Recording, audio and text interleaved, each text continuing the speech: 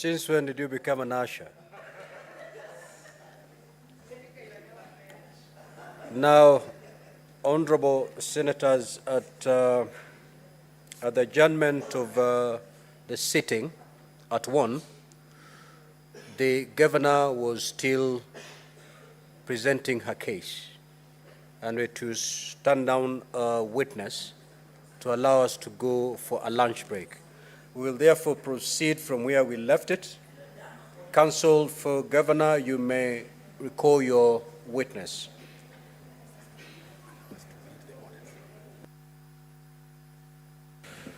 Clerk, proceed to call the order, please. Order number 1, communication from the chair. Order number 2, hearing and determination on the proposed removal from office by impeachment of Honorable Kawira Mwangaza, the Governor of Meru County. So, Counsel, before you start, just to remind you that you have 1 hour 55 minutes to conclude the presentation of the Governor's case. You may proceed.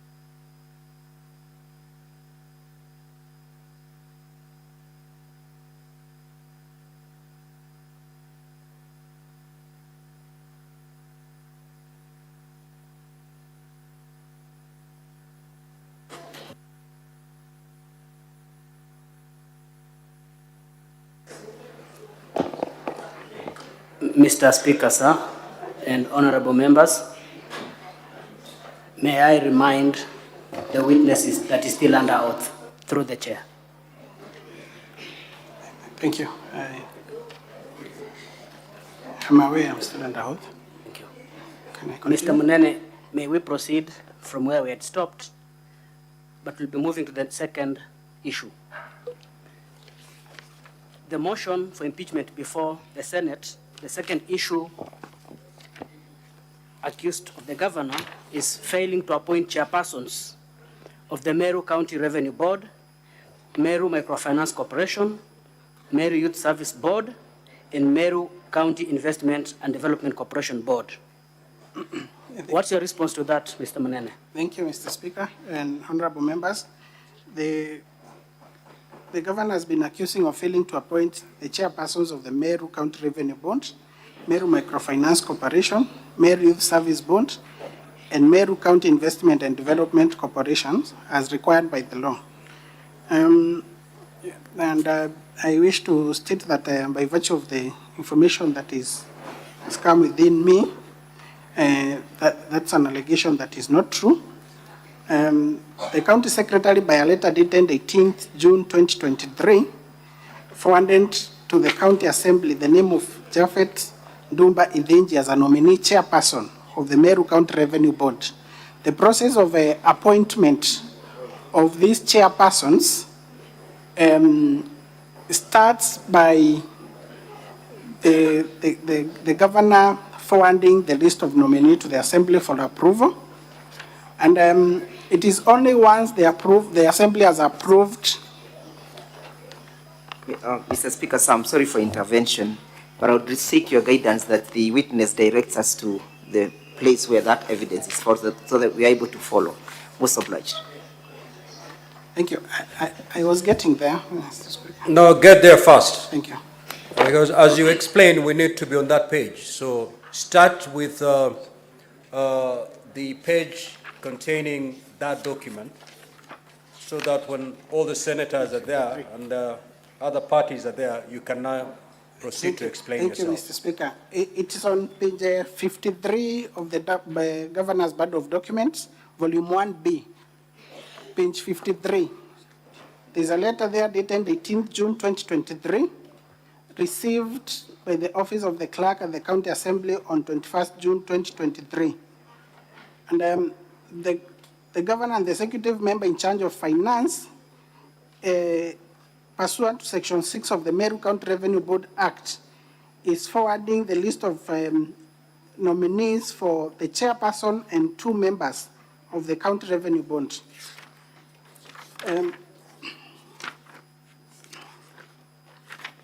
Mr. Speaker and honorable members, page 57 of the same bundle of documents, it's a letter dated 21st June 2023, received in the office of the clerk of the County Assembly of Meru on the same date. It is forwarding the list of the chairperson and 2 members for approval by the County Assembly, forwarding the list, specifically the name of Harriet Karamana Gitonga Kadhata as the chairperson of the Meru County Investment and Development Corporation. Mr. Speaker, honorable members, page 58 of the same bundle of documents is a letter dated 21st June 2023, forwarding the list of chairperson and members, nominee members, for approval by the County Assembly pursuant to Section 6 of the Meru County Youth Service Act. That letter has been received on 21st June 2023, and of importance is that the name of Kimathi Mutembei Dennis is the chairperson that is being, the governor is seeking approval so that she can appoint.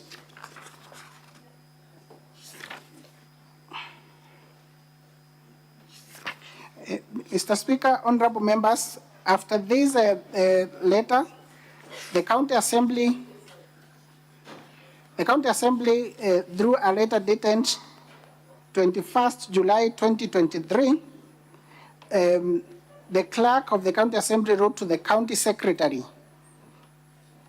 That is in page 60, volume 1B, a letter that is in page 60, volume 1B, whereby the clerk of the County Assembly is saying that my office is unable to recommend the list, for their consideration to be transmitted to the County Assembly for action, largely because they observe that there's some missing information regarding the status of offices, as some of the offices sought to be filled and substantive office orders. And by a similar letter that appears on page 61 of volume 1B,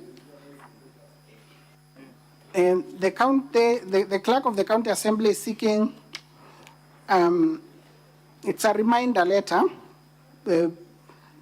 followed by the letter that was received on 21st July 2023. And Mr. Speaker, honorable members, in response to that letter, the County Secretary and End of Public Service wrote a letter dated 18th September 2023.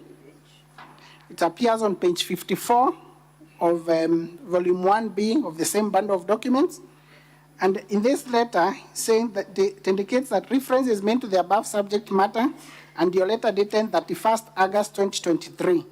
The nominees of the County Revenue Board are made in anticipation of their lapse of term on 14th December 2023. All the other offices fell vacant by way of natural attrition. Mr. Speaker, honorable members, on page 55 is another letter from the County Secretary directed to the Clerk of the County Assembly, which is a polite reminder. It has been received the same date, it's dated 11th January 2024. On 21st March, page 56, volume 1B. On 21st March 2024, the County Secretary still wrote another reminder to the Clerk of the County Assembly of Meru, and subsequently, Mr. Speaker and honorable members,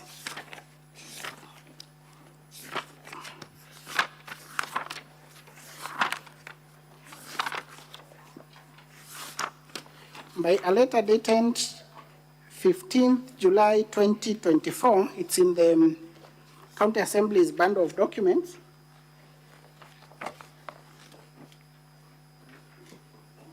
Volume 1.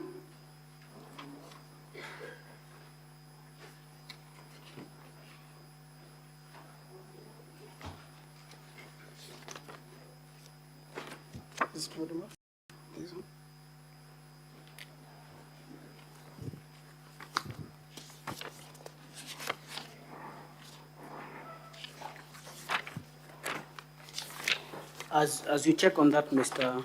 Munene, is that a demonstration of compliance from High Excellency the Governor? It is a demonstration of compliance, and of importance is that the letter, the dated 31st August, that is on page 61, which appears on volume 1B of the Governor's bundle of documents, the clerk of the County Assembly is indicating that they have learned, indicating that the County Assembly, County government, this is to kindly make a follow-up on the requested information to facilitate the commit of the 400 names to the various semi-autonomous bonds of the county government of Meru to the relevant committee of the County Assembly for vetting and consideration, excluding the nominees of the Meru County Alcoholic Drinks Control Bond, whose nomination has been since committed to the relevant committee of the County Assembly for vetting and consideration. Mr. Speaker, honorable members, despite the clerk of the County Assembly confirming that the list for the Meru County Alcoholic Drinks Control Bond and been laid to the relevant committee by 31st August 2023. To date, that vetting is yet to be concluded.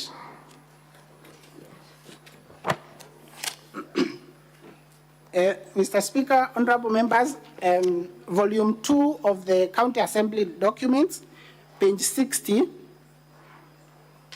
is the letter I was referring to, dated 15th July 2024. And in this letter dated 15th July 2024, the county secretary is indicating that is making a follow-up of those, the position of the nominees, whether they have been approved or not, and indicates that to date, the County Assembly has deliberately failed to approve and or communicate its rejection of the nominees to the County Executive despite constant reminders. Despite constant reminders. This is a letter dated 15th July 2024. And my emphasis, Mr. Speaker, honorable members, on that statement, despite constant reminders, is because I'm aware that yesterday the clerk of the County Assembly appeared before this honorable House and indicated that the letters, the 3 letters that I have mentioned, that is the letter dated, the letter appearing on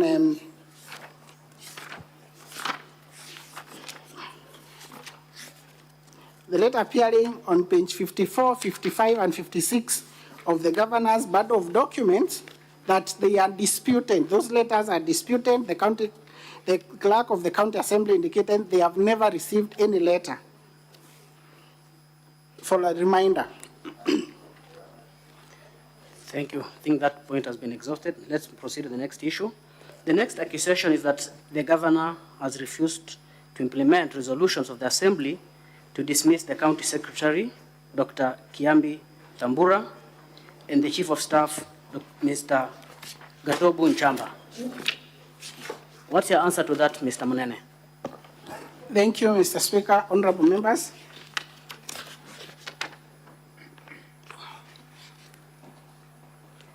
The Governor has been accused of refusing to implement the resolution of the County Assembly requiring the dismissal of the County Secretary and the Chief of Staff. Mr. Speaker, honorable members, I'm aware of the information that, by virtue of the position that I hold, that once a report of a committee of the County Assembly has been discussed, that report has to be tabled. Once a report has been prepared of a petition, the report has to be tabled in the County Assembly, and resolutions pursuant to that report made. Thereafter, the resolutions and the answer for that sitting adopting the report is supposed to be forwarded to the executive or to the Governor to implement the resolution. I can confirm that the document that the County Assembly seeks to rely on do not include a resolution. They do not include any answer showing whether the report that for the joint committee was adopted by the Assembly or not. So to that end, there is no resolution to accuse the governor of not implementing. Thank you, Mr. Mnene. Quickly, as a practitioner of law, does the county assembly have mandate to dismiss a county secretary and chief of staff as officers in the office of the governor? Mr. Speaker, honorable members, I'm not aware of a provision in law that mandates the county assembly to dismiss the county secretary or the chief of staff. To the best of my knowledge, in reference to a decision of Kilifi High Court in Owen by this Kilifi County government, the former county secretary of Kilifi County, the decision of that case indicates that the county assembly can only move a censure motion against the county secretary. The provision of the law, section 44 of the county government, talks of removal of the governor, the removal of the county secretary by the governor. That the governor may remove the county secretary in pursuant, subject to the terms and conditions of the contract of service. Thank you, Mr. Mnene. The next question will be, the governor has been accused of illegally dismissing Dr. Ntoiti, CEO of County Revenue Board, Paul Mwaki, CEO Liquor Board, Kenneth Kimathi Mbaye, Managing Director, Meru Microfinance Corporation, and Josephine Kithure, CEO, MEWAS, in usurpation of the powers of the appointing authorities. What's your answer to that, Mr. Mnene? Thank you, Mr. Speaker, honorable members. First, to note that this is a ground or particulars that were presented before the previous impeachment motion, in which I appeared as a witness before this honorable Senate, and I can confirm that this was one of the grounds. And the allegation that has been made is not true. The governor did not dismiss Dr. Ntoiti, Paul Mwaki, Kenneth Mbaye, and Joseph Kithure. But Dr. Ntoiti resigned. Paul Mwaki served his term, which his contract ended on, I believe, 15th December 2023. Kenneth Mbaye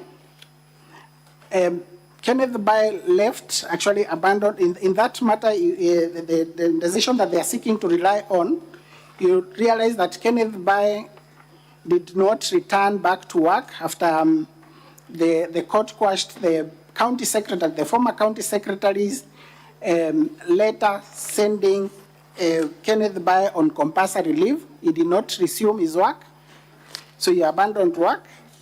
And Joseph Kithure served his term to conclusion, until it was terminated by lapse of time.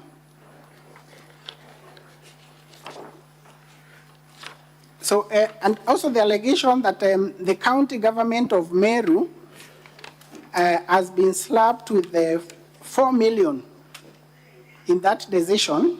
It is not true. It is not a correct observation. The county government, Mr. Speaker, honorable members, is not a party to that employment and labor relations dispute. And in the same decision, in the same order, the general damages that were granted of cumulative general damages of 1 million. Perhaps very quickly, Mr. Mnene, if you could refer the House to the specific documents they wish to rely on.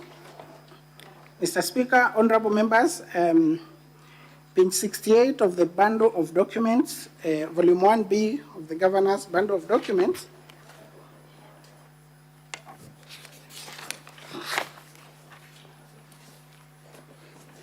it's a request for confirmation on employment of Dr. John Ntoiti, made by the county secretary to the Nairobi County Secretary, Nairobi County. And on page 69 is a resignation of Dr. John Toiti, dated 14th November 2023. Page 70 of that bundle of documents is a letter from Nairobi City County confirming that confirming the employment status of Dr. John Toiti, that Dr. John Toiti is an employee of Nairobi City County. Page 71 of volume 1B of the bundle of documents, it is a notice of appeal indicating that the parties, the respondent, they disagreed with the decision of the court, and they have preferred an appeal against that decision.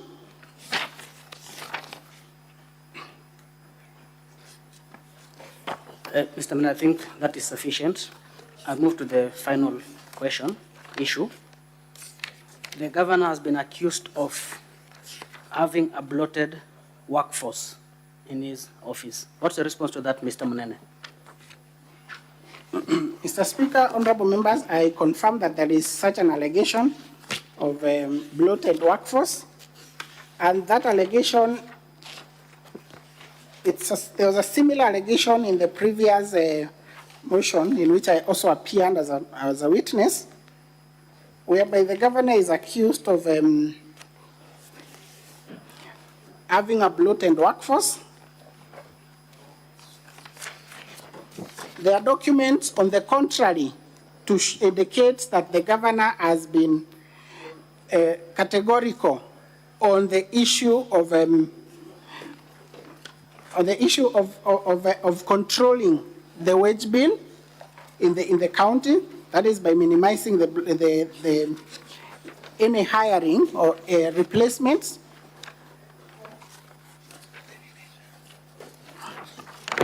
Through the assistance of my advocate, I want to get to that page. This is employment.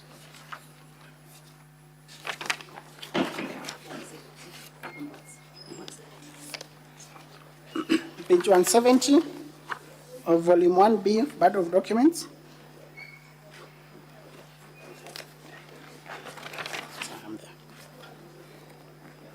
This is a letter from the secretary. It's an internal memo from the secretary, County Public Service Board, to the Chief of Staff. It is dated 17th October 2023.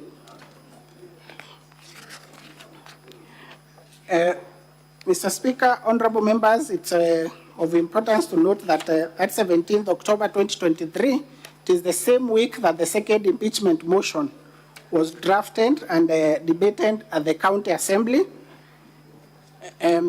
This was an allegation that, the document that they sought to rely on, they relied on those documents then, and they're still the same document that they're relying on.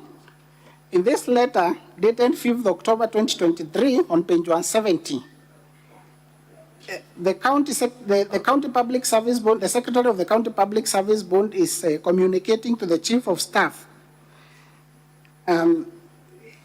that we would like to inform you that we have exhausted the available vacancies in the office of the governor as per the Transition Authority Circular of 6th September 2013. We have concluded on the recruitment process for staff in the governor's office. Attached, please find the list of the officers who have been so far employed in the office of the governor. And, Mr. Speaker, honorable members, that list has 29 employees, 19 directly under the governor's office, and 10 under the deputy governor's office. Surprisingly, Mr. Speaker, honorable members, by a letter dated 6th October 2023, that is the following day, the first letter is dated 5th October 2023. The second letter comes on, it's dated 6th October 2023, but delivered on 5th December 2023. That is after the impeachment motion. The first letter is dated, appearing on page 170, is dated 5th October, but was sent to the Chief of Staff on 17th October when it is received. The second letter is dated, appearing on page 175 of the same bundle of documents. It is dated 6th October 2023 and received on 5th December 2023. Page 175, volume 1B of the Governor's Bundle of Documents. This letter, the bond has appointed Gitobu Tunu Gatweri as an administrative officer to replace Ellen Bahati Matilu, who left service. She will be placed in the Deputy Governor's office. This is therefore to give you authority to loan her into the payroll. What was the response to that? Mr. Speaker, honorable members, by a letter dated 15th December 2023, it's appearing on page 173, volume 1B of this document, the Chief of Staff responds on authority to loan in the payroll and indicates that it has been brought to our attention that by a letter dated 6th October, you have ordered the Chief Officer in charge of Public Service Management to loan a certain Gitobu Tunu Gatweri, whom you have apparently appointed as an administrative officer, employee under the office of the governor. This is a protest letter, and on page 174, the letter runs to page 174 of specific importance before this honorable assembly, and Mr. Speaker, honorable members, is that the Chief of Staff says, be reminded also that solely the governor has previously and including in the recent impeachment proceedings, both the brunt of allegations of bloated workforce under the office of the governor, and is not willing to preside over further appointments and overloading of the payroll as suggested by your latest communication. And in the same memo, is saying that be advised that there is an administrative officer at the Deputy Governor's office who was deployed and has been there from 23rd February 2023. So the governor is resisting any addition. Thank you, Mr. Menene. I think you have been clear beyond peradventure. Mr. Speaker, sir, I'll close there in chief. You'll wait for questions, Mr. Menene. Okay. Council for County the Assembly. witness seems to have one more issue to clarify as counsel of course. Very well. Mr. You may Speaker, proceed. honorable members, there is also an allegation that has been raised on the issue of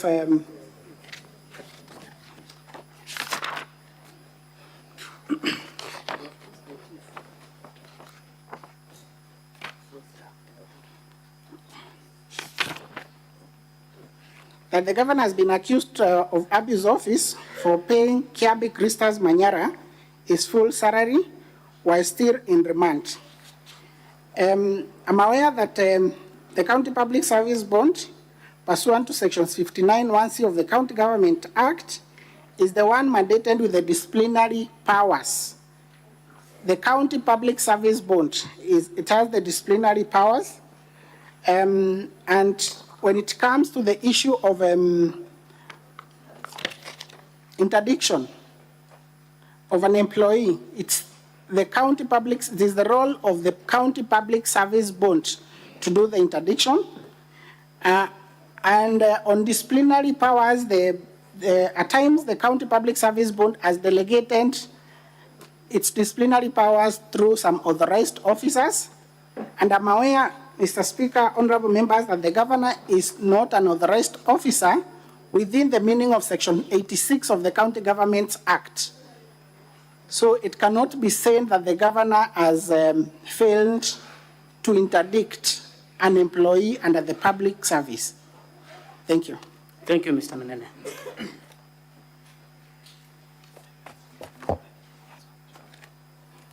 For the record, Mr. Speaker, my name is Mwangaza. I'll be taking about 10 minutes in cross. Bwana Dixon. Mr. Speaker, honorable members, yes. Yes, sir. How are you, Bwana Dixon? I'm fine, thank you. I refer you to your affidavit at page 24 of your documents. specifically paragraph 3 of your affidavit, you depone the issue of the revocation of the appointment, correct? Yes. Do you dispute that Ms. Miriti was appointed? No, I don't. Now, you have also deponed that the appointment was not legal, and you have deponed the issue of revocation of the appointment, correct? Correct. And it is your evidence that the revocation was pursuant to the legal advice. Correct. And you're on record that the legal advice was done both by yourself and the alleged legal advisor. Correct. Now, have you brought to this Senate an original copy of that legal advice? No. Do you have even a certified copy? No. Now, I take you to that legal advice, Bwana Munene. The legal advice is to be found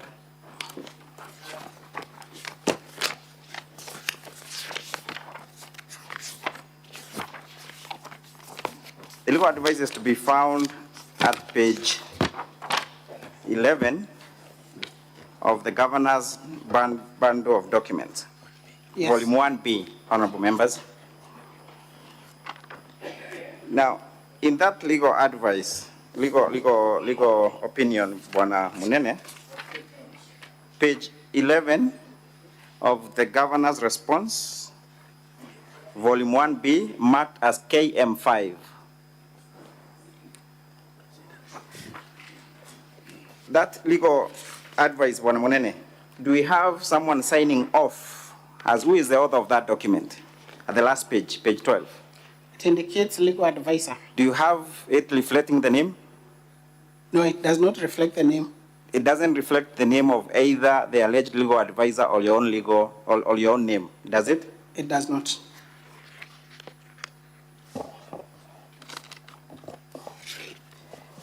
Honorable Senators, I want to move with you to the affidavit of one Linda Gaki Kiome that was filed yesterday before the Senate, yesterday afternoon. I hope we all have that affidavit. It's a standalone affidavit that was filed yesterday afternoon by Linda Gaki Kiome. Now, Mr. Munga, do you have that affidavit? No. And in that affidavit, there is an annexure. I don't have the affidavit. You can supply a copy. Okay.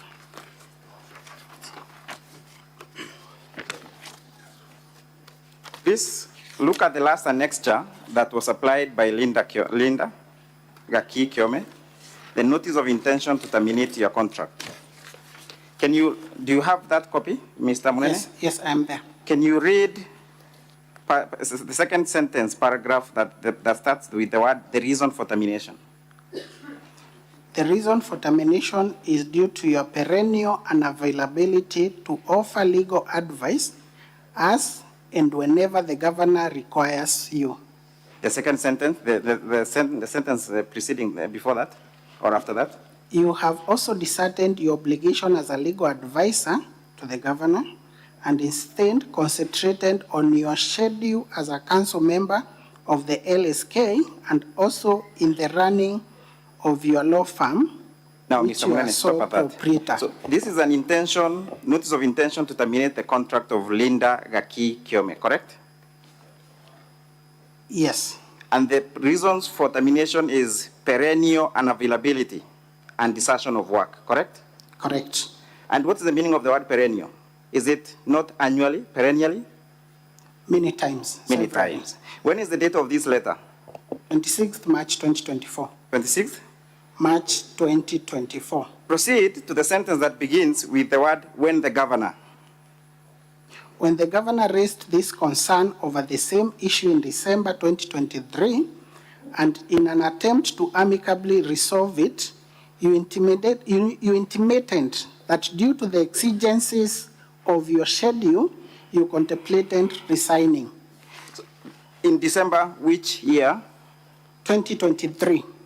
That means that as of December 2023, the governor already had issues with her legal advisor, one Linda Gaki Kiome, correct? It indicates so. Is that not the inference? That is what it infers. Now, I take you back to the internal memo, Mr. Sorry, before I take you back to the internal memo, I take you to the date of the internal memo. When is the date of the internal memo?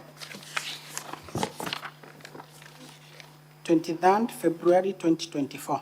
23rd? February 2024. Date coming after the governor having issues with her legal advisor, correct? Correct. A date coming after the governor having identified that her legal advisor has perennially deserted work, correct? Not correct. Do you want me to take you back to the intention to terminate? Yes, which is coming on 26th March 2024. That is when the issue of perennial that is coming. Yes, 26th March 2024. Thank you. Now, the paragraph that says when the governor raised this concern over the same issue, what issue was the governor raising in the month of December 2023 with her legal advisor, Mr. Munene? Is it not the issue of perennial unavailability and desertion of work? It talks about exigencies of the schedule and contemplated. Yes, it is. Is it not the issue of perennial unavailability and desertion? Yes. As of December 2023? Yes. The governor had problems with her legal advisor for being unavailable at work? Yes. Yet in 23rd February 2024, the legal advisor is in a capacity to advise the governor. Is that correct? Yes, it's correct. That's correct. That's correct.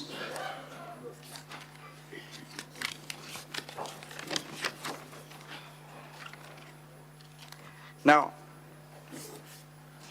if we are to look at the veracity and the legality of that opinion, Mr. Munene, which you have admitted that you did indeed give or issue, and as an advocate, what's the legality of that opinion in light of Section 58.5 of the County Government Act? Can I take you there, kindly? Yes, sure. Section 58.5 is to be found at our volume 3, the County Assembly Bundle, volume 3.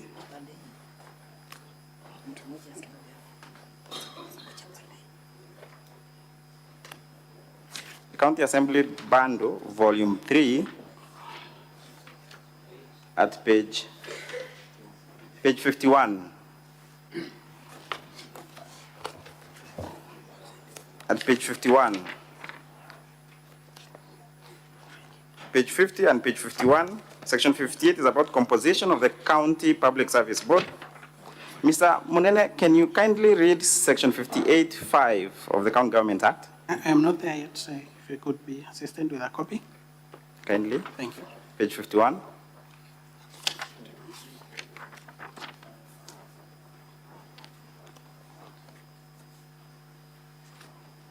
Yes. Can you kindly read? I'm there. What is the composition of the board?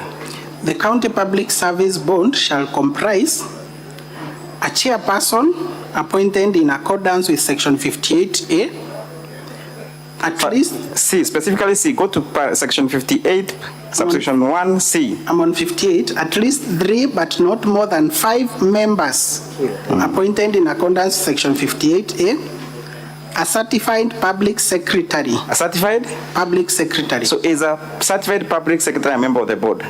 An ex officio member. But a member of the? An ex officio member. Where is the issue of ex officio on section 58 1C? Because constrain yourself to that section. Is a secretary a member of the board? Yes or no? Yes. Now, in respect of section 58.5, is the procedure depicted under section 58.5 the procedure for removal of the secretary? Correct? It's for the members of the board. And the secretary, correct? Article 251. No. 1. Mr. Munene, section 58.5. The members of the board may only be removed from office pursuant to section 58.5, correct? Yes, and correct? Article 251. Yes or no? Correct. Now, in respect to the legal opinion, doesn't that legal opinion that you claim to have given fly on the face of Section 58.5 and Article 251? Yes or no? No. Now, Mr. Munene, I take you to the question of boards as paragraph 6 of your affidavit. You've deponed that the letter by the county secretary dated 18th June 2023 was forwarded to the county assembly in the name of Japhet Dumbi, correct? Correct. Were you copied in those letters? Were you copied? Take me to the letter, I'll confirm whether I was copied or not. Honorable Senators, the said letters are to be found at volume 1B of the governor's. Order, honorable senators. There is a lot of loud consultations. Kindly, let's hear the witness in silence. Volume 1B, the governor's bundle, is marked as KM9A at page 53. Yes, I am not copied in that letter. That letter dated 18th June, are you copied? I am not. How did you become aware? By virtue of my position as a county executive committee member. How did you become aware? Were you copied? I am not copied in the letter. How did you become aware with the information? By virtue of my position in the county executive. Who informed you?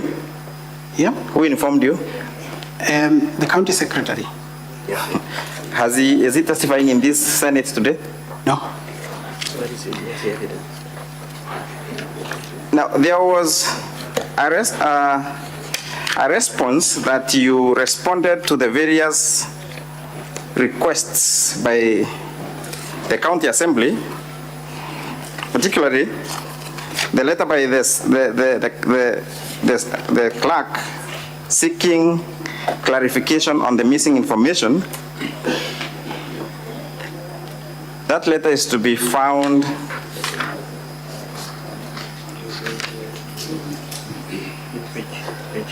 to be found in page 60 of the same bundle, the governor's bundle. It's marked as KM9H. Yes, I'm there. Is received 21st July 2023. Is a letter by the office of the clerk. Now, Mr. Munene, I kindly refer you to the last paragraph of that letter. Yes. Can you kindly read the last paragraph? Yes. Page 60. The governor's bundle, volume 1B.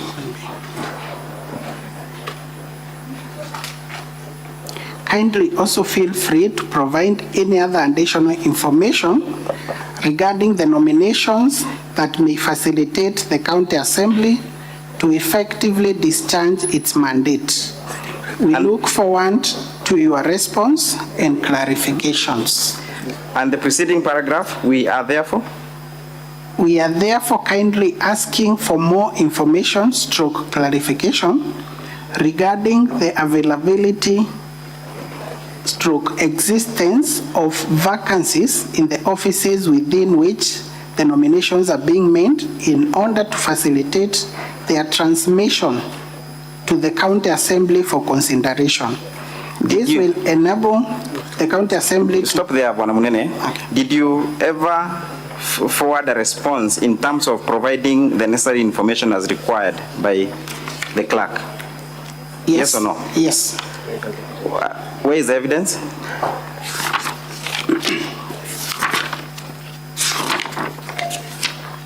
Kindly take us the evidence quickly.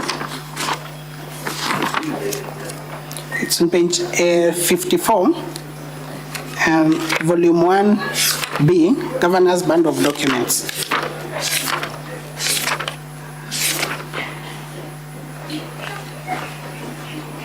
Did you provide the evidence on the further and better particulars as sought in terms of further information? It is talking / clarifications. It is providing a clarification. Now, let me take you to our bundle where were you not appointing members of the board to non-existent positions or positions that have already been filled up? No.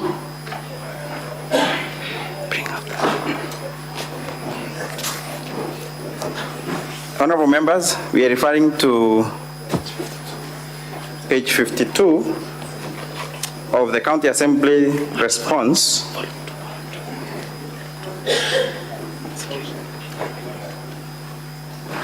Volume 2, Honorable Senators.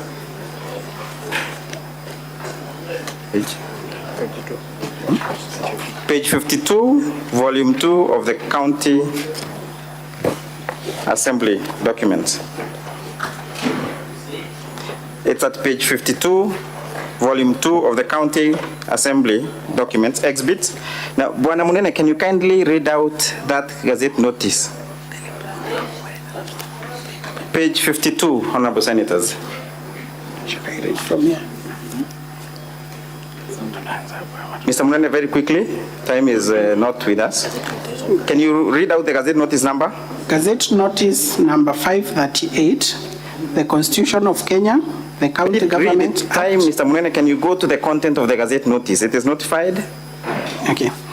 It is notified for public information that the governor of the County Government of Meru has extended the period of appointment of the Meru County Revenue Bond contained in Gazette Notice number 5202 of 2017 for a period of 3 years with effect from the 15th December 2020. So is that not an extension of the office bearers then? Yes, it is. As at 15th December 2020? As at 6th December 2020. The Gazette Notice expiring is dated, for a period of? The Gazette Notice is dated 6th December 2020. It's dated 15th and it November. says that the extension will be with effect with 15th December 2020.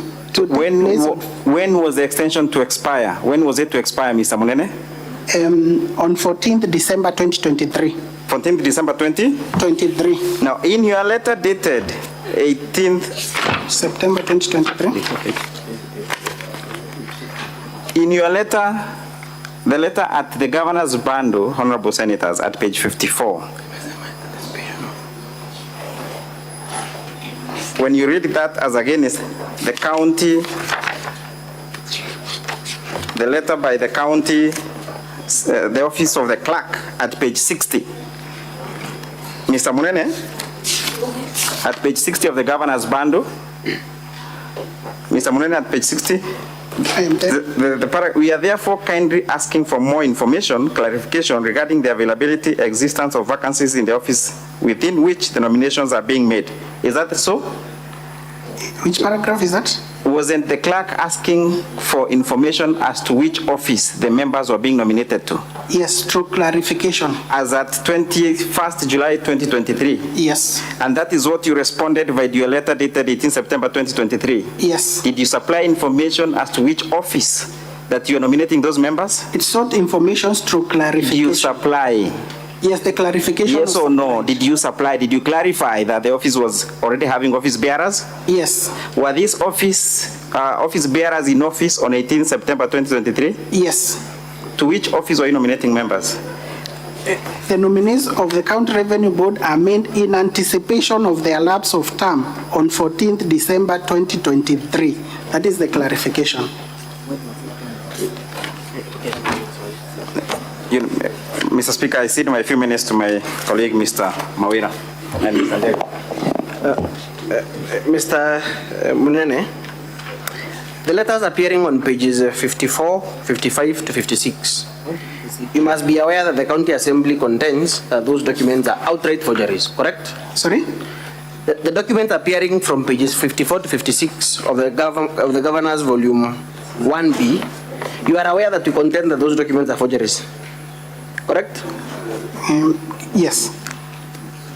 And because his allegation was brought out yesterday, yes, and the clerk was here, yes, have you sought the leave of the Speaker or made any attempts to bring the delivery note of these 3 letters that you purport and that you say you are aware they were received by the office of the clerk? No. You've not made such an attempt? We have not made the attempt. Okay.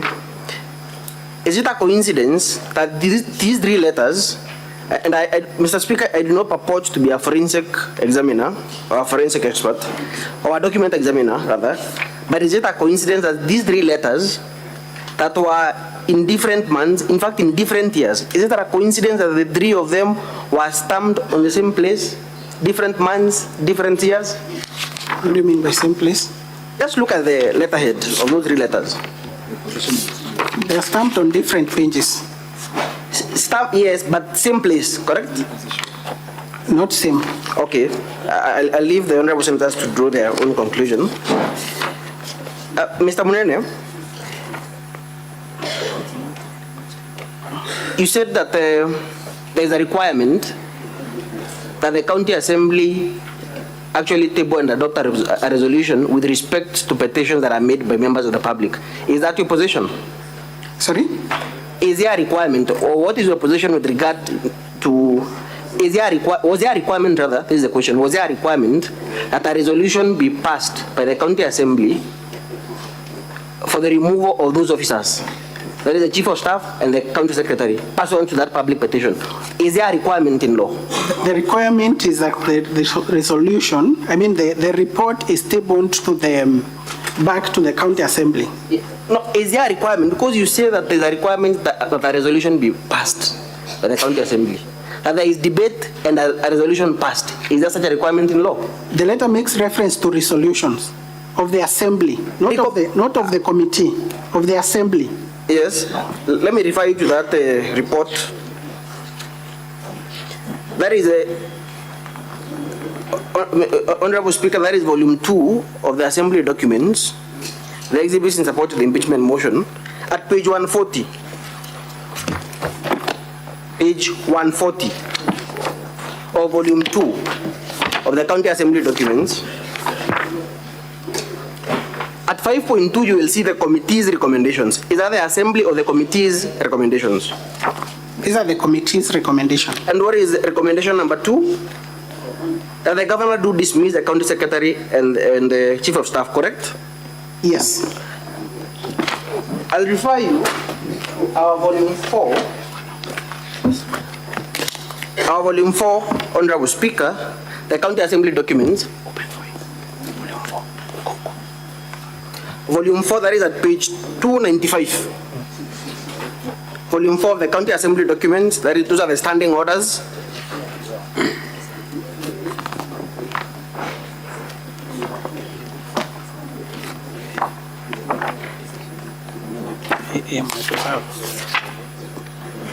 Are you there? Yes, I am there. Page 295 of volume 4 of the county assembly documents. On committee of petitions, I'll read it out and you tell me whether you agree with it. Every petition presented or reported pursuant to this part shall stand committed to the relevant sectorial committee. 2, whenever a petition is committed to a sectorial committee, the committee shall in not more than 60 calendar days from the time of reading the prayer respond to the petitioner by way of a report addressed to the petitioner or petitioners and laid on the table of the assembly, and no debate on or in relation to the report shall be allowed, but the speaker may in exceptional circumstances allow comments or observations in relation to the report to the petitions for not more than 20 minutes. So do you still maintain the position that there needed to be a debate and a resolution passed by the county assembly in light of this standing order on the public petition that was passed by the county assembly? You did not get me clearly. I think that the resolution that you are making reference to of the assembly, yes, you said the resolution of the county assembly, yes, which are in existence. We do not have in the bundle of your documents resolutions of the county assembly adopting that report, and that is that is your allegation. I'll refer you, Mr. Munene, to page.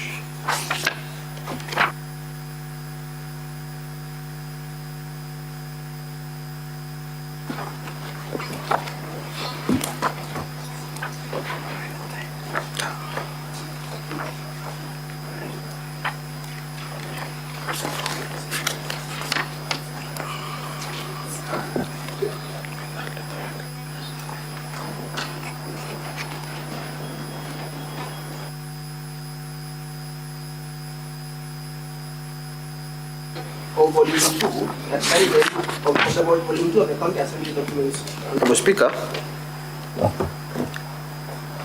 the first paragraph, kindly read out that first paragraph? Reference is made to the above mentioned subject matter. The second paragraph, I'm sorry, the second paragraph. On Wednesday, 13th December 2023, during the afternoon sitting, the Joint Committee on Labor, Public Service and Social Welfare and the Committee on Justice, Legal Affairs and Cohesion presented and lent their response to petition number 5 of 2023 by way of a report of their findings on the alleged gross violations of the Constitution of Kenya 2010 and other statutory laws by various county executive committee members and chief officers within the county government of Meru to the Assembly. Mr. Munene, what is irregular about this communication by the clerk to the petitioners in view of the fact that that report was laid on the floor? The allegation here is on the county secretary and chief of staff. This particular paragraph I have read does not even mention the county secretary or chief of staff. It is talking about county executive committee fair enough. members. It is the heading. It is a response to which petition? Petition number 5 of 2023, correct? Let me read. It is petition number 5 of 2023, correct, Mr. Munene? Mine is not clear. Honorable Speaker, I think the witness is now filibustering. I'll end it at that. I'll leave No, the honorable he members- just said his copy is not clear, and therefore he couldn't read it. Just provide him with a clear copy, we conclude this. Very well.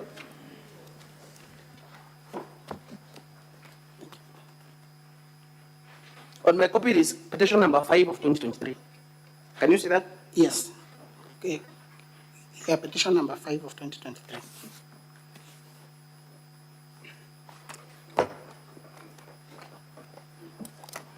Mr. Munene, to the best of your knowledge, is that the petition that was presented by 1611 members of the public?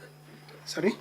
To the best of your knowledge, Mr. Munene, is that the petition that was presented by 1611 members of the public with respect to all these officers, chief officers, CECMs, Yes, it is. and the county secretary as well? Unless I confirm. Unless you confirm. Yes. I'll leave it at that, Honorable Speaker.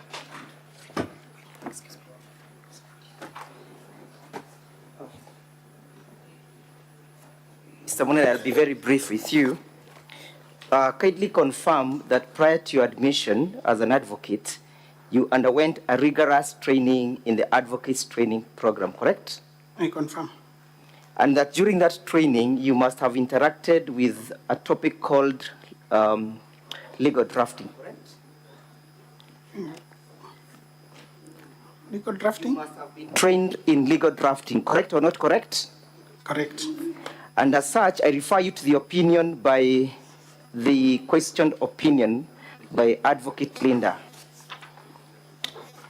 In that drafting, you are taught on how to do legal document, correct or not correct?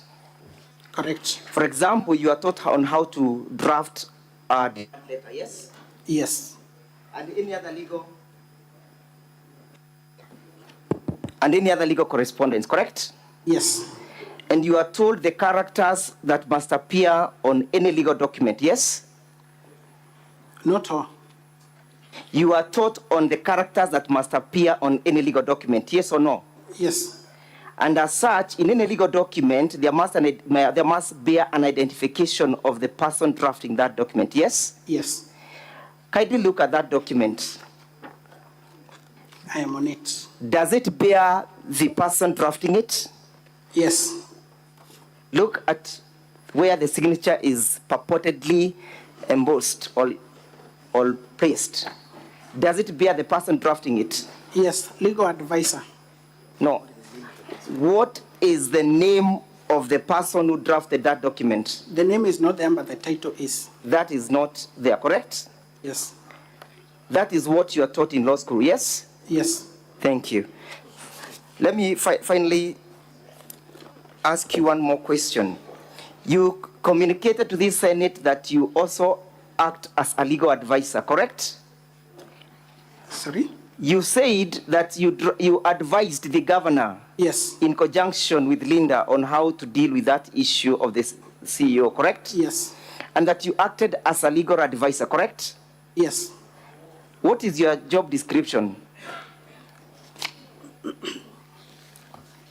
What is your job description, Mr. Munene? To advise the governor. What is your constitutional job description? Are you a legal advisor or are you a CEC? I am a CEC. You are a CEC. Yes. Who also doubles up as a legal advisor, correct? That is part of my. I'm asking who also doubles up. Yes. So you have two job descriptions, correct? Part of advice. You have two job descriptions, Mr. Munene. No. Kindly look at the TA, Transitional Authority document appearing on volume 3, volume 2, at page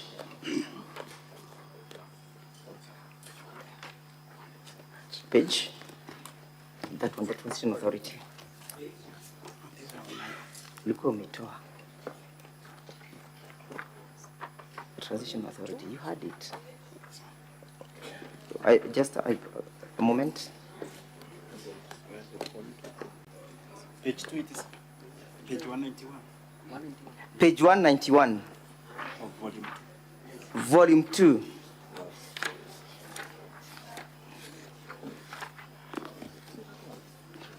Is it that one?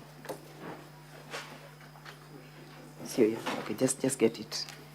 But before we go to that, as I look for it, Mr. Munene, you are aware, Mr. Munene? Yes. 176. Wachana na katiba, haiko hapo. It's the act. One. Page 178, Honorable Senators. You are aware that there was a transitional authority that was constituted that was to oversee the transition from the local government to the county government, correct? I'm aware. And that during that particular of trying to formulate the county government, they issued a communique dated 16th of September 2013, correct? Correct.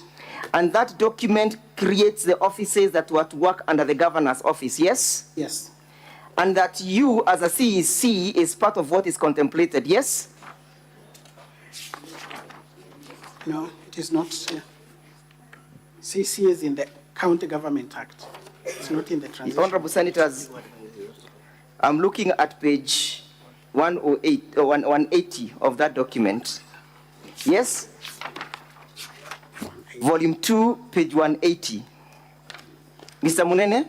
Yes, I'm there. Can you see where there is a provision for the legal advisor? Yes. Are you the legal advisor to the governor? No. Thank you. No further questions.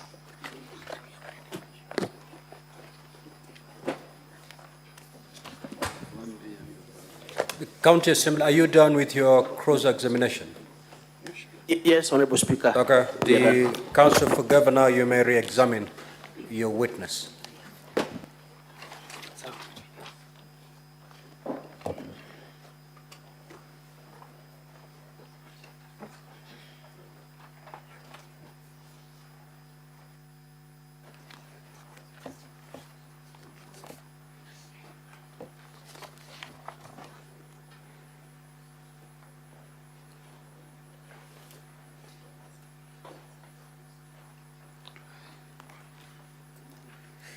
Mr. Munene, I'll have a few questions for you, just for clarification. Thank you.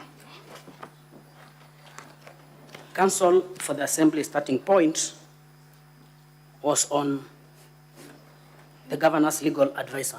Yes. How many advisors does the governor have? 3. We have a political advisor, economic advisor, and legal advisor. Mr. Munene, are you among the legal advisors? No. Thank you.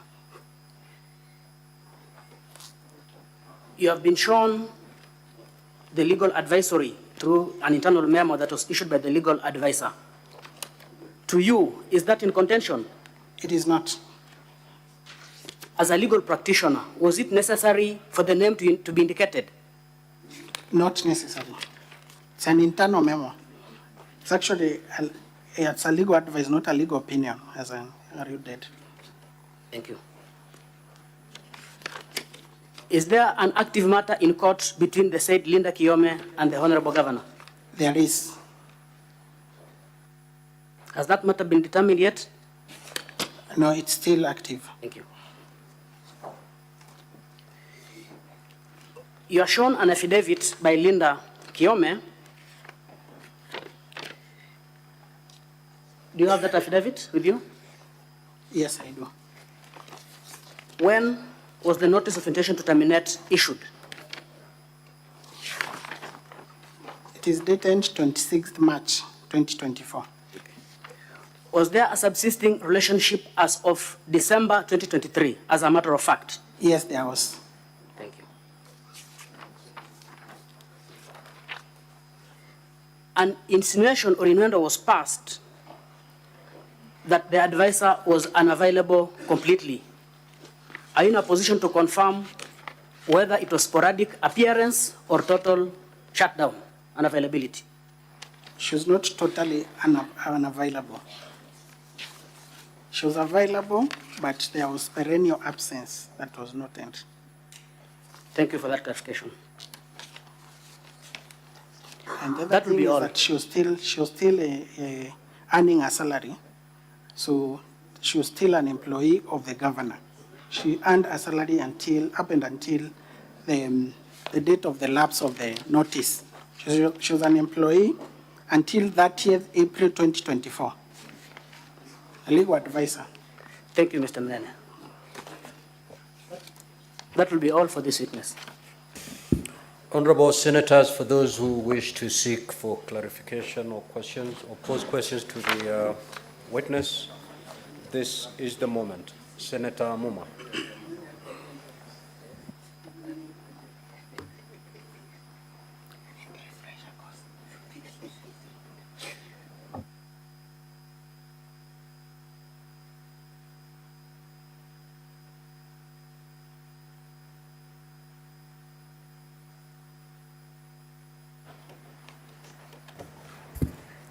Thank you, Honorable Speaker. I have some 2 or 3 questions to you, witness. The first question relates to charge number 1. Is there a difference between revocation and dismissal or removal from office? That is question number 1. Question number 2. Is the Secretary or CEO of the Meru County Public Service Board an ex-officio member, or they are a member they are a voting member of that board? And then finally, is it the practice that I can be a CEO of an institution and at the same time a holder of an office in the same institution? So I have taken leave of absence from being an officer in order to be a CEO in the same organization. Is that part of good governance practice in human resource? Thank you. Thank you, Mr. Speaker, honorable member.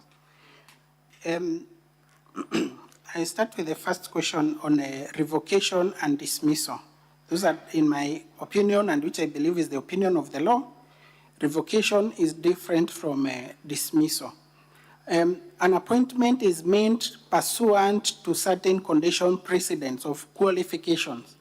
And the moment the appointing authority realizes that those qualifications have not been met, they have that residual right to recall the appointment, which is technically revocation. It is recalling an appointment. Dismissal, it's a dismissal pursuant to Section 41 of the Employment Act.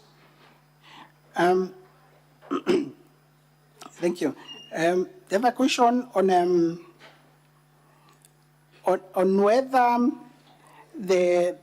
whether the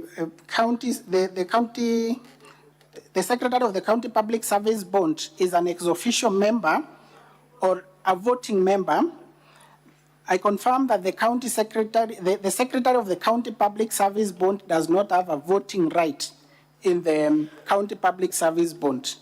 As such, she's an ex-officio member. And Article 251, sub-Article 1, on their removal indicates, excludes actually ex-officio member. Says that a member other than an ex-officio member may be removed pursuant to that provision. So the Secretary of the County Public Service Board is not immune to provision of Section 58. Lastly, it is not good governance practice for a person to take a position of a CEO and continue to be a public officer in the same institution.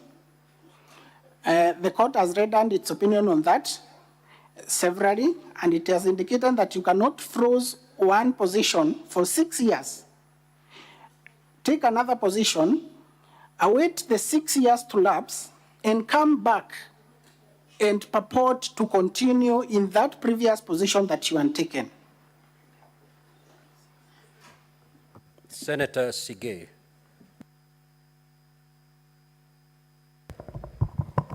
Thank you, Mr. Speaker. Mr. Munene, I derive my question from the two letters that you took us through in bundle 1B, that is the governor's evidence, appearing at page 170 and 175. The first one letter received on dated 5th of October 2023, received on the 12th of October 2023.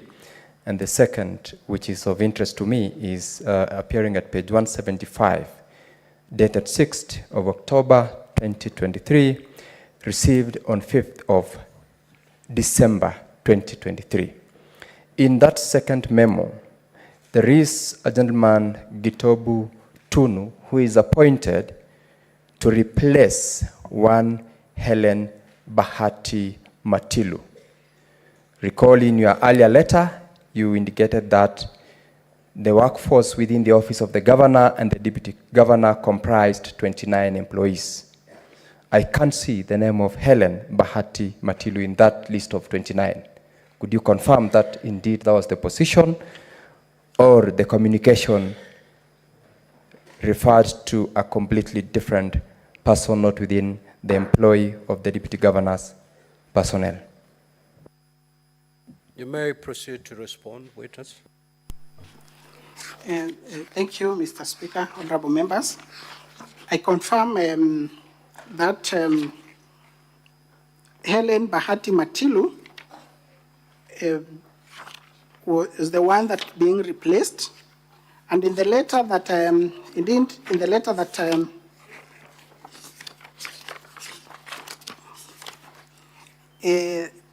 that appears at page 173, it's of importance, the last paragraph indicates that whereas no request for appointment of an administrative officer was made from myself as the chief of staff under the governor and deputy governor, be advised that there is an administrative officer at the deputy governor's office who was deployed and has been there from 23rd February 2023.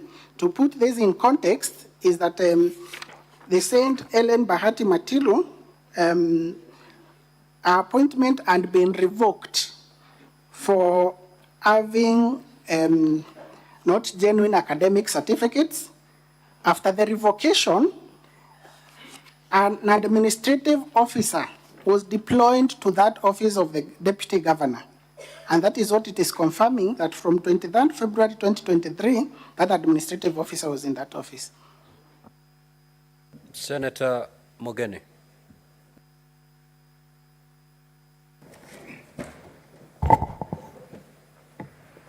Yes, when I heard your introductions, you said you are county attorney. No. Yeah. Is CCM? Just put the record straight. Thank you, Mr. Speaker. I'm the CCM in charge of legal affairs, public service management, and administration. Okay, that's even better for me. So there is issue that has always caused problems for us. I just wanted to get clarification from you. Issue of public participation. So as a county attorney, I just wanted you to shed some light to us. When you do public participation, do you use your professional staff as a county, or it's in order for MCAs to conduct public participation on their own and prepare minutes? Maybe you could refer to page 355, volume 5, where I think minutes were taken and recorded by MCA. I've seen it in 340. It appears severally in the report that is before us. I wanted your comment. Then number 2, I just wanted you to look at the same bundle from page 27 all through to page 70. Okay? Sorry, the number of, can I kindly get the copy? that is volume 5. I'm sure the lawyers will give you. Thank you. Okay? There are a number of photos. Senator Mogeni, you had not more than 2 minutes. I will, understanding order number 1, give you 1 minute. Have a look at those photos and just confirm to me whether there is, whether the people who did the public participation are staff of the county assembly or it was done by the public members themselves. Finally, I wanted you to respond to the issue that has been coming from court. Public participation needs to be quantitative, qualitative, and meaningful. If you go to page 463, the people who attended public participation are given as 3. Page 467, 3 people attended. 468, nobody attended. 471, 5 people. 485, 7. 541, 6. So, as an attorney from the county government of Meru, what would be your comment with the documents that we have where the attendance is given as 3, 7 people? Is that the normal practice when you do public participation? Thank you. Thank you, Mr. Speaker. Public participation, ordinarily, when it comes to the impeachment of a governor, is carried out by the staff of the county assembly. Although, under the county government, we have a Directorate of Public Participation and Civic Education, which is at the county executive.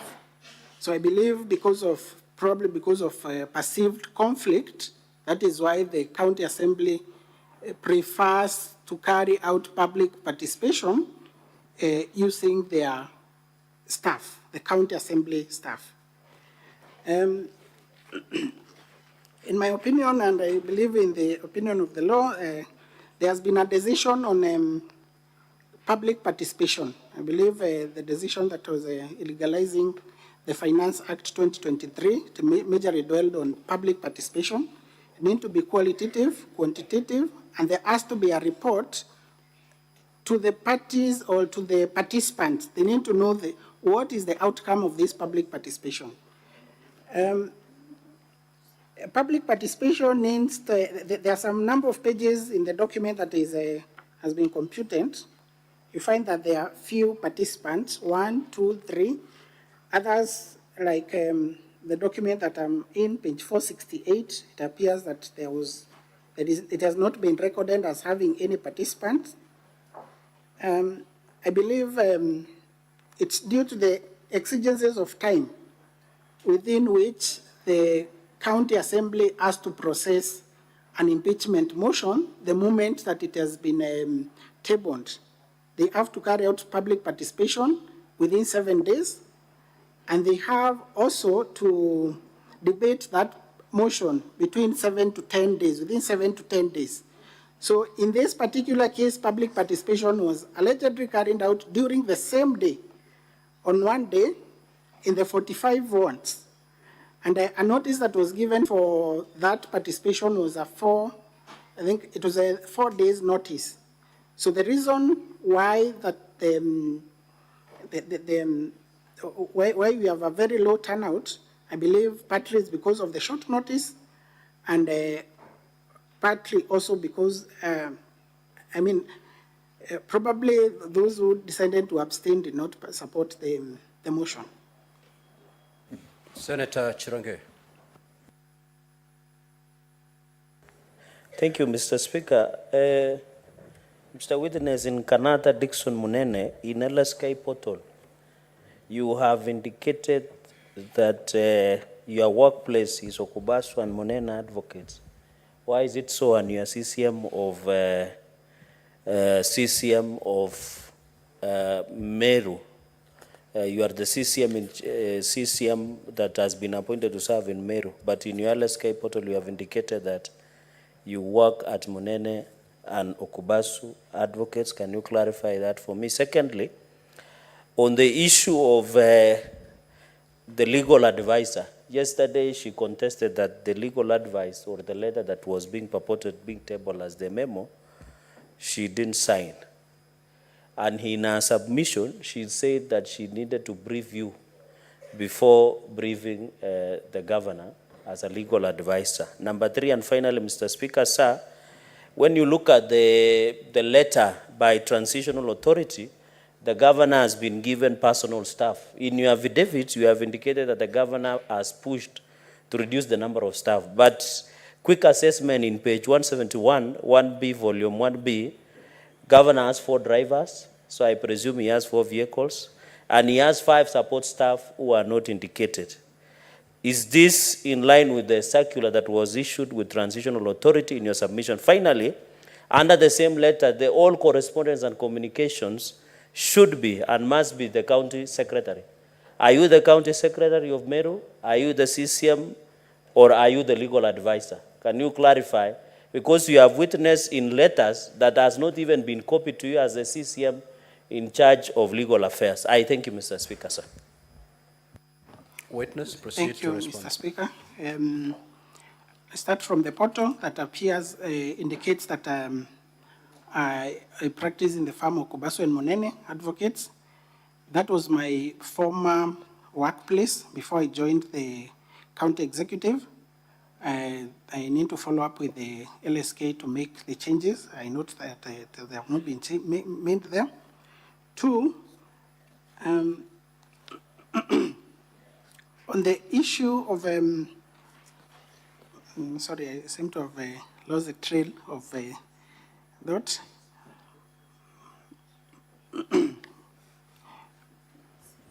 You didn't get the question? Sorry, Mr. Speaker, I didn't get the other questions. Can you give him a full scope and a pen so that we don't go back to it? Senator Chirange, just pause it again.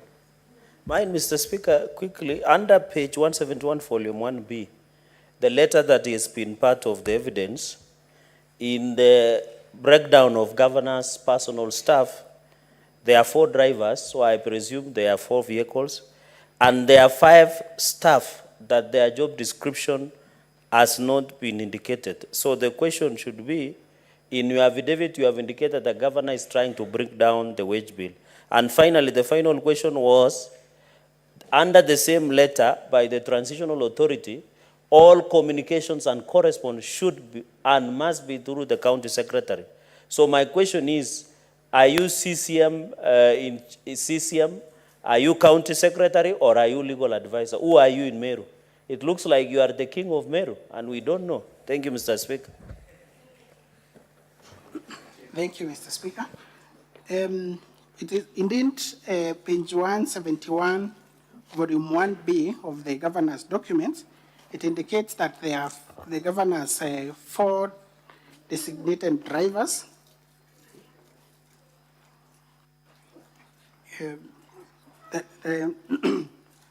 I believe the governor has 3 vehicles.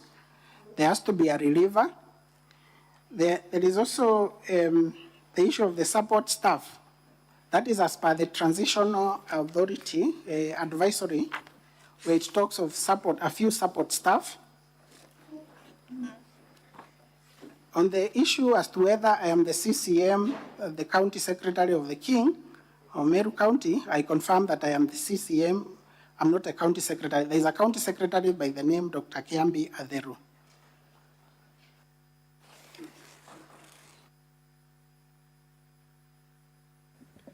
Senator Richard Onyonka.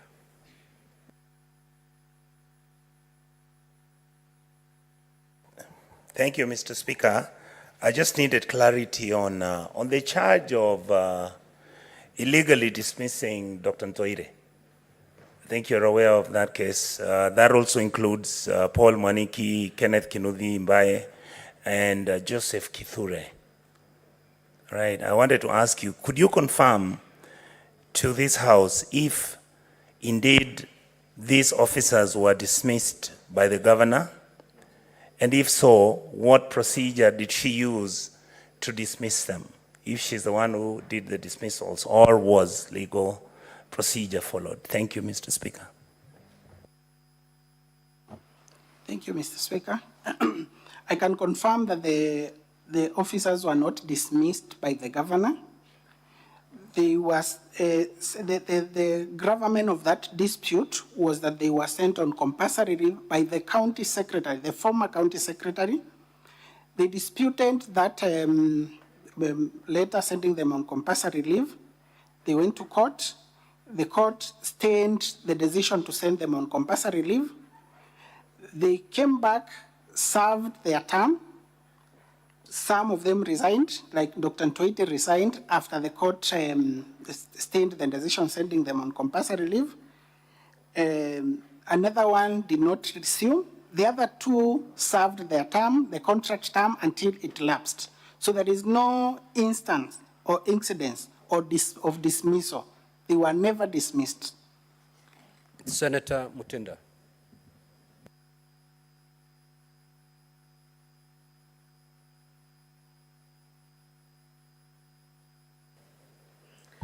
Thank you, Mr. Speaker. In regards to the letter by the legal counsel, Madam Linda, she was here yesterday. She really did indicate that, according to her, in short, this letter is just fake. And in her qualifications, she cannot actually put the composition of the wordings.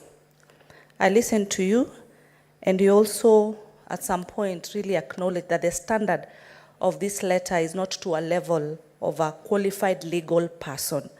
At this point, are you on the same page with Madam Linda that truly this letter looks or it is fake? And secondly, there has been issues in some of the positions, case example, the chair positions in different boards, that there are no appointees.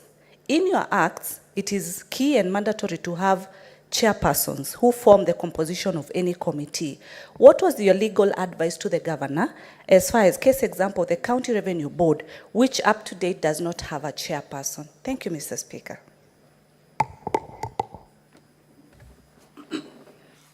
Thank you, Mr. Speaker. Honorable Member. The letter by the legal advisor, let me make this categorical. I did not indicate that that letter is fake. As to the advice that is given there, I do not see any mediocrity or mediocre in the legal advice that is given there. This is an advice that was being given to a governor who does not have the background of legal knowledge. So it is a simplistic letter that is meant for the consumption of the governor. On composition of the appointment of the County Revenue Board chairperson,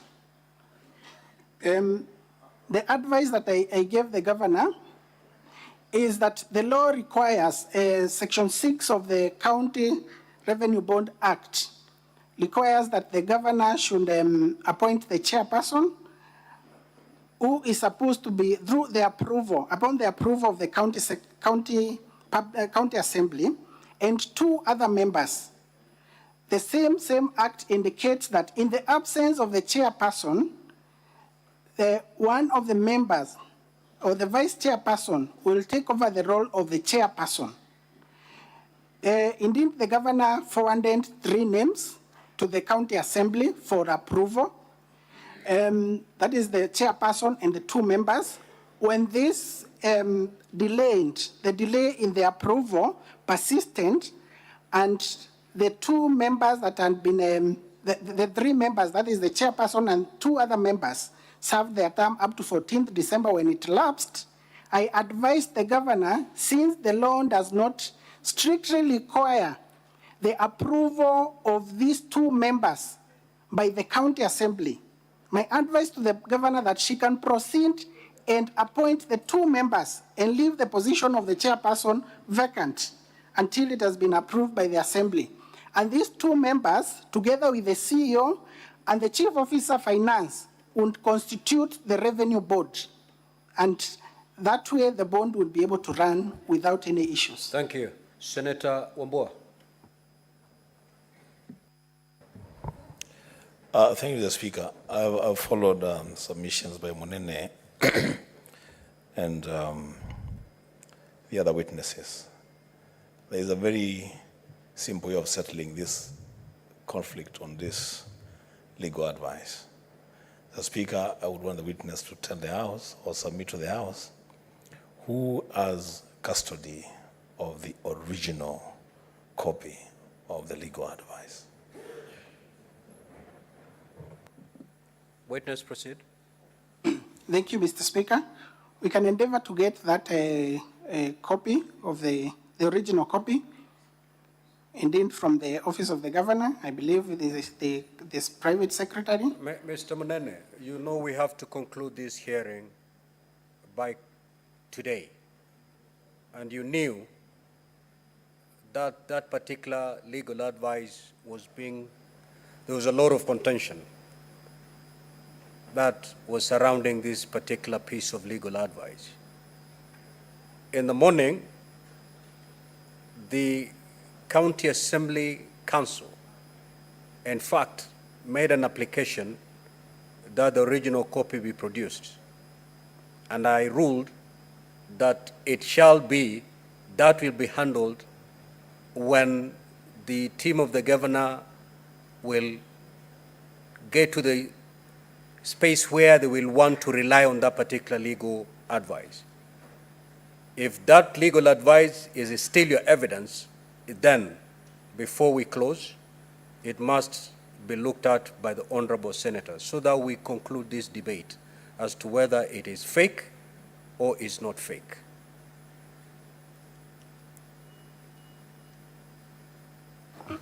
Thank you, Mr. Speaker. I believe that the legal team for the governor's hand. Because in the absence of the original copy, each side will basically settle for their own opinion. Thank you, Mr. Speaker. Yes, Senator Wambua.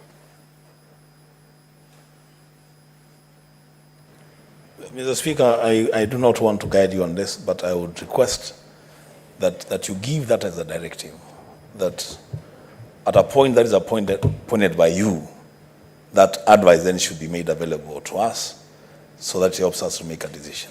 I think. I will not direct the team of the governor on how best to present their case. If you feel withholding the original makes your case stronger, then so be it. If you feel by producing the original makes your case stronger, then so be it. It's really within your powers. Mr. Speaker, sir, I'm humbly guided by your directions and the discretion for the defense team to avail or not to avail. But I was making a humble request that in the event the same is availed, that you grant the county assembly an opportunity to recall that particular witnesses for purpose of identification of that document. I am most humbled. Very well. Senator Munga.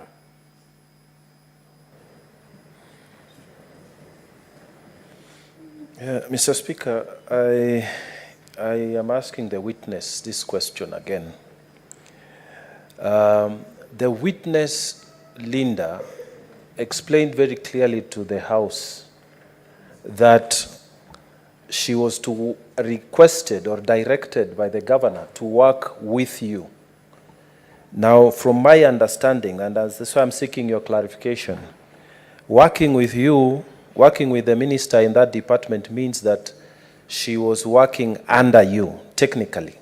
So can you clarify to us whether this legal advice, when it was being written, was it cleared by you? Were you aware of it before it left the department to go to the governor? Just clear for us, because then it might help us to know the authenticity of this letter. I thank you, Mr. Speaker. Thank you, Mr. Speaker, honorable members. I was aware of this legal advice when it was sent to the governor. We discussed about this issue. Indeed, we used to work together as a team. We used to discuss issues together, especially on legal issues. We used to consult with the legal advisor severally. Most of the time, it would be when there's a legal issue that needs to be addressed, we won't work together. And I can confirm that when this legal advice was dispatched to the governor, I was aware. Now, honorable senators, due to the time factor, we will terminate this witness at that. And the team of the governor, do you still have more witnesses you want to call? You may now proceed to call them. Call the next witness. Thank you, Mr. Speaker, sir. Our next witness is Evans Mawera. Clerk, how many minutes do we have for the team of the governor so that they can prepare themselves accordingly on how to manage that time?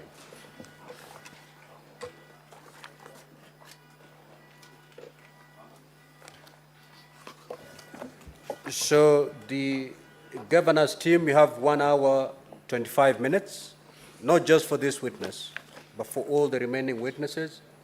And the county assembly, you have 32 minutes to do your cross-examination on the remaining witnesses. Yes, Senator Fonandi.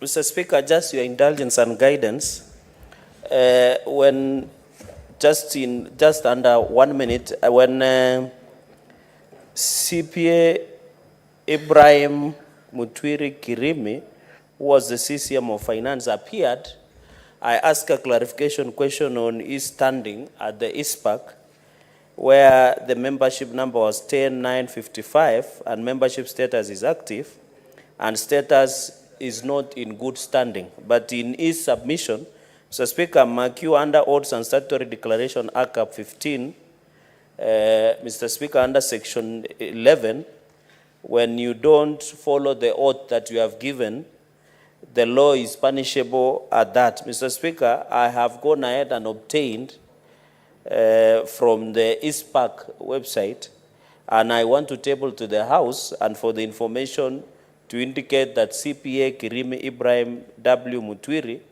was not honest by saying that he's not is in good standing, yet from the ISPAC itself, it says not in good standing. Mr. Speaker, I beg to table and maybe... Senator Fernandez, I'm afraid I may not allow you to table that document unless you get it certified by ISPAC. Okay. You have just sought clarification from the witness who just been stood down. And from the website, it still indicates that he's an associate or a partner in a law firm, whereas indicated that he left a while ago. But it's only that the information had not been updated. So unless we get a certified copy of a document from ISPAC indicating that particular information, I'm afraid I will not allow you to table that document. You know what to do, so you don't need to seek my permission. Yeah. Yes. You know, Mr. Speaker, these are quasi-judicial proceedings. This is a professional. He's being condemned without being given a chance to say his side of the story. This document would have been introduced and given to the witness when he was on the witness box. But I think if we now produce it, table it, it becomes a public document without his side of the story, we would have condemned him and had, Mr. Speaker. Well, if it was satisfied, if it was certified, I wouldn't mind recalling the witness so that he has a chance to also explain his side. But downloading from the website isn't good enough. Counsel, you may proceed with your witness.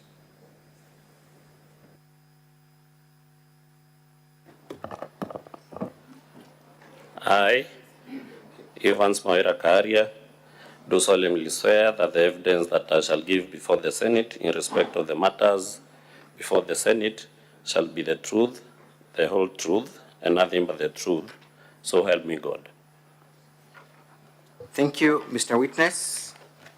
Confirm your full names and the position you hold within Meru County. As I've stated, my name is Evans Moira Karia. I do represent a ward called Mitungu Ward, that is in South Imenti, Meru County. I'm also a second term serving MCA, and I was formerly the immediate former majority leader of the County Assembly of Meru, of the UDA party in the Assembly.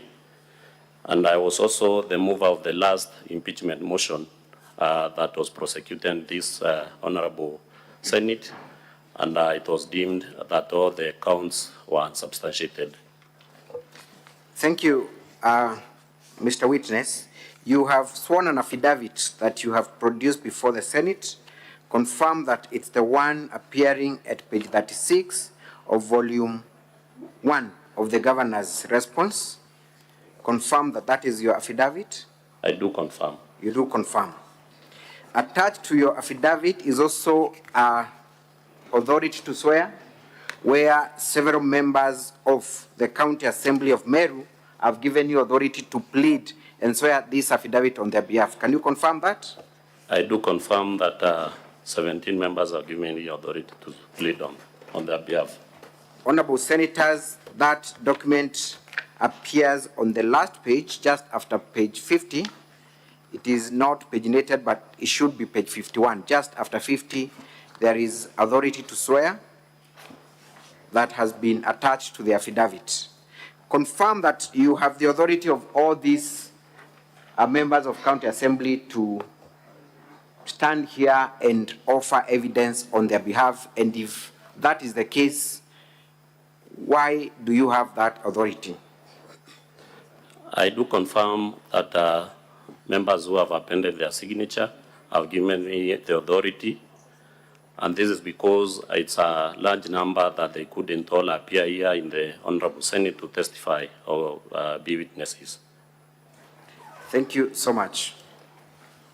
You have also alluded to the fact that you were the mover of the previous motion for impeachment against the governor of Meru. Confirm that that is the motion that has been attached to volume 2 of the governor's response. I do confirm. You do confirm? Yes. We sat here yesterday, Mr. Witness, and we watched the mover of the current motion, one Zipporah Kenya. Do you know of her relationship with the previous motion for impeachment? And what kind of relationship is there?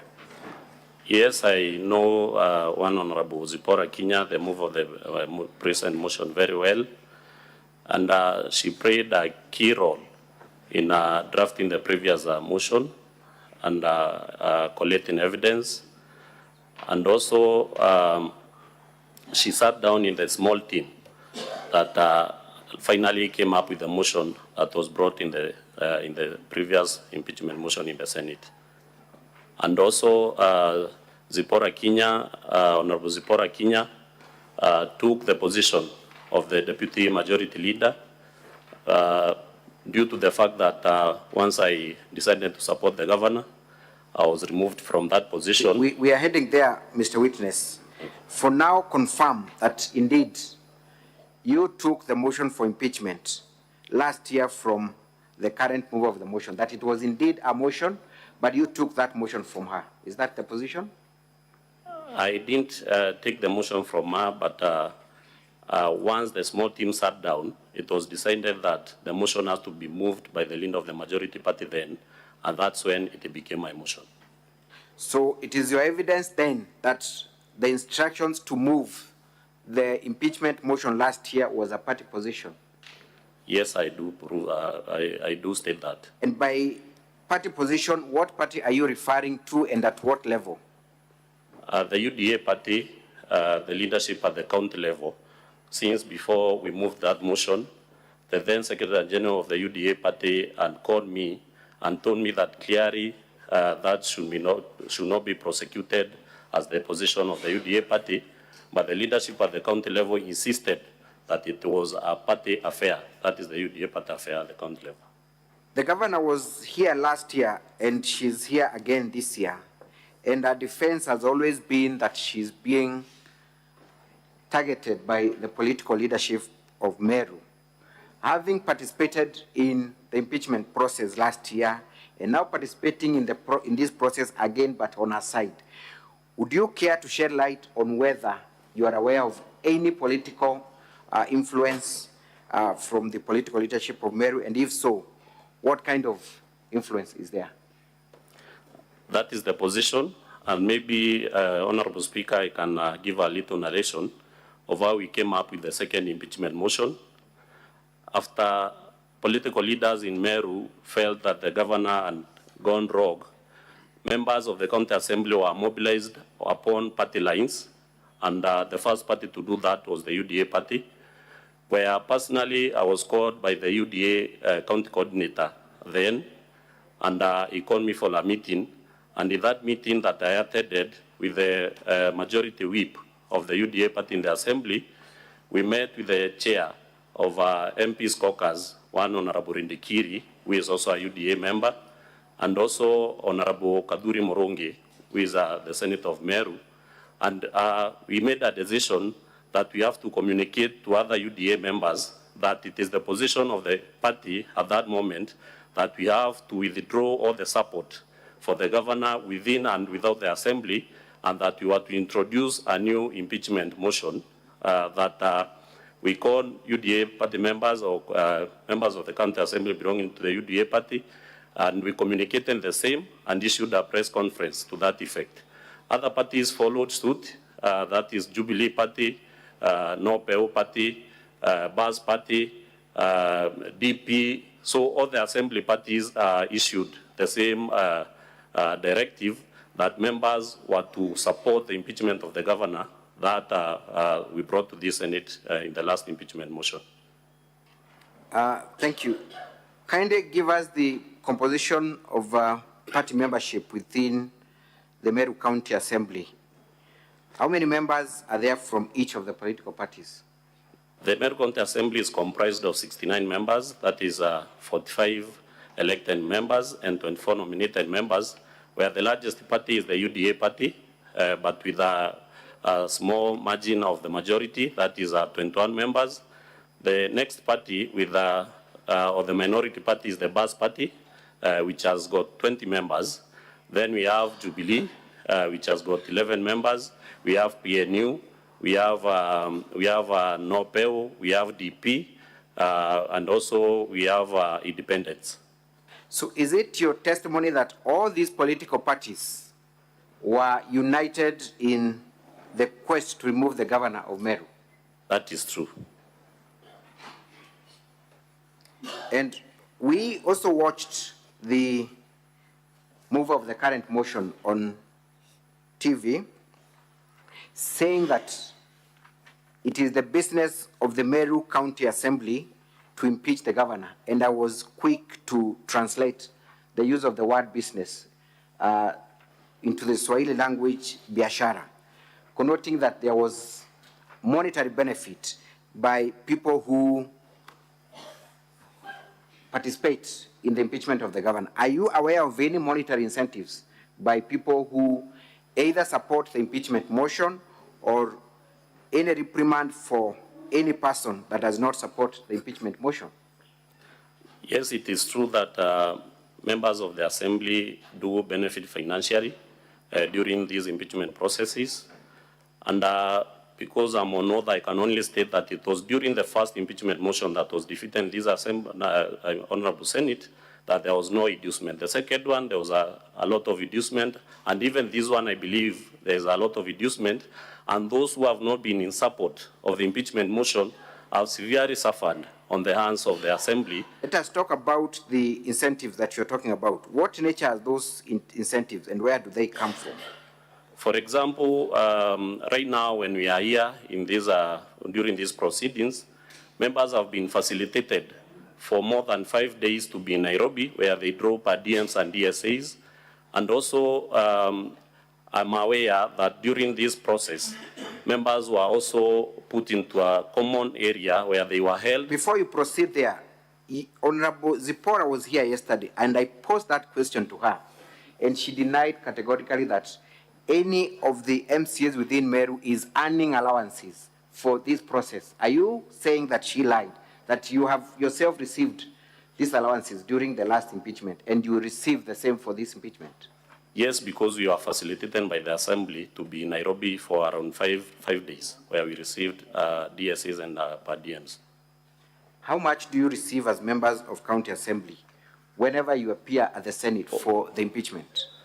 According to the directions or guidance by the SRC, whenever members are out in a county headquarters, they draw 14,000, which is the DSA for all county headquarters. So even here in Nairobi, they draw 14,000. Then they also facilitate and are given transport back to and fro from Meru. Does the county assembly facilitate all the 69 members of county assembly? Not always. Unless there's a common cause, that's when maybe they can. I'm asking for the impeachment processes that you are aware of, the second and third, last November and this one. Does the county assembly facilitate all the members of the county assembly? The second impeachment motion, all members, only members who are in support of the impeachment motion were the ones who are facilitated. For this one, they sent out messages to everybody indicating that we should be in Nairobi for the Senate proceedings for about 5 days. My understanding of the workings of the county assembly is that you are only entitled to allowances if you are out on official duties and for a very specific purpose. Under what vote do you get these allowances? Sorry? Under what vote do you get these allowances? Under what? Under what vote? Under what? Domestic travel. Domestic travel. It's actually domestic travel and accommodation. For all the members of county assembly? Yes. I want to refer you to page 382, volume 2 of the county assembly's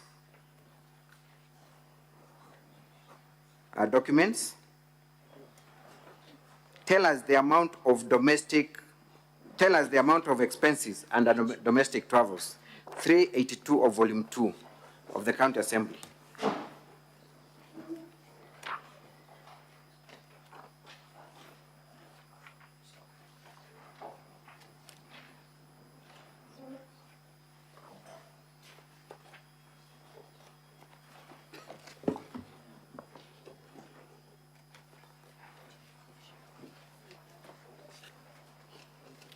Are you at page 382 of volume 2 of the county assembly's documents? Yes, I'm there. How much is amount indicated as having been utilized under domestic travels?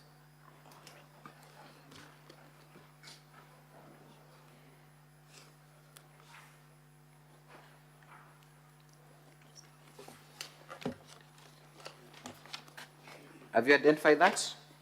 Perhaps we can move, as we look for it, at page 272 of Volume 1B. Tell us, what was the Auditor General's comment on the county government's, county assembly's expense? Page 272, Volume 1B.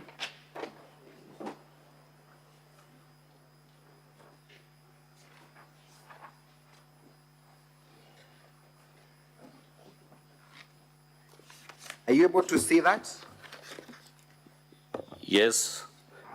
As the Auditor General flagged impeachment as a project of the county? It is flagged as an activity of the County Assembly of Meru. Motions for the impeachment of the governor, Meru County, 2 motions for the 2 impeachment attempts. Would the Auditor General flag a project if it had no monetary implication to the taxpayer? No, because it should marry the financial statement, so it indicates that there was some monetary implication in that activity. In your, have you now found page 382, volume 2 of the County Assembly? Tell us the expenses involved within the Meru County Assembly.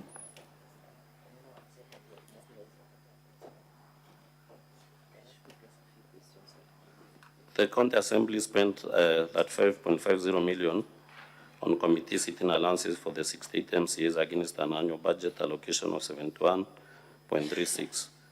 The average monthly sitting allowance was 57.63, and the County Assembly has established 27 committees. Thank you. As I move to the next issue, confirm that each MCA that were in support of the motion last year walked away with at least 80,000 as facilitation from taxpayer, and that they are likely to walk away with the same amount this year. That one I confirm because the DSA's paid was for 5 days and the transport allowance of 10,000. So if we were to look at the 49 MCAs that are in support of this motion, times 80, that would be around 4 million Kenya shillings? Yes, on average. Thank you. Let us proceed to the next issue. Well, we were in Senate last year, in November. You lost the impeachment motion, correct? Yes, all the counts were not substantiated. They were not substantiated. Tell us what transpired immediately when you lost the motion. Were there any reconciliatory efforts from your side? And by your side, I mean the members of the County Assembly that were in support of the impeachment motion. Were there any efforts to reconcile with the governor and have a working relationship with her? There were none, and immediately we lost the impeachment motion. The following day, we met in a hotel in Nairobi, where all the 59 members and the Speaker of the Assembly were in support of the impeachment motion, together with the Deputy Governor and Honorable Mporo Abori came together. And in that meeting, it was deliberated that members should be taken for a retreat to freshen up and maybe relax. Do you recall the name of the hotel where you attended and you had this meeting? Yes, Sunstar Hotel in Nairobi. Sunstar Hotel in Nairobi? Yes. You confirm that that meeting took place the following day after you lost the impeachment motion? That is true. What were the resolutions of that meeting? I was just stating that it was agreed that the Assembly facilitates members for a retreat, for members to go and relax and freshen up maybe after the vigorous impeachment process that they taken. And then immediately after the that... The retreat was in addition to the 80,000 that each of you had pocketed? No, it was a new retreat that members... I'm saying it was in addition to what you had Yes, already in pocketed. addition to. Okay, proceed. So we agreed that we'll be facilitating for a whole week, and we went to Mombasa for a whole week where we were facilitated along committee lines. Therefore, members who had been de-whipped earlier from committees were not participants, and we did committee work for 2 days. And for the rest of the days, we sat down to organize and plan on how to sabotage the government so that it doesn't work. And that is when the time it was agreed that a petition be introduced in the county assembly to try and impeach. Mr. Kawira, you are using very strong terms here. Is it your evidence that members of the county assembly at taxpayers' expense went to Mombasa and planned on how to sabotage the governor? And you're saying that on oath? That is my evidence, and I want to say to this Honorable Senate, that is when it was agreed that a petition be introduced in the assembly, petitioning or praying that all CCs for the county government of Meru, chief officers, the county secretary and chief of staff be impeached so that the government can be sabotaged and does not function, because we have already lost the impeachment motion. What petition is that you're talking about, and was that resolution ever acted upon, to the best of your knowledge? It was acted upon because immediately we went back to Meru. A petition was brought to the assembly, praying for or requesting that the county assembly conducts an investigation on around 7 CECs, I think 3 chief officers, and the county secretary and the chief of staff, that culminated to a report of the Joint Committee on Justice and Legal Affairs, recommending the impeachment of or the removal from office of the county secretary and the chief of staff, and also give members of the assembly freedom, or they were at liberty to introduce impeachment motions for 3 CECs, and that was tabled in the assembly. I want you to look at page 90 to 145 of the County Assembly's documents. That should be volume.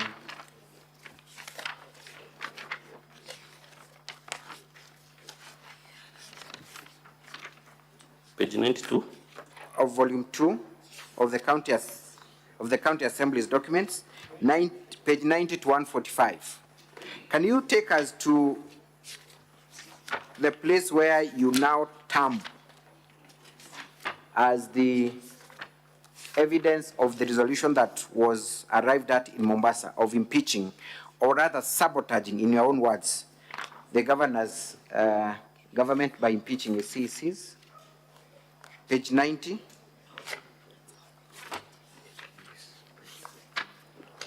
Page 90 of volume.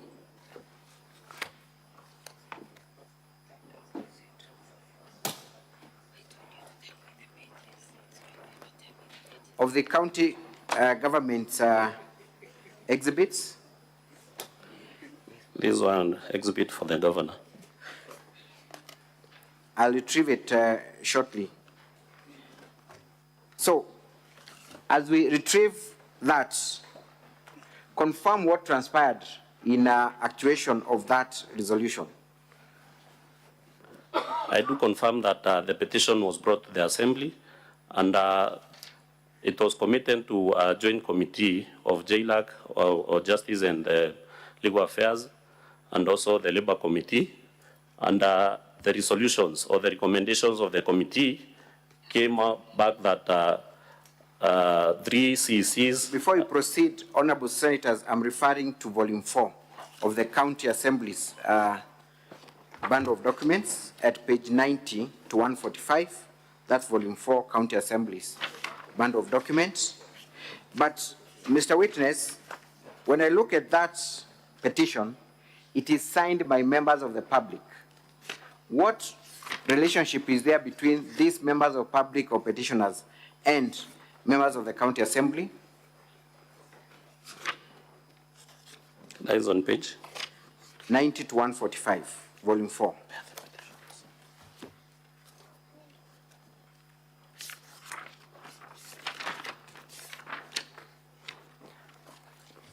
Yes, the petition is signed by members of the public, but in that meeting it was agreed that members of the County Assembly look for friendly members of the public who can introduce the motion, or the petition, sorry, and one is a perennial petition in the Assembly. One, Salesio Mutuma, who has signed that petition, has introduced more than, I think, 20 or 30 petitions in that Assembly.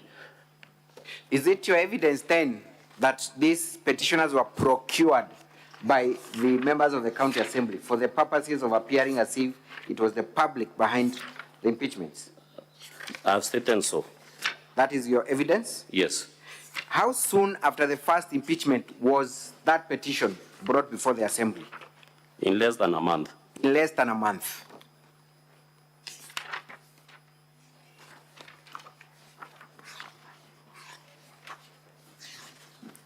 Was there any other resolution by members of the County Assembly to frustrate Her Excellency's government, and if so, in what way?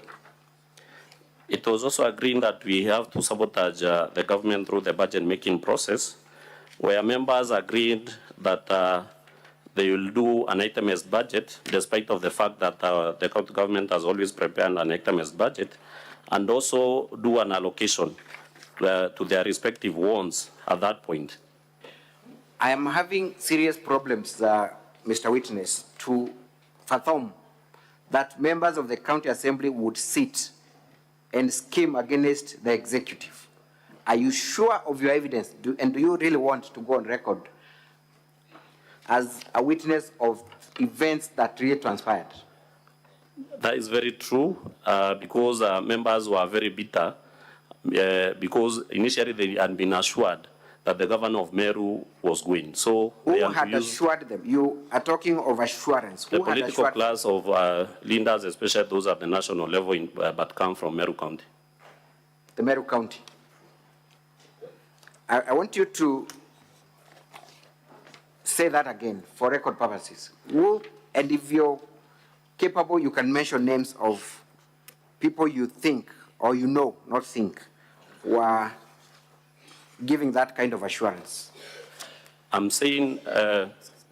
Mr. Speaker, sir, while I do not like objecting, perhaps it would be important, Mr. Speaker, sir, that the witness limits himself to the evidence before the Assembly, so that he does not open Pandora's box and goes on a fishing expedition, mention names that will not be brought before you or before us for cross-examination or re-examination. That line will greatly prejudice our case unless we are assured that the names that shall be put on record will be made available for further re-examination. I am most obliged. Mr. Speaker, sir, if I may respond to that issue. It is the governor's case that she's a victim of political witch hunt by the political leadership in Meru. Those facts have been alluded to in the affidavit of the witness. We have annexed video evidence which we will play. It is only fair for counsel to allow me conclude on that issue, unless, of course, I'm touching on a live nerve that he's aware of. Mr. Speaker, sir, you may allow me in response. Counsel for the County Assembly. Yes, just take your seat. You know, yesterday I gave you some latitude because the counsel for the governor rose on a point of order on the very same issue.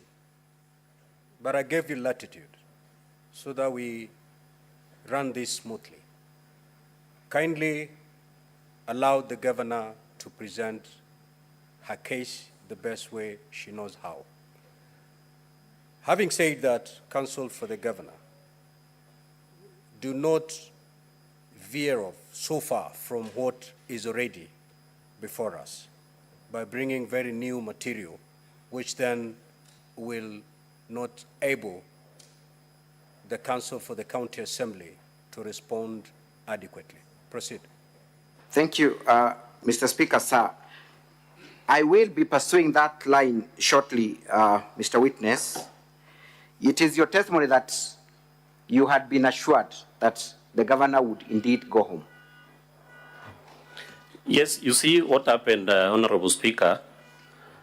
Immediately after the first impeachment came to this assembly, came to this Honorable Senate, and all the counts were still unsubstantiated, we went back to Meru, and the president of this country, His Excellency William Samoei Ruto, and the deputy president initiated a reconciliation between the assembly and the executive, and the team from the assembly and the team from the executive led by the governor, while the team from the assembly was led by the speaker, stayed here at the office of the deputy president for 3 days. And we resolved all the matters that and brought us to the first impeachment motion. And therefore, when we went back to Meru, that was maybe for, I think, approximately from February, we had a cordial working relationship between the executive and the assembly. And that is the time that the assembly approved budgets for the school feeding program, the one cow, one needy family program, and so many others. But immediately when the political class sat down and felt maybe the governor had gone rogue, they started mobilizing us, members, intimating to us that now it was time to remove the governor from the office. So many members were reluctant because initially they had a good working relationship with the governor, but now we were mobilized along the political party lines, and that is when we were assured that for sure this time the governor of Meru will not come back to Meru as the governor. Thank you. You have alluded to a meeting that took place at Mombasa and another meeting that was convened in Nanyuki. Yes. After 1 month. Yes. Kindly explain to us what transpired in Nanyuki, and if you can remember, who attended that meeting, what was the agenda, and what were the resolutions? Just before Christmas, and when news for the famous blogger, one sniper, started circulating that he was missing, the county assembly members were facilitated to go to Nanyuki for committee work. And after finishing the committee work, 59 members who had supported the impeachment process were left for a meeting which was attended by all the MPs from Meru, the former CS for Agriculture, in the exclusion of the senator only. All the other political class was there. And we were urged and asked to remain united so that the cause that we had just lost, we can maybe later, at a later date, and we were told that is by 2024 June, the cause that or the fight that we had lost will be brought back, and by that time, for sure, we'll win it. The cause that you're talking about, what cause is this that you're being urged to continue pursuing? It was impeaching the governor of Meru. It was impeaching the governor of Meru. Did at any time the political class within Meru County preach peace, unity, you having a working relationship with the governor of Meru? Did they do that at any moment? At no point did anybody talk about reconciliation or peace.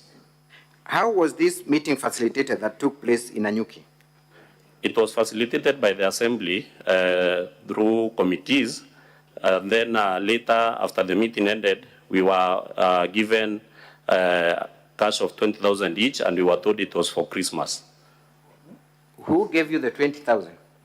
The speaker shared it amongst members, but of course, it was from the members who had attended that meeting, the political class that attended. By speaker, you mean which speaker? Of which Speaker of the County Assembly of Meru, sorry. Yes, we are in a Senate which has a speaker. Certainly, it cannot be me, counsel for the government. I wanted to have that on record, Mr. Speaker, sir. Thank you for that clarification. It was the Speaker of County Assembly of Meru. Yes. Thank you. How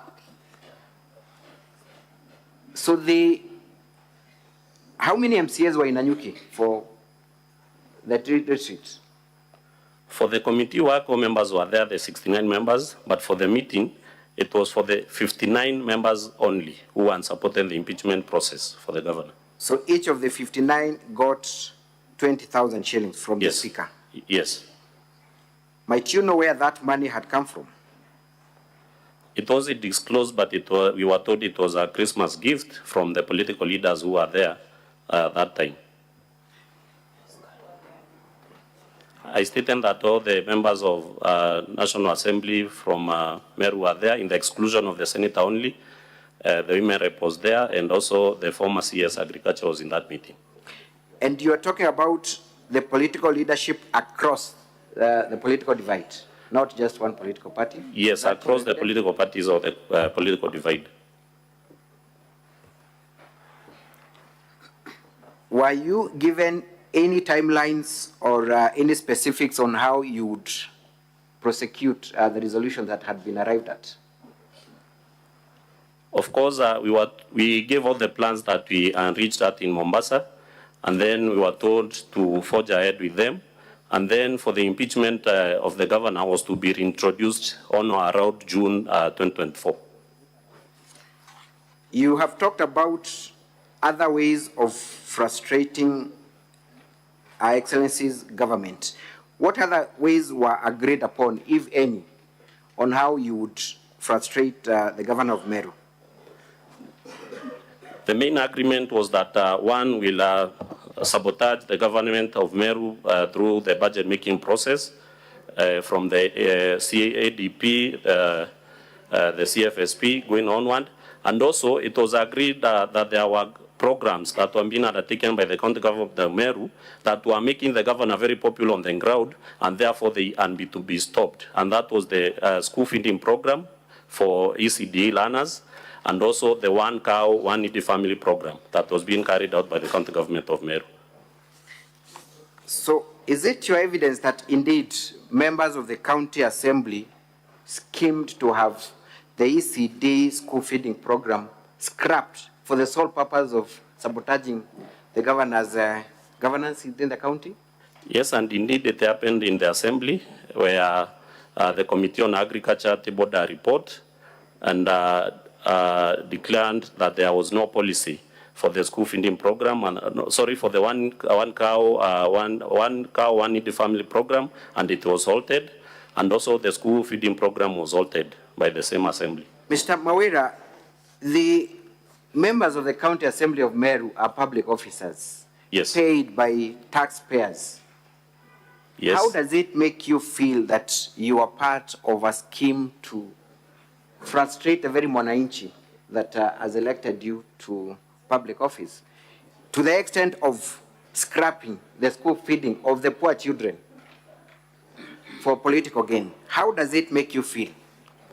It is very and what unfortunate. does it say about the County Assembly of Meru? It is very unfortunate and regrettable that public servants can sit down and try to sabotage the same wananchi who have voted for them. And it also shows the level of desperation or the laws that the County Assembly of Meru can go so as to remove from office one Governor Kawira Mwangaza. Thank you. Yesterday, there was a clip that was played here at the Senate, and there was one gentleman who was very vocal, and the mover of the motion said that that gentleman is not a leader within Meru County. Do you recall that? Maybe the clip can be played so that I can. Can we watch VKM 13? VKM 13. We may, Mr. Speaker, sir, we may need an interpreter on standby.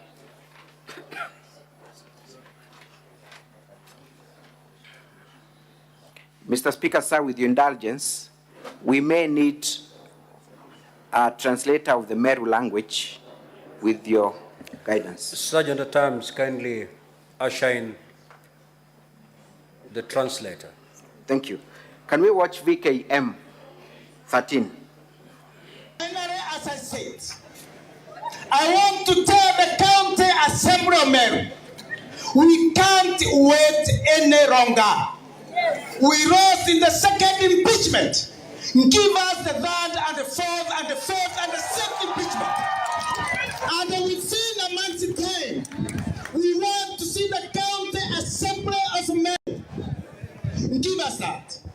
Finally, as I said, that today, when Kiraito Morongi, when Mwashimiwa Munya, when Kadhuri Morongi, when CS Rentori, when Motuma Ntoidhikia, when Ayubu Bundi, when Indani Kere, and the other members of the assembly will sit down and have a cup of tea and they even say nothing, that today the redemption of Meru will be nigh. Now this time round, we can pause there as we wait for the interpreter is here. Thank you. We can proceed with the clip. Now this time round, Mr. Speaker, sir, honorable members, my name is Muthengi Mpara. I'm from KBC, Mwago FM, as an interpreter. Kindly, can we play the clip now?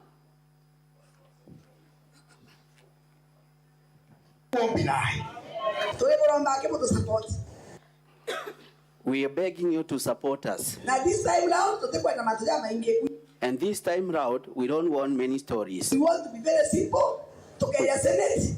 Kaduri. We want it to be very simple. We'll come to Senate. Kaduri. I know you are there, our senator. Tutaleta huyo mama huko.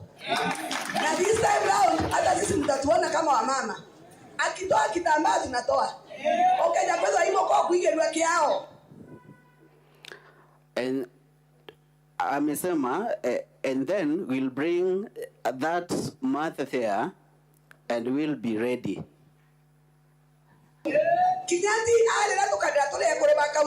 If she cries, we will also cry as the women from the county. Sisi kama county assembly ya Meru, we are determined kutetea Meru kwa vyovyote vile. We as the county assembly of Meru, we are ready to help you for whatever cost. Actually, some of us have even made a decision. Actually, many of us have made a decision. Let it the Meru part only. You know, we understand Kiswahili, we do understand English. Sure. Thank you, Mr. Speaker. We can proceed with the clip uninterrupted when it is in Kiswahili and English. So that Meru can be out of the mess that it is. So ile kitu tunataka kuomba tu, naona tuko na wafoma waziri hapa, Mheshimiwa Munya, Mheshimiwa Kaduri, Mheshimiwa Mitura and the deputy governor. Batu watawangaratania. Kindly, can we get back a little? Just that one. Batu watawangaratania. I can see we have a honorables here, Honorable Munya and others. Kindly don't disrupt the process. And never take us around. Sorry, kindly, a little back. Mr. Interpreter, kindly be attentive. We are losing time.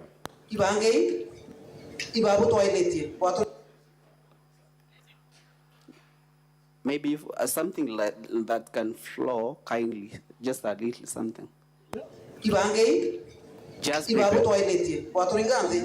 Just prepare yourself. It's you who will help us. Don't let us down.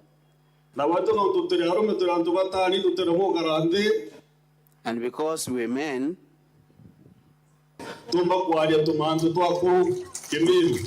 we can sit down and talk like elders.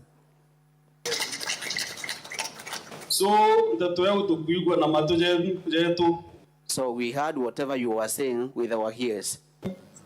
Niwaambie rais amesikia shinda zile tuliko nazo Meru. Thank you. Honorable witness, and I would request the translator to remain by, with your permission, Mr. Speaker.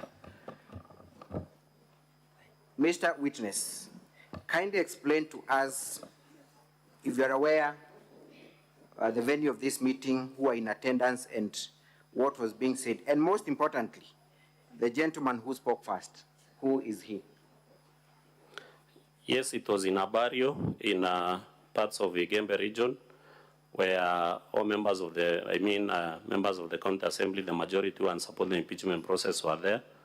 And also other leaders were there, the former governor, Honorable Munya. We had the CS then for agriculture. Our beloved senator was there also. And the first gentleman who spoke is called Mwendia Muguna alias Alaji, who is the Secretary General for the Bas Party at the county level for the county of Meru. The mover of the motion was here yesterday, and she said that that gentleman is not a leader of any political party in Meru. What would your evidence be? He is the Secretary General for the Bas Party in Meru County, and previously he also served in the government of Governor Kerito as the Director of Events, and previously in 2013, he was a nominated councillor, a nominated MCA by the Bas Party in the County Assembly of Meru. Thank you. So, briefly, what transpired in that meeting? What were the resolutions? What were the pleas by the various speakers? The plea from various speakers that we have seen from that video is for the continuation of the removal of the governor of Meru from office through impeachment. And did you get a response to the pleas? From who? Did you get any response from the attendees of the plea that you had made? That rather the people speaking had made? Yeah, the members of the County Assembly at the Crown that was there applauded for those pleas. There is a certain lady in that clip who Yes. says, who we've just heard say, we will go to the Senate and take that woman, and this time round, we will take a woman who will also cry. Who is that person uttering those words? That is a member of the County Assembly of Meru nominated by the Bas Party, and she was stating that indicating that because maybe the governor is a woman, and maybe the Senate saves the governor because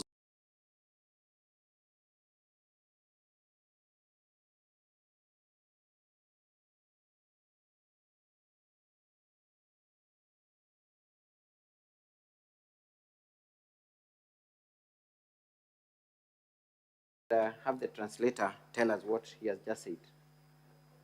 We can play it again for The Secretary General of Bas. We can pause. The Secretary General for the party of Bas. So that gentleman introduces himself in the capacity that he holds. Is that so, Mr. Witness? that is true. Thank you. Let us proceed. Nataka kusema hivi, na hii ni amri. Hii ni amri. Every MCA ambaye anasimama ama ameteuliwa na chama cha Bas, minority leader na uongozi wa assembly, kama kunaye amehasi akaondoka njia yenu, mwambieni kimo chake kimotoni. Huyo apende asipende ataenda.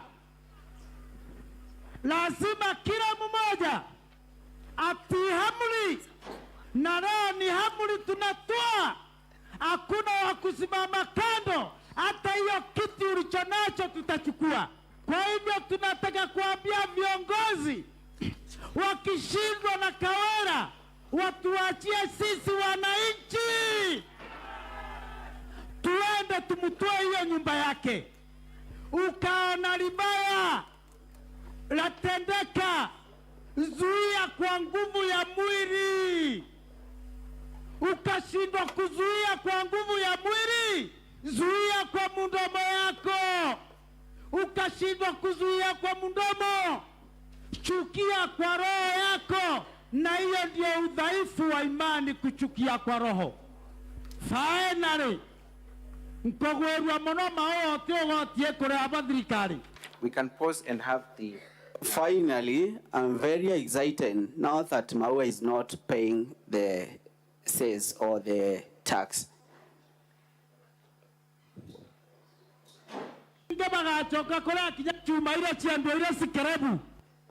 No one is going to pay anymore. Even those metals should be sold like scrap metals. Those metals over there should be sold like scrap metals. We are going to advertise. We're going to say that there is nowhere that tax will be collected anymore.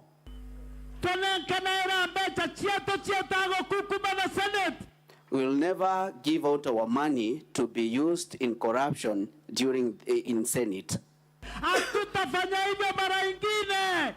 Tumekubaliana kwa mikono mikono. Asanteni sana.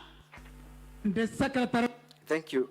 Mr. Witness, you have confirmed that this gentleman is the Secretary General of Bas Party at the county level.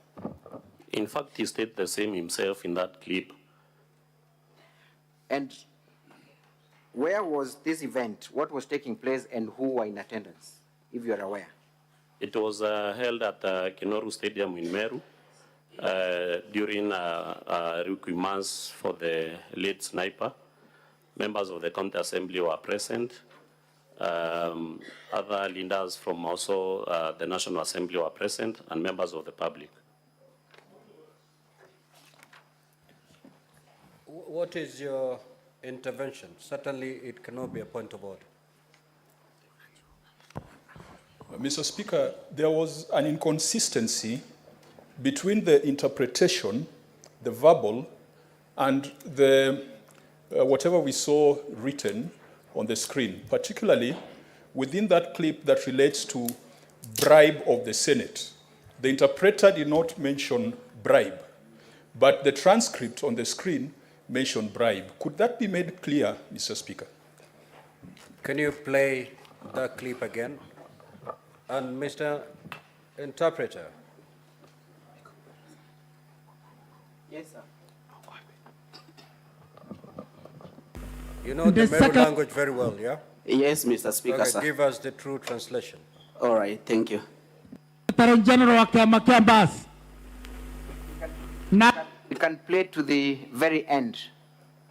The very end, I think the last few seconds.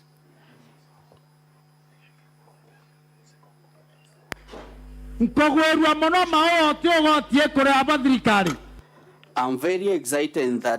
very excited now that Maua is not paying cess or tax to the government.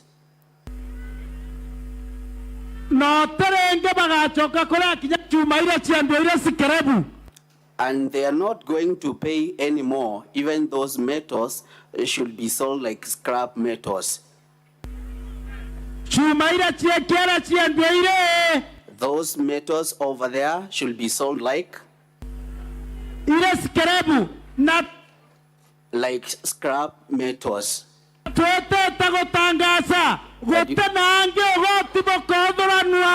And we are going to announce that there is nowhere that tax will be collected.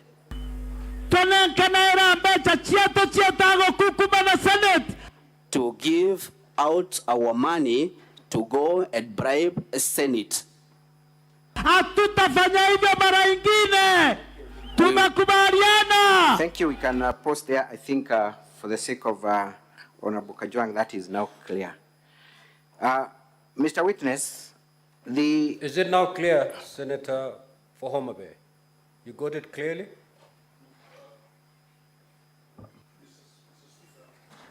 In the first instance, the translator used the word to corrupt the Senate. In the second instance, he's used the word to bribe the Senate. Perhaps I leave it to the senators to confirm whether those are synonyms. You know, English and Meru sometimes can vary drastically. Indeed, I can confirm that, my lord. Proceed.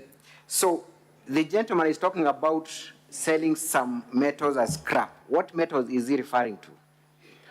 It is the cess stand, which is used to collect revenue for the Meru County government. So he's inciting members of the public, number one, not to pay revenue, and number two, to even destroy public property. That is true. That's true. And why is he telling them to do that? He is alluding to the fact that the revenue collected by the county government of Meru is used to bribe the Senate during impeachment processes. Thank you. Can we now watch VKM 18? From the beginning. Mwere ja sniper jole yale, tutatembea na hii familia kwa vyovyote vile Mungu akitujalia. The body of sniper is over there. Viongozi tukishikana na hawa hakuna kitu tutashindwa, tutasaidia hii familia.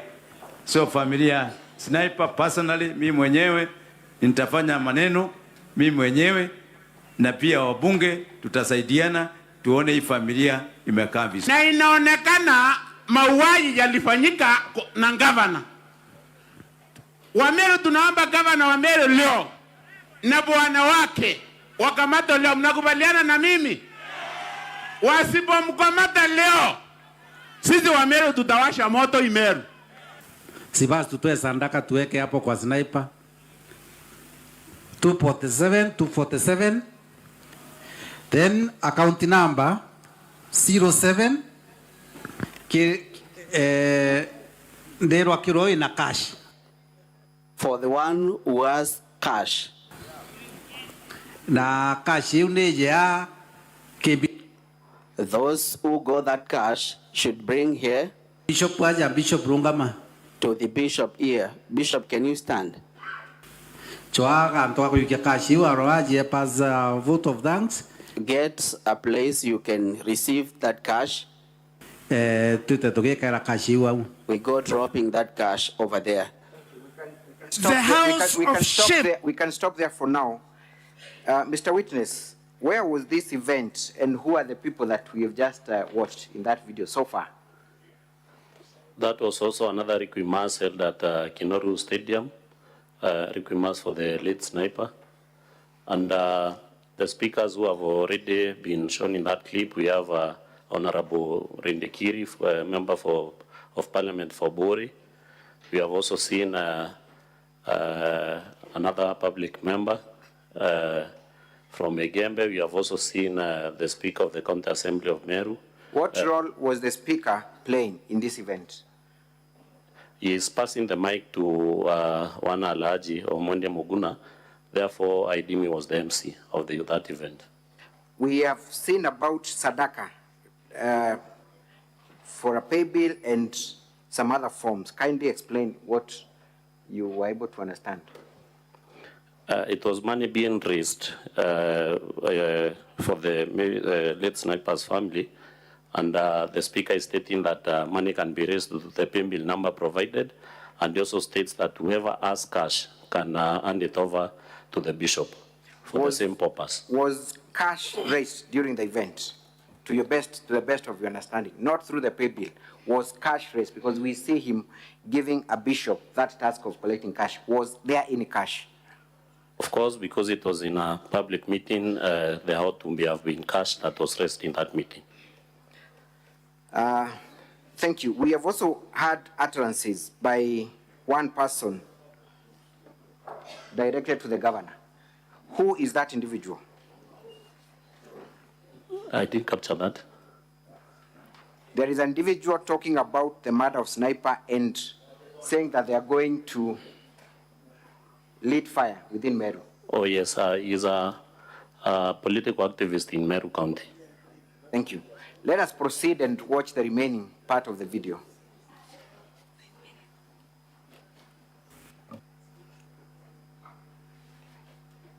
Ndero akiroi na cash na choaga mtoka kuyukia cash waro aje pa thanks tutatoke la cash wa.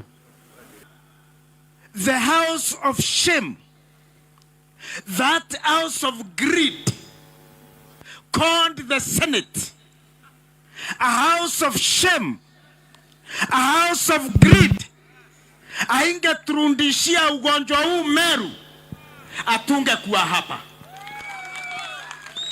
Therefore, I am sounding people like Kimbone Garware na wale wengine, tumbo zenu zikaongoza nyinyi mpaka ugonjwa ulio Meru, mukafanya ugonjwa huo ukakita.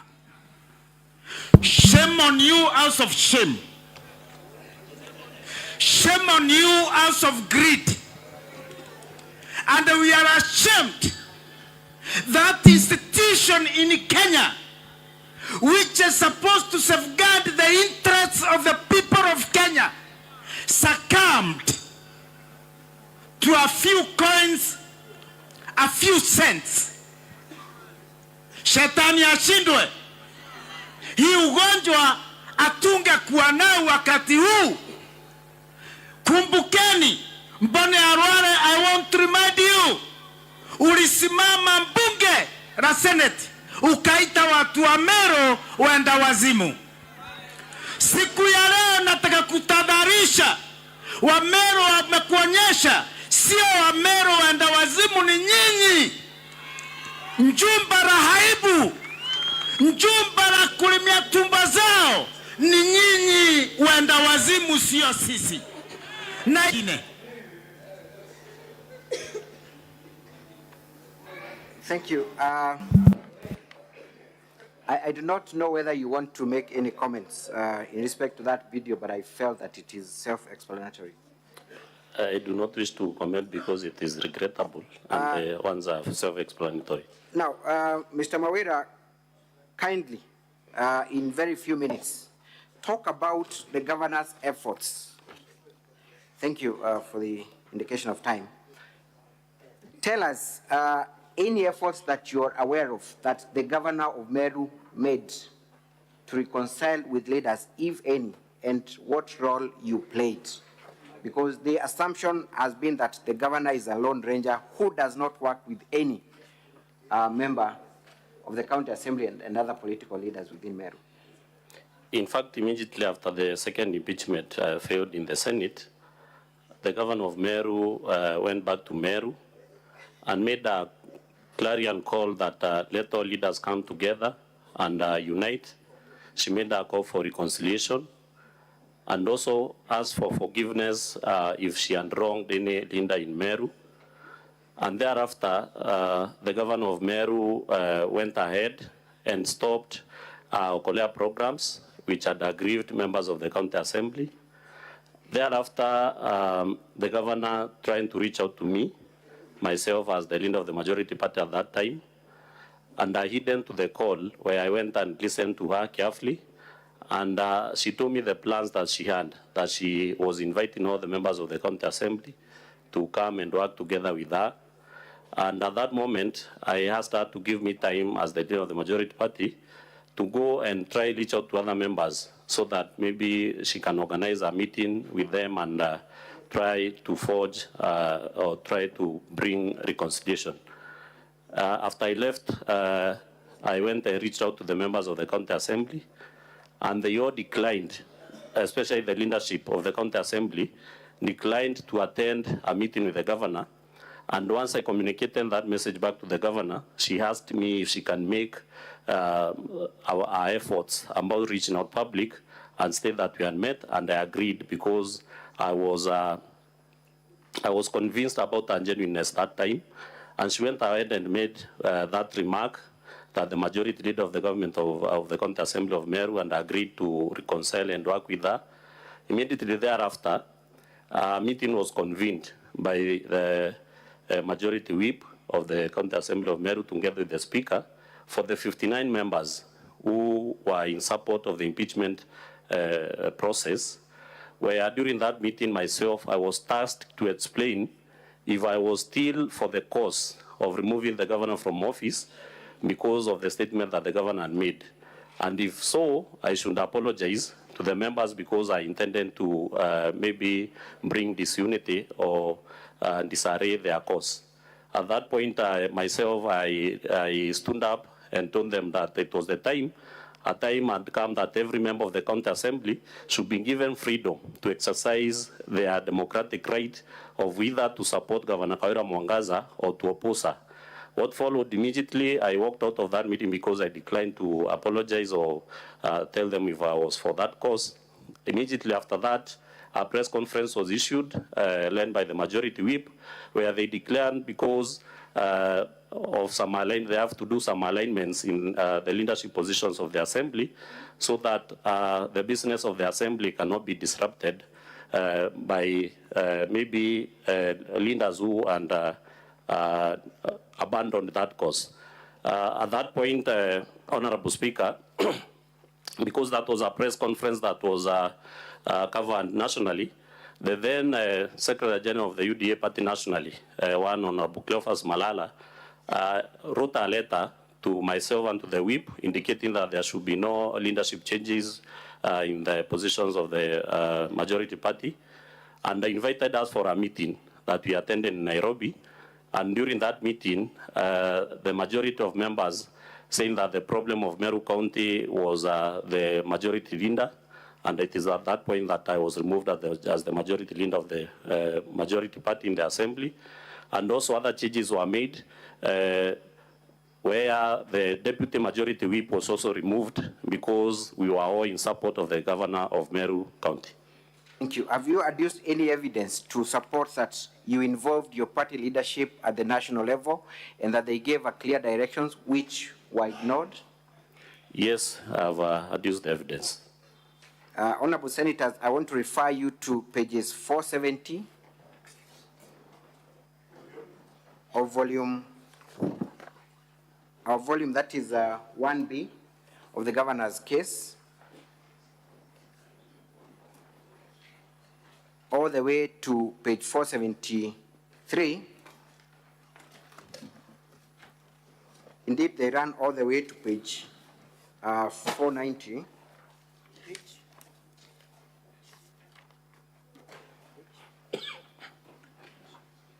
Page 470 to page 491. In fact, we can go all the way to page 500, indicating the complaints by the members of County Assembly who are in support of the governor and who are being victimized for their move. For the sake of time, I would just leave the senators to refer to those documents. Mr. Mawira,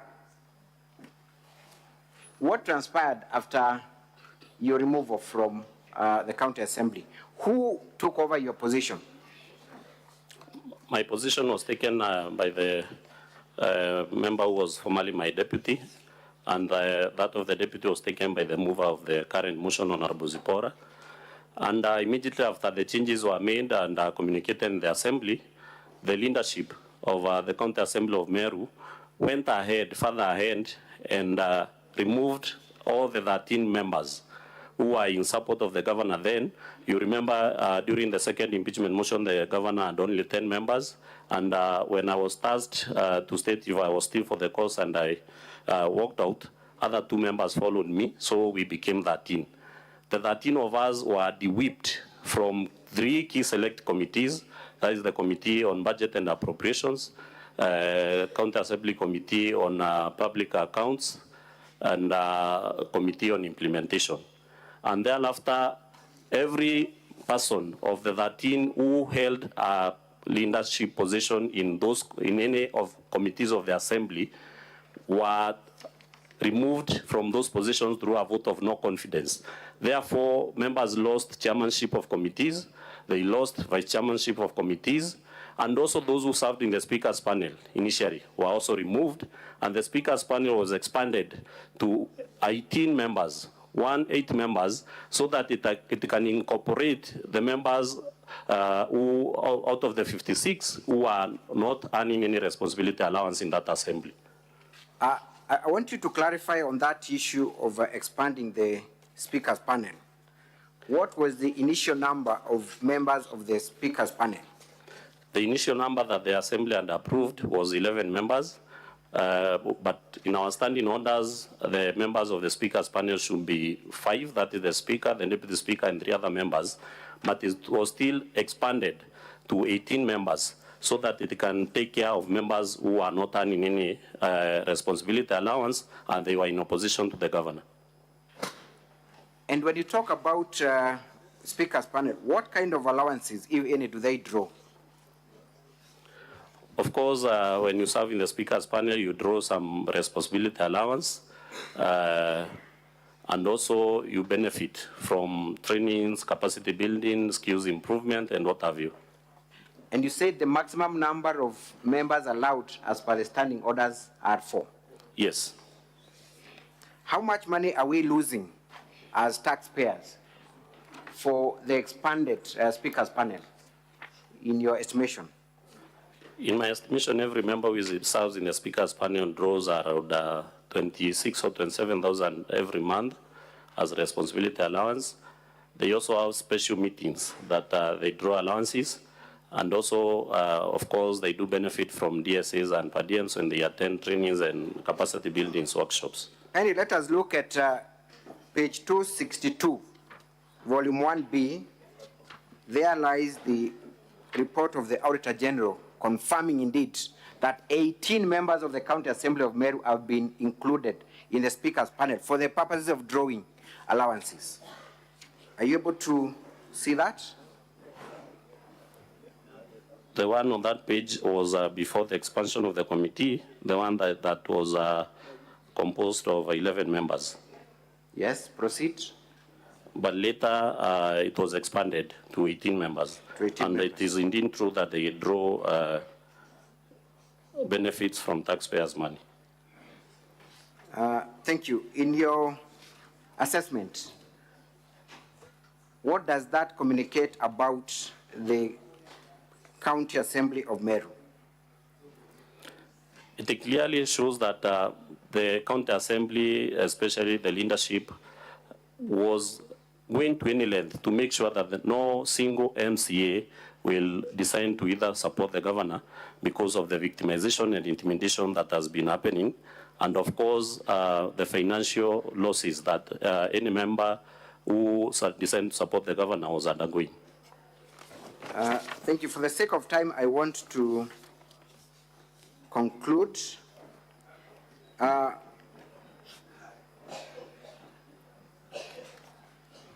You have alleged that you were not able to exercise your oversight role at the County Assembly during the impeachment process. Is that the case? And how many other members of the County Assembly were not allowed to exercise their mandate? That is true, because in the first instance, we were denied entrance into the chambers by strangers. Later, the sergeant at arms. Also, can we watch VKM20? Video VKM20.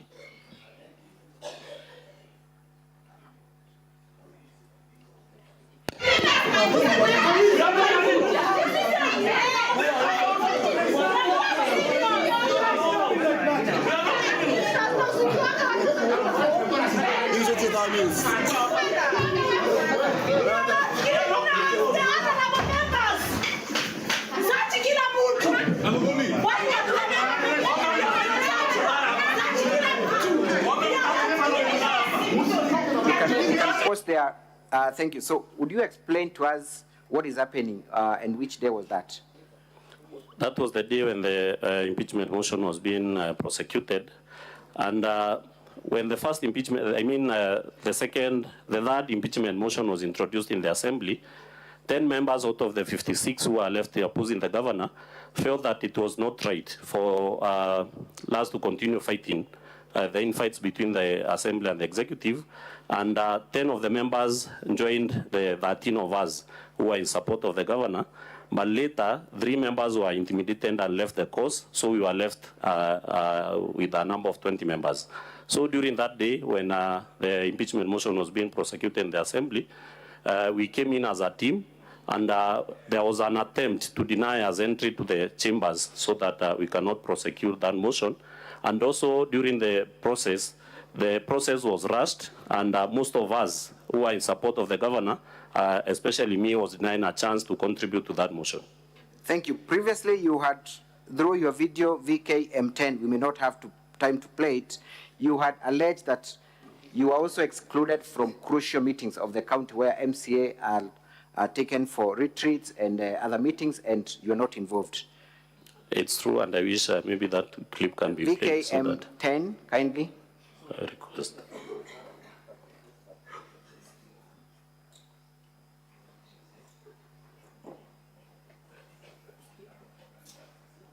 Nonto barabangi baretere Mombasa for 15 days na batu bararegere tuitano auga betite training, lakini na tukarigara training iriku betite Mombasa for 15 days na bangi Tanzania 10 days na batu supporta dirikari ya Meru tutia we can have the translation. quickly.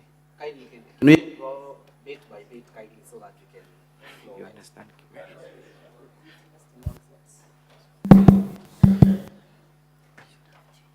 Right. Okay. Kindly play.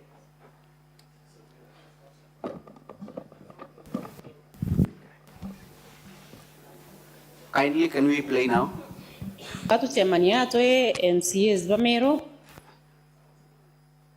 Maybe we could start from the start, kindly. Atutemania atoe MCAs bamero baraba supporta governor ni. Let's meet here as Meru MCAs who support the governor. Mama, non to barabangi baretere Mombasa for 15 days. Because others went to Mombasa for 15 days. Na batu bararegere tuitano. And we were denying to go with them. Paugabe to the training, lakini ito. They said they were going for a training. Parigara training irikube to Mombasa for 15 days na. But we are having questions. Which kind of training are they going? Thank you. We can proceed to where the current witness is speaking, for the sake of time.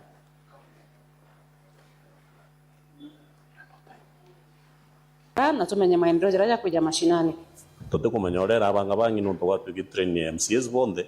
We don't know how it was planned, because if it was about all MCAs, gote MCA makwiri. There are no MCAs who are two signs. MCA ore ingeri kura no ore nominated. There is no difference between MCA who was elected and the one who was nominated. Ni MCA wa mbunge ya Meru. They are all Meru MCAs. Lakini natokoria clerk. But when we trying to ask the county clerk, wa mbunge na tuirere patwe where instructions. He's saying that he was given instructions. After kamukonji kakudidwa. After a kind of a discussion was done. Majority leader, minority leader. He was advised. You can stop there. So, Mr. Witness, what had happened during this event? What had happened, members of the county assembly, the 56 at that time, who were in support or in opposition to the governor, had been facilitated for 15 days training in Mombasa, where they are going to be taken through the budget making process, and the 13 of us were left out without no single explanation, simply because you are supporting the governor of Meru. So, is it your evidence that you have been punished and targeted for supporting the governor? We have been punished, we have been ridiculed, we have been intimidated, we have been threatened just because we decided to support the governor of Meru. That is true. Does the governor have any working relationship with other groups within the county? Of course, it's true she has a working relationship with other groups, maybe religious leaders, women groups, faction of Jurin Cheke, so many other groups. Let us watch briefly VKM14. Council, if I may interrupt you, you have less than 15 minutes. And I see on the list that you still needed to call 3 other witnesses, one including the governor. So will you be able to manage that within the 15 minutes? Thank you, Mr. Speaker, sir. This is a very crucial witness for us. I will only take the next 3 minutes with him. Then we reserve the remaining minute for one more witness, who is the governor. Very well. We will drop the others. Thank you. Mr. Kawira, can we watch VKM14? Tuombe yule mama Meru. Yule mama ameumia, mimi hata mimi nilikuwa napinga mama. Lakini siku ile tulikaa vile aliambiwa na rais, aende akae chini na kila kiongozi, si kama walemavu pale tulikaa na yeye chini na tulizaelewa mama. Na mama akakubali kufanya kazi na walemavu. Kwa hivyo nataka kuomba walemavu wote Kenya na wale viongozi tuko nao hapa, hata hao wa Nairobi, mjaribu kutuombea Meru, watu wote waheshimu sheria na waheshimu katiba.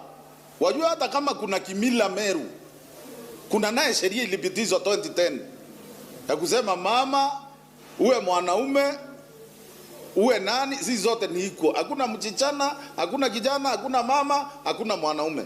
Lakini kwetu Meru ile kimila tu inaendelea pale. Wale viongozi wote Kawira alianguza wakati wa kuomba kura 2022. Hata mimi nikiwa mmoja wao. Hatusikiangi vizuri kama tunaongozwa na mama. Lakini mimi nimetii. Nimejua mama ndio kiongozi wa pale Meru na alichaguliwa na watu na alichaguliwa na independent. Kwa hivyo nataka kumuomba rais. Nataka kumuomba Raila. Nataka kumuomba Musalia. Nataka kuomba Gachagua.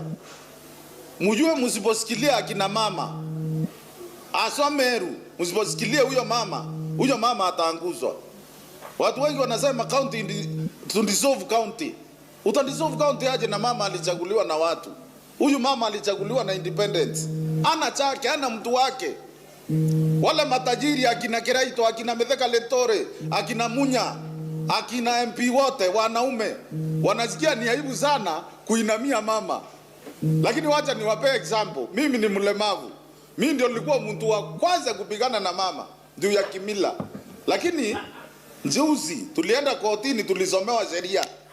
Kwa sababu naamini sheria na naheshimu katiba ya Kenya. Mimi nakuinamia mama Kawira Mwangaza. Nimesurrender. Thank you. Nataka kuomba we can proceed just for a few more minutes.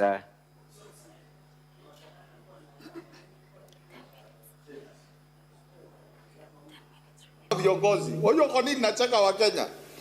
Wa Meru viongozi wetu hawajaamini kuita Kawira Mwangaza gavana kama ni kazi rahisi, wanaona ni kazi ngumu.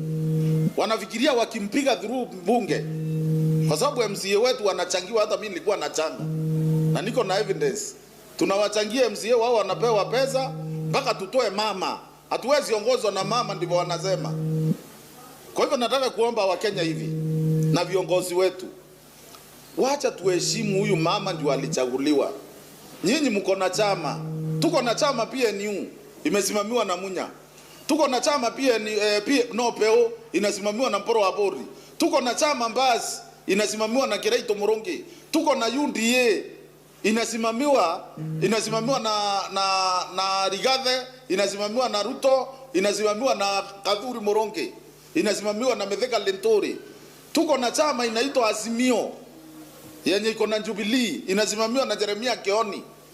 Mimi ile kitu naomba kwa hizi chama zote, muite watoto wenu wale mulipeleka mbunge ya Meru yenye haina mlemavu, muwaite muwaambie gavana ni mama.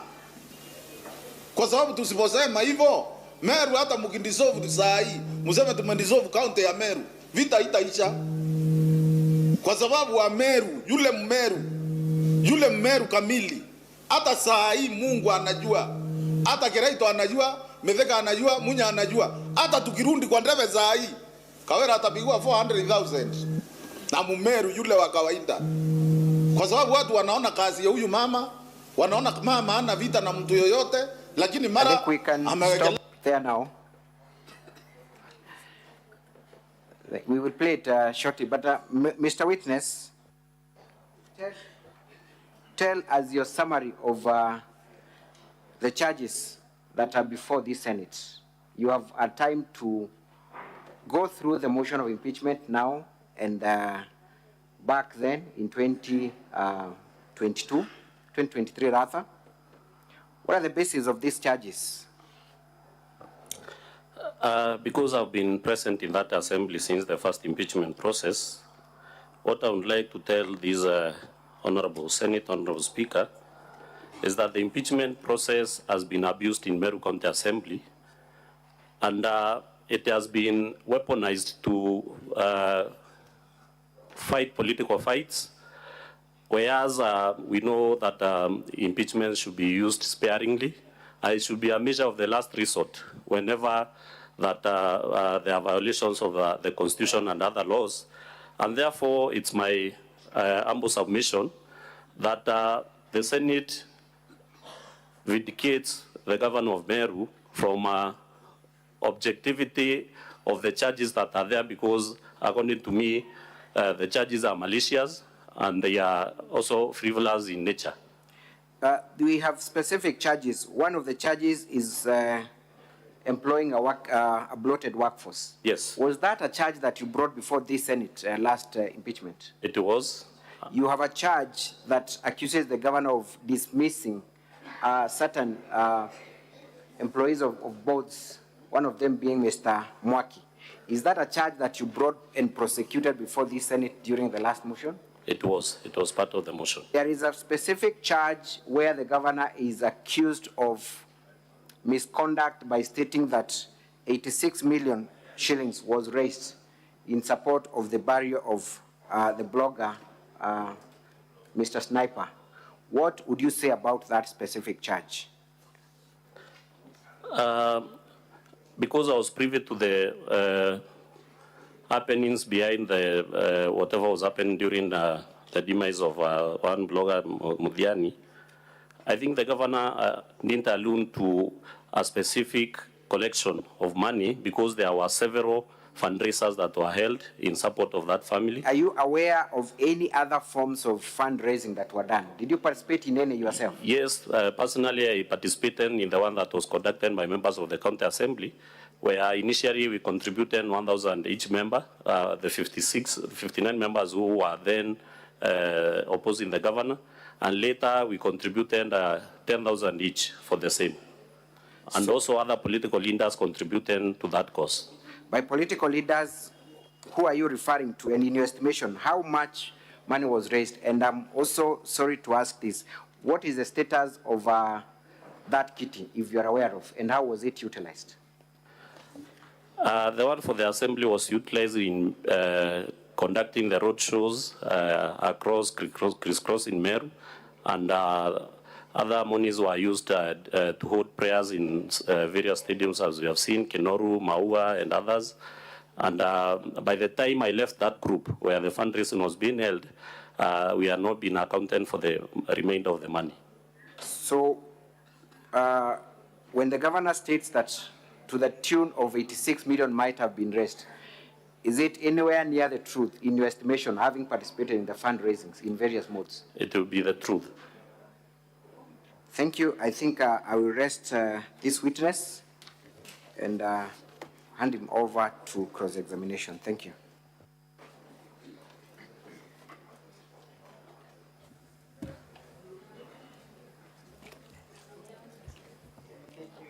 Mr. Speaker, sir, we'll be very brief with this witness. Mr. Witness, confirm that you moved the motion for impeachment last time, yes? Yes, I confirm.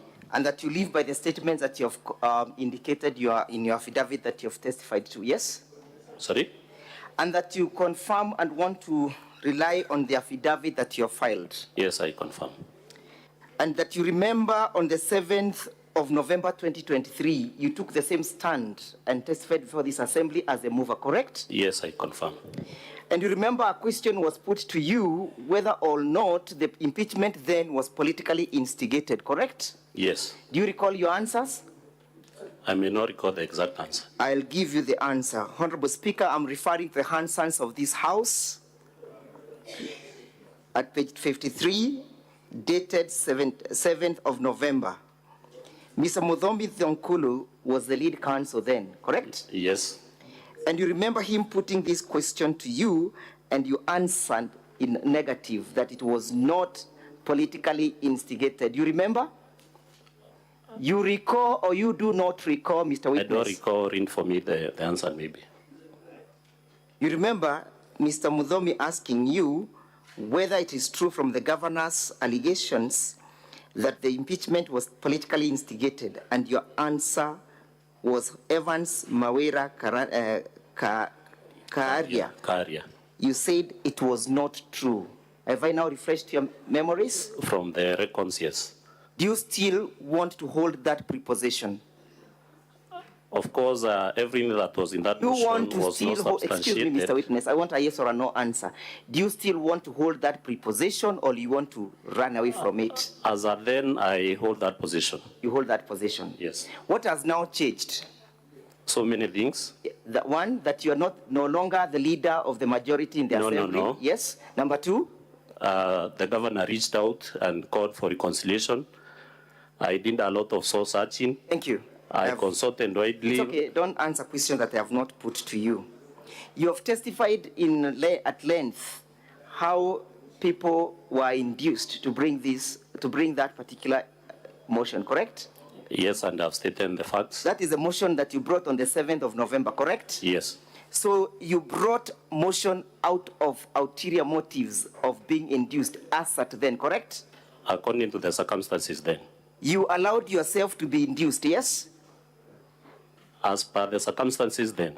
So on that day when you took the stand on the 7th of November 2023, you did not speak the truth to this at Senate, but you spoke out of inducement, correct? I'm saying as correct or not correct? I want an answer, not a vague answer. Correct or not correct? Not correct.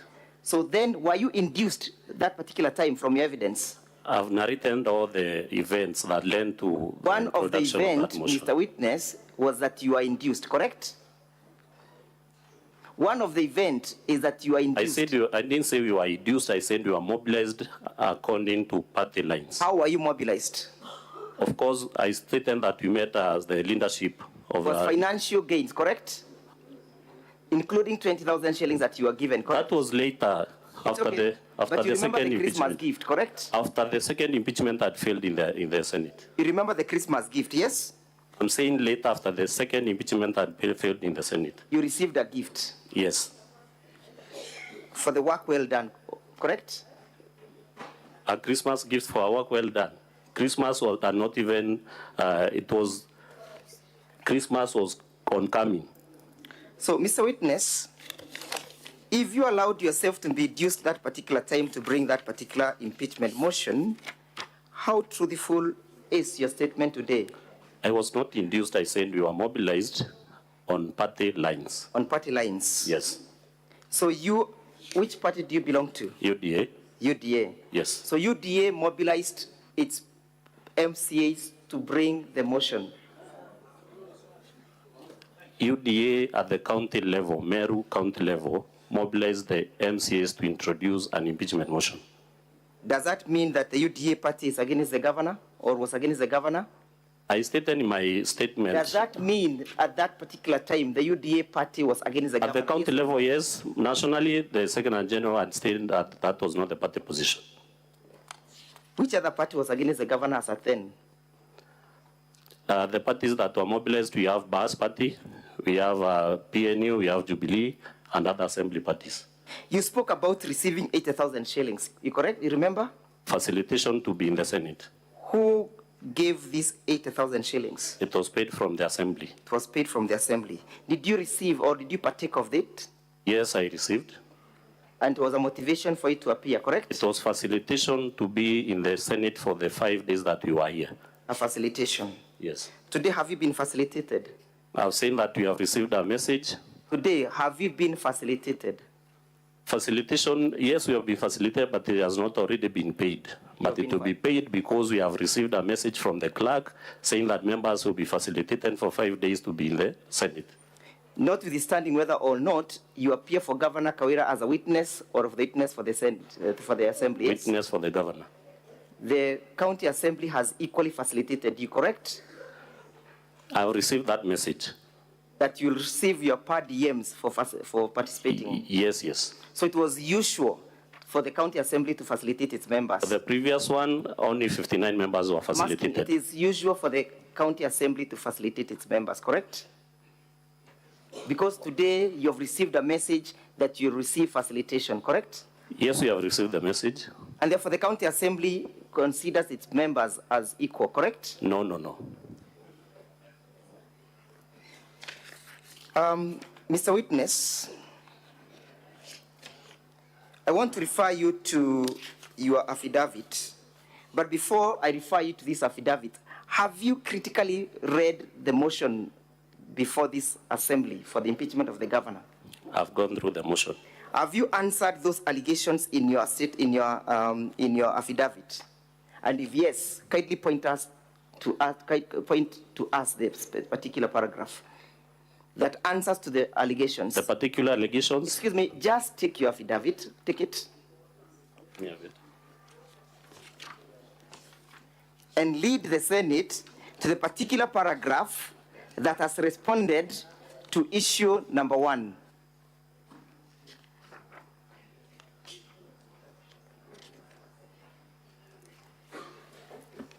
Issue number 1, where have you responded?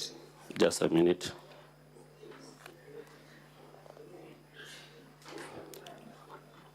I've responded to the issue of money that was raised for the... Not the money that was raised, the issue of illegal revocation. Where have you responded to it in your affidavit? I've not responded to it in that affidavit. You have not responded to it. Issue number 2, where have you responded to it? I've stated... Do you know what issue number 2 is all about? Yes, yes. Show us a particular paragraph that responds to those allegations. Number 23. Paragraph 23. Yes, paragraph Read 23. it out. That the clerk of the assembly, under the instructions of the speaker, has been writing several letters to frustrate the approval of the governor's nominees for the bonds of various semi-autonomous government agencies. The clerk has no role. Do you have evidence in that respect? It is in the governor's badul. Were you aware of this frustration by the clerk before you came to this assembly? Yes, I was aware because when those... You are aware, thank you. Yes. Did you take any actions to curtail these frustrations? Yes, I did. What did you do? When these letters came... Where is the evidence in your affidavit? It is not in the affidavit, but personally I gave my opinion in a meeting discussing these nominees. Mr. Witness, please listen. Yes, I'm not asking you to give us your opinion. You have given so many of them, so we do not want to entertain any further opinion. Okay. We want to go to the facts. Okay. Where have you pleaded in your affidavit that you took actions against the clerk for frustrating the works of the governor? I didn't take any action against the clerk, but I have responded to that count number 2. Yes? I didn't take any action, but in my affidavit I have responded to that. Us in your affidavit where you have responded to issue number 3. Can I have the affidavit? And I put it to you that issue number 3, now 23, does not respond to the allegations contained in the notice of motion, issue number 2. Sorry? I put it to you that paragraph 23 of your affidavit is not a response and is not evidence that relates to the allegations of failing to appoint chairpersons. I don't agree to that. Let us go to issue number 3 and point us in your affidavit where you have responded to it. I have not responded to issue number 3. Thank you. Let us go to issue number 4. Point us in your affidavit where you have responded to it. I've responded to it where I stated that I'm aware that count was initially in the previous impeachment motions. Where in your paragraph?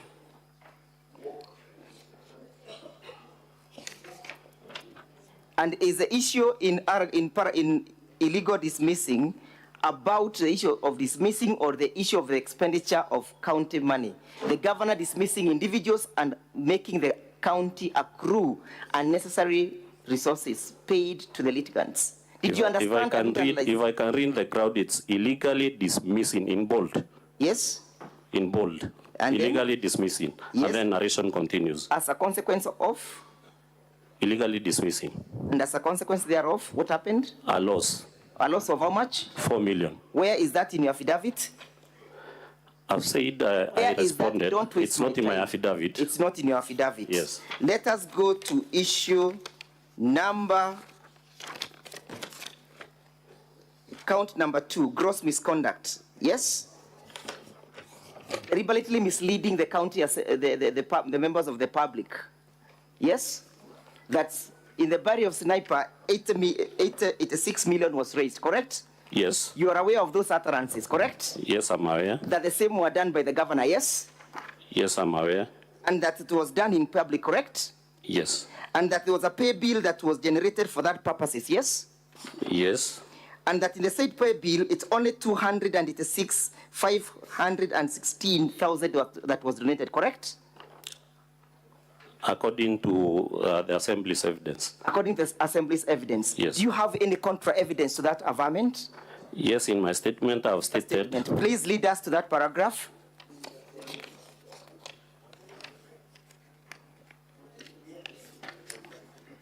Lead us to that particular paragraph.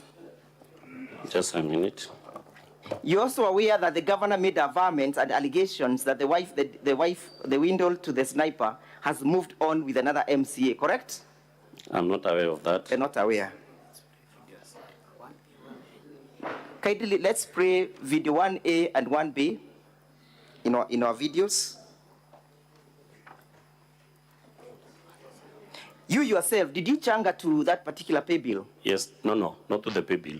How did you changa? Through the WhatsApp group created for the assembly members. How was the money collected? It was collected through a member of the assembly. Through a member of the assembly? Yes. Through who? Which member? Member of a county assembly known as Sarah Gaki, Honorable Sarah Gaki. Is it true that the wife of the deceased sniper moved on with an MCA? I'm not aware. Did you see her testifying yesterday? I didn't watch the... Are you aware that she was a witness? Sorry? Are you aware that she was a witness? Yes, I'm aware she was a witness. Did you follow through her evidence? I didn't follow. All right. As we wait for the playing of those videos, you have indicated before this assembly that one of the frustration that you colluded to undertake was to make sure that the governor was frustrated in the feeding program, correct? Yes. And that frustration was actualized according to your evidence, correct? Yes. How was it actualized? Through a motion in the assembly, a report of a committee. Through a motion, correct? Yes. So it is in your evidence that that program is no longer running, correct? It was stopped. It was stopped. Mr. Witness, I refer you and I refer the senators to our further bundle of volume 6 at page 83. At page 83. Yes. Kindly look at the entry where we have the votes, correct? Can you see them? Yes, I can see the votes. Vote 22-11-015. Can you see it? Yes. Confirm that this is a Meru County budget estimate for the year ended, for the year 2024-2025. It is. Confirm that you participated in this process, correct? I did participate. And that you are aware of the allocations and apportionments, correct? I'm aware. And therefore you want to read with us about that particular vote, yes? Yes. What does it provide?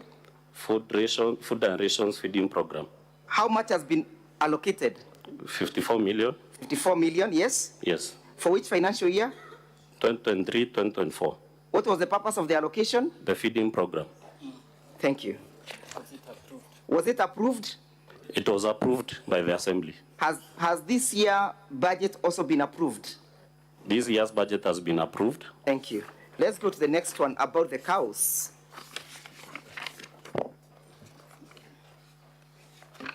It is your evidence that the county assembly has colluded to frustrate the governor's programs, correct? Yes, please.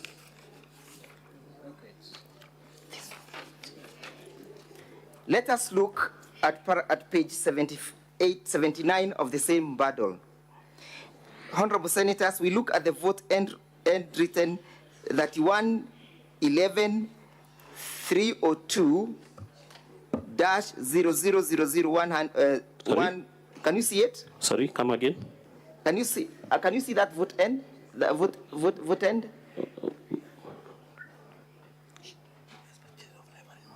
Yes, yes. Can you see it? Yes, I Again, can see confirm that these are the financial year 2024-2025. Sorry? Confirm that these are budget for 2024-2025 approved. Yes. And that the county assembly has approved that budget, correct? Yes, it has been approved. And that even 2024, 2023, 2024, the same was approved, correct? But you saying it's the budget for the 2024-2025, and there's nothing that has been approved for that vote. Yes. What was the reason for failure to approve? Because the assembly halted the program. On the failure to have policies, correct? Yes. Is there a policy that exists in that respect? It was introduced in the assembly, and the assembly Is there a declined to policy approve. that exists in that respect? I'm saying the policy was introduced in the assembly by the CC Agriculture, and the assembly failed to approve that policy. Is it mandatory for the assembly to approve anything or everything? That was the requirement that they had, the recommendation in the report. Are you aware that that policy was rejected through the public participation? No, it was not subjected to public participation. So the county assembly must at always time act according to the demands as they come, according to your evidence, correct? Sorry? The county assembly must always pass anything without scrutiny, correct? Even without looking at the viability of the project, correct? It has to look at the viability and... Thank you.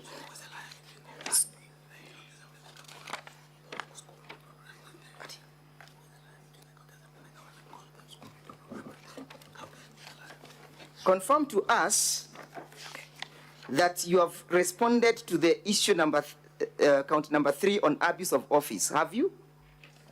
And if yes, point us to that evidence.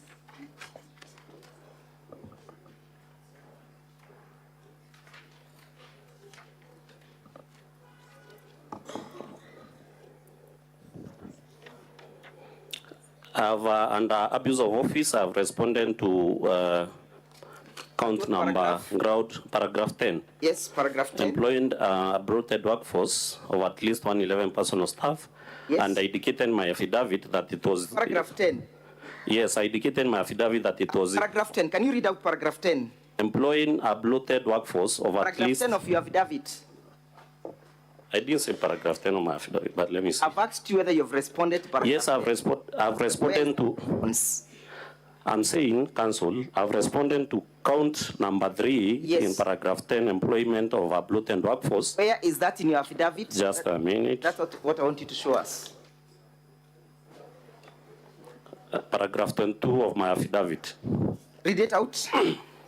That I'm also aware that the current impeachment motion features some issues which were also in the previous motions in the Senate, and the Senate finding the allegations unsubstantiated and not meeting a threshold of impeaching a governor.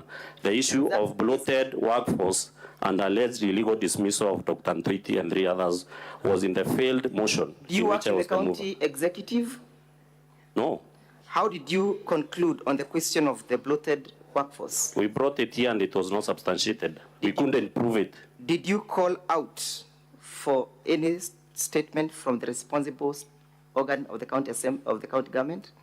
My work ended when I brought it to the Senate and it was not substantiated. Did you not? Did you call for any oversight over that issue when you went back to the county assembly? I didn't. You didn't.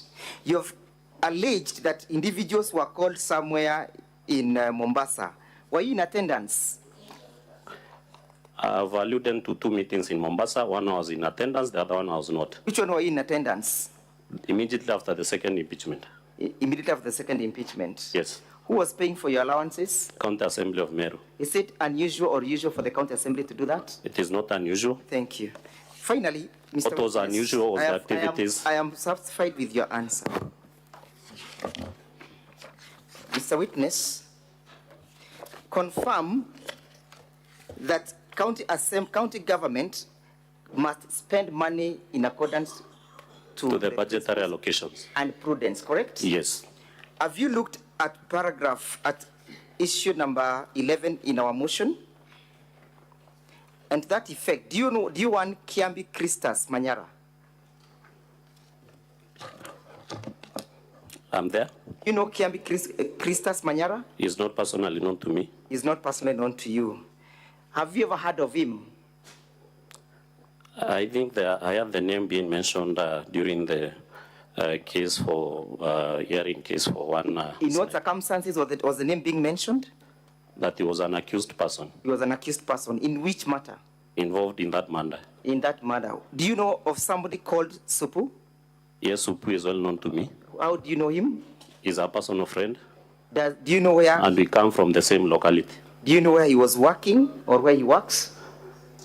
According to my knowledge, I'm not aware of where he works because he has always told me that he's not employed. You are aware that he works in the office of the governor, yes? I'm not aware. I therefore put it to you that he does work in the office of the governor. I can't accept that one. Equally, have you seen that from that allegation that this one Crispus Kiambi Manyara, sorry, while he was in custody, he was being paid his full salary? I'm not aware if he's in custody. Read the allegations. Read them out. Paying Kiambi Crispus Manyara, a public communication officer in the office of the governor, his full salary and benefits while in remand and despite being accused of murder, contrary to Section 4.2 of the Public Service Commission Discipline Manual for the Public Service. You are aware that he was arrested pursuant to that murder, correct? Yes. And that he was remanded, correct? I'm not aware of that. I therefore put it to you that he was remanded, and that while in remand, he was accruing all his full salary. That is your evidence, Counsel. That's our evidence. Have you controverted it in your affidavit? I've not controverted it You in have any not way. controverted it? Yes. You therefore cannot doubt what I am telling you this afternoon, correct? I can doubt because there's Cannot no... doubt what I am telling you unless you have a contra evidence. Is your word against mine, Counsel? Where is your word? It's not in the affidavit, but I'm stating it now. It's nowhere in your affidavit. Yes. I told you, or I put to you, or I asked you whether you know one Supu. Yes, I said I know one Supu. Have a look at this document, Honorable Senators. We are looking at volume 2 of our evidence.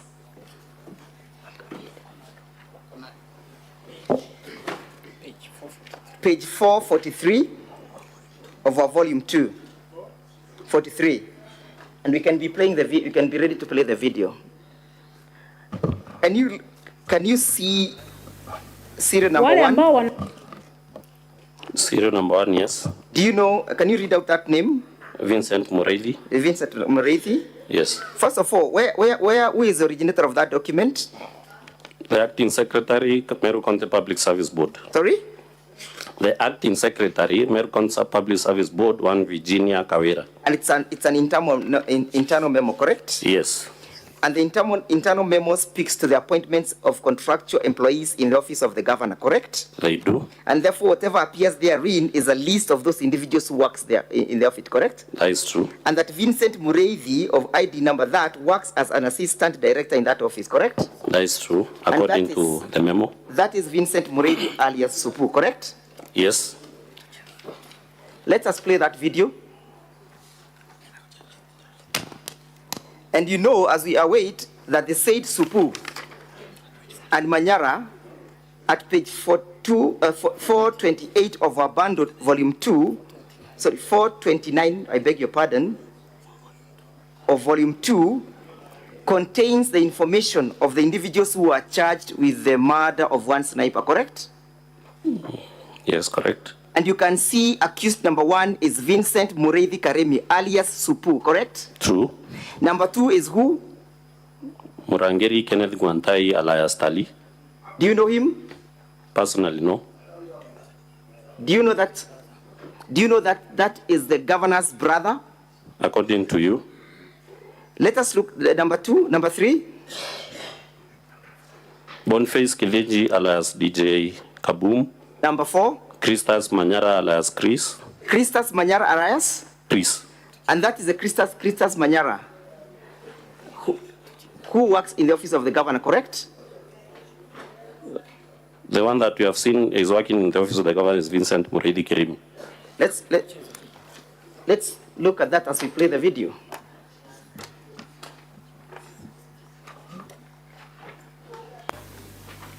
Wale ambao wanazunguka na mwili wakisema haki ipatikane, si haki ipatikane, wako katika siasa na biashara. Ile ni biashara yao.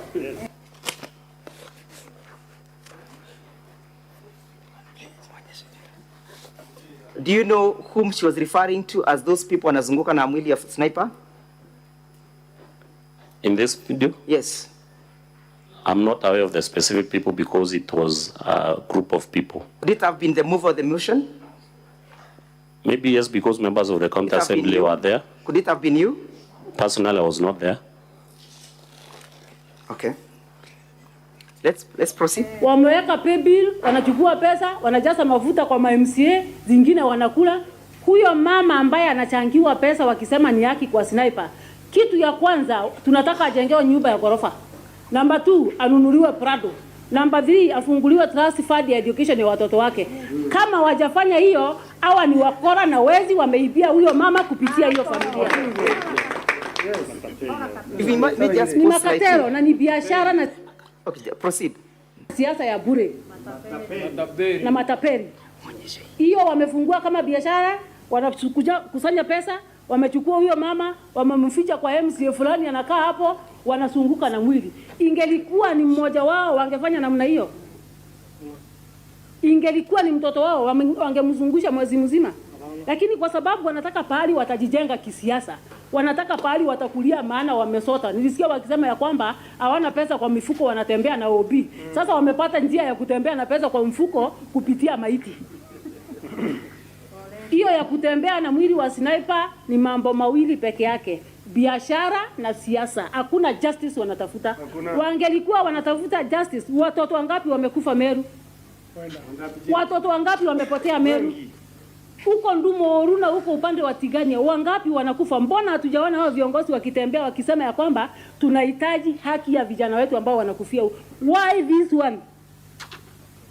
Why huyu peke yake? Kuna MC ambaye aliuawa na ikasemekana sijui nani amemuua. Mbona tukiona hii ni siasa na biashara, na wamelaaniwa wanaozunguka na huo mwili, wamelaaniwa.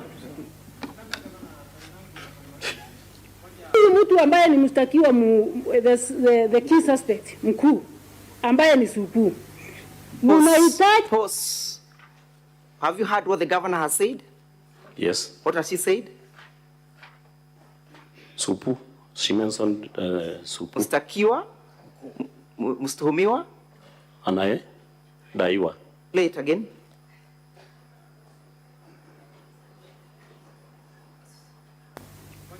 Mtu ambaye ni mshtakiwa the key suspect mkuu. The chief suspect. Who is the chief suspect? Supu. Has that Supu been charged before the court of law? Yes. Proceed. Paya ni Supu. Mnahitaji kuangalia mtu mmoja tu wa governor mwenye alipigia simu ama wengine wengi ambaye pia aliwapigia. Have you heard her owning up that mnafaa mtafute mtu mmoja wa governor? Have you heard that statement? Listen carefully. Play it again.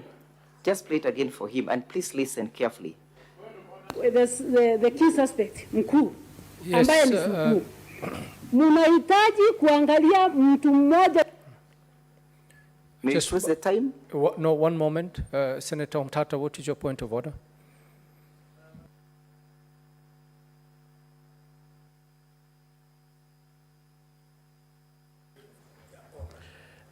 Mr. Speaker, sir, my point of order is that this matter is live before a court of law under criminal proceedings, and I think we should exercise a lot of precaution and deference to the court process, because I think that we are beginning to tread into the area of testing the evidence and the witnesses in that matter, which is not before this court, and that is, I think, sub judice for the rule of law. Mr. Speaker, sir, we can then abandon it and go to the next clip, 214. The same clip at 214, minute 214. The same clip, minute 214.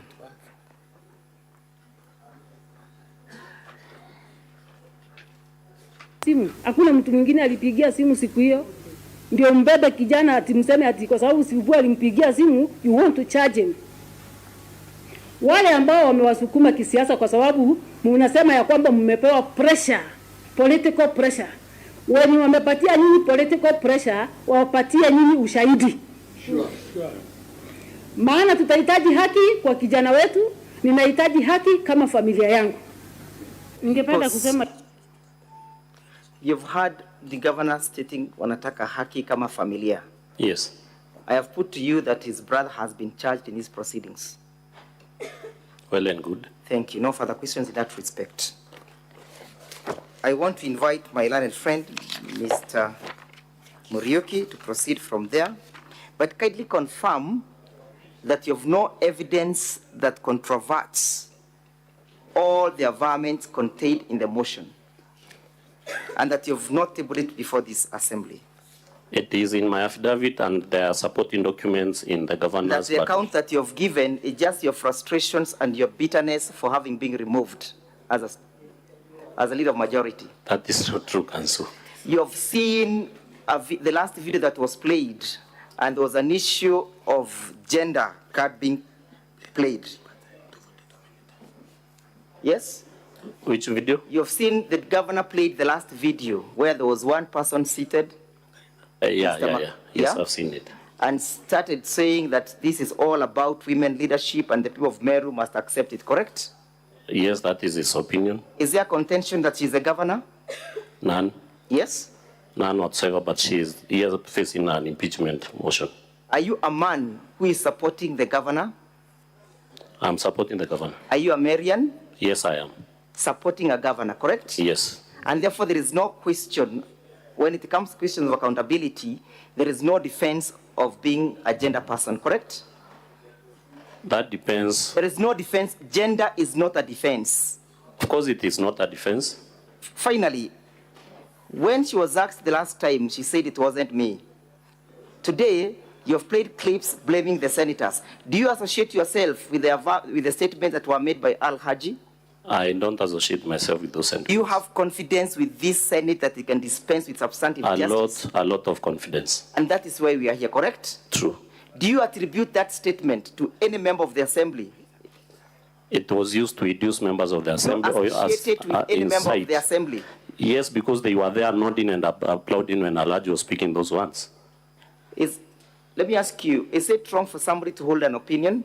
It's not wrong. Thank you, Mr. Muriuki. But before I go to Mr. Muriuki, you remember he claimed to be Secretary General of the Bas Party. Alhaji, yes, he claimed. And he said he's a Secretary General and he never defined where he's a Secretary General. He gave a statement that I am the Secretary General. Yes. Thank you. Thank you. Council, you have 3 minutes. Thank you, Honorable Speaker. Mr. Mawira. Yes, Council. Today you have taken an oath when you stood here. True. Just like you did the last time you were here on 7th of November. True. And in that oath, you said that you're going to tell this House the truth, the whole truth, and nothing but the truth. True.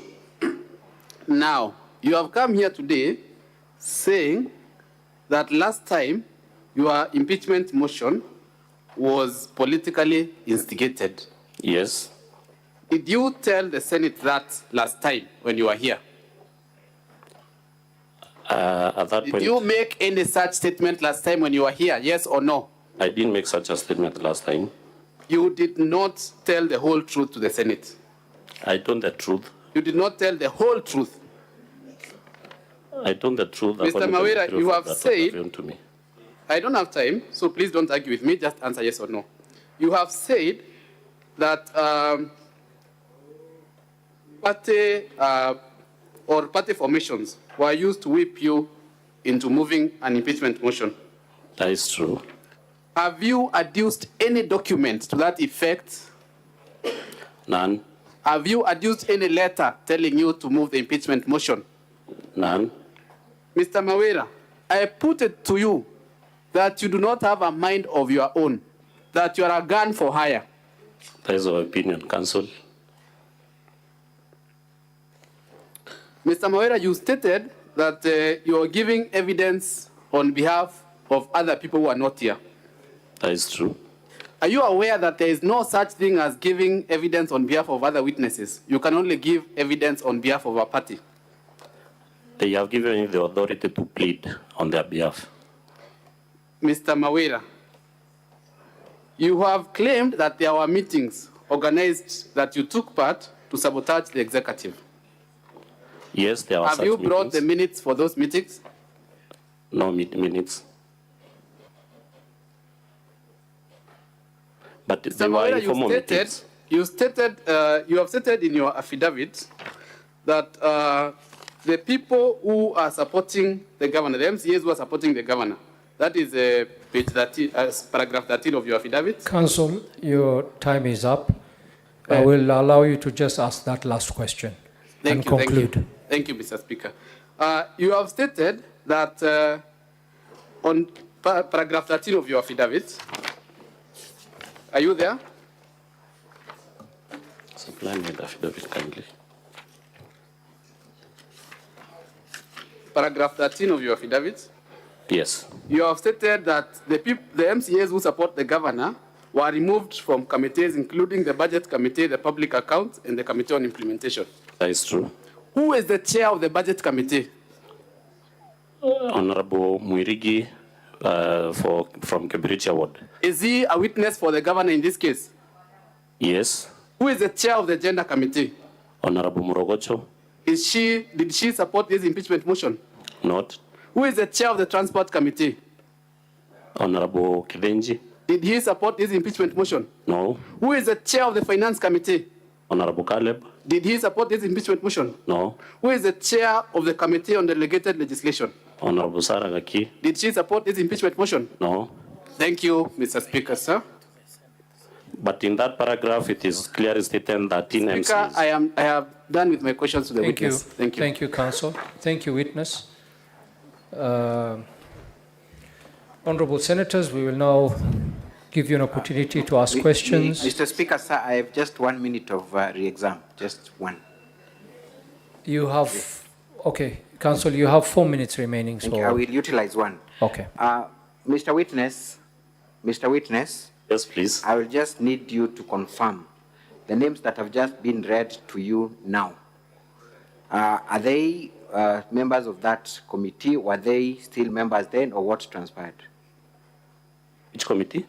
There are names that Council has just read to you, confirming that they are still holding their positions in the committees, yet they did not support them. These are members who have in 1 minute, kindly.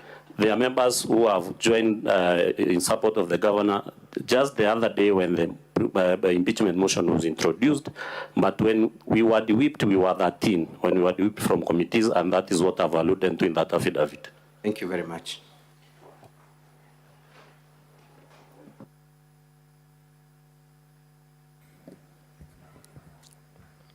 Legal counsel for the governor, have you concluded your questioning? Yes, Mr. Speaker, sir, I am done with the witness. And your time of 3 minutes? I have the governor as the last witness, Mr. Speaker, sir. So are you calling the governor? Yes, I am, but with your kind permission, Mr. Speaker, sir, I would be seeking your indulgence to engage the governor in under 20 minutes, with your kind permission.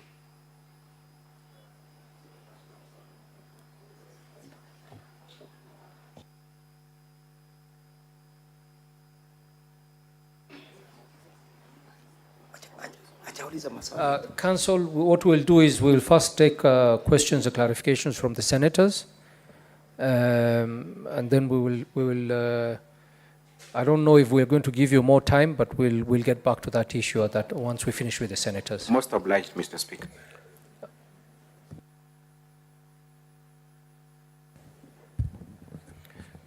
Honorable senators, we'll now be taking your questions, and we'll like to keep it within 30 minutes. So we'll be giving each senator 1 minute to ask a question, because there are several requests, and we need to get to as many people as possible. So 1 question, 1 minute, and be very brief. Senator Murango James Kamau.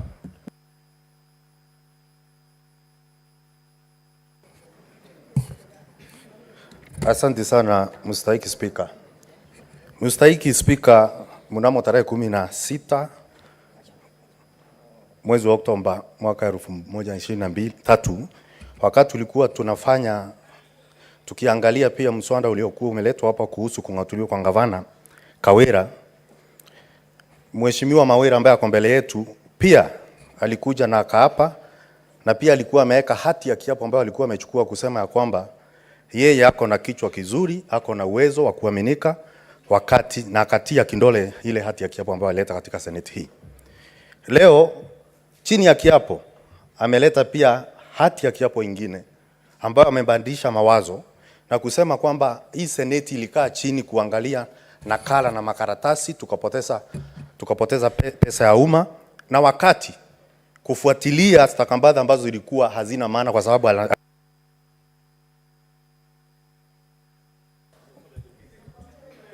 Senator, ulikuwa uulize swali yako katika dakika moja.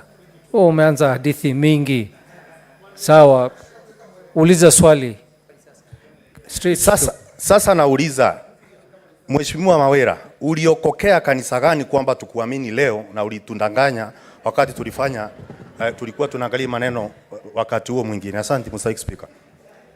Senator Wambua, alafu utajibu hiyo swali mbili.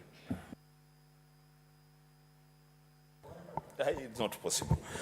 So, Mr. Witness, is it your evidence on record and under oath that last year you moved a motion for the impeachment of the governor of Meru under duress, and that what you said, the grounds that you adduced, you don't believe in those grounds?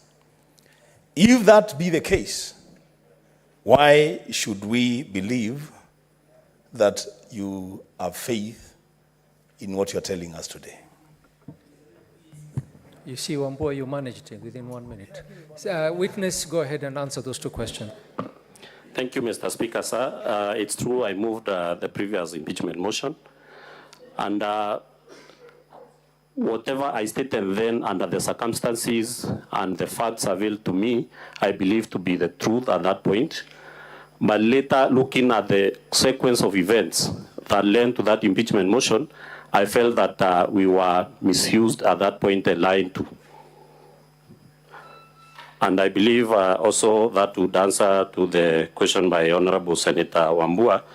If I believed in the grounds then, yes, I didn't believe in them. I believe in what I've seen right now, what I've stated.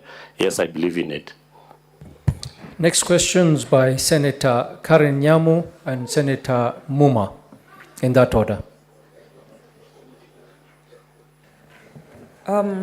Mr. Witness, you say that you were part of a scheme to impeach Mama, politically instigated, the governor, politically instigated, and you even were part of the team that went to Mombasa for a retreat.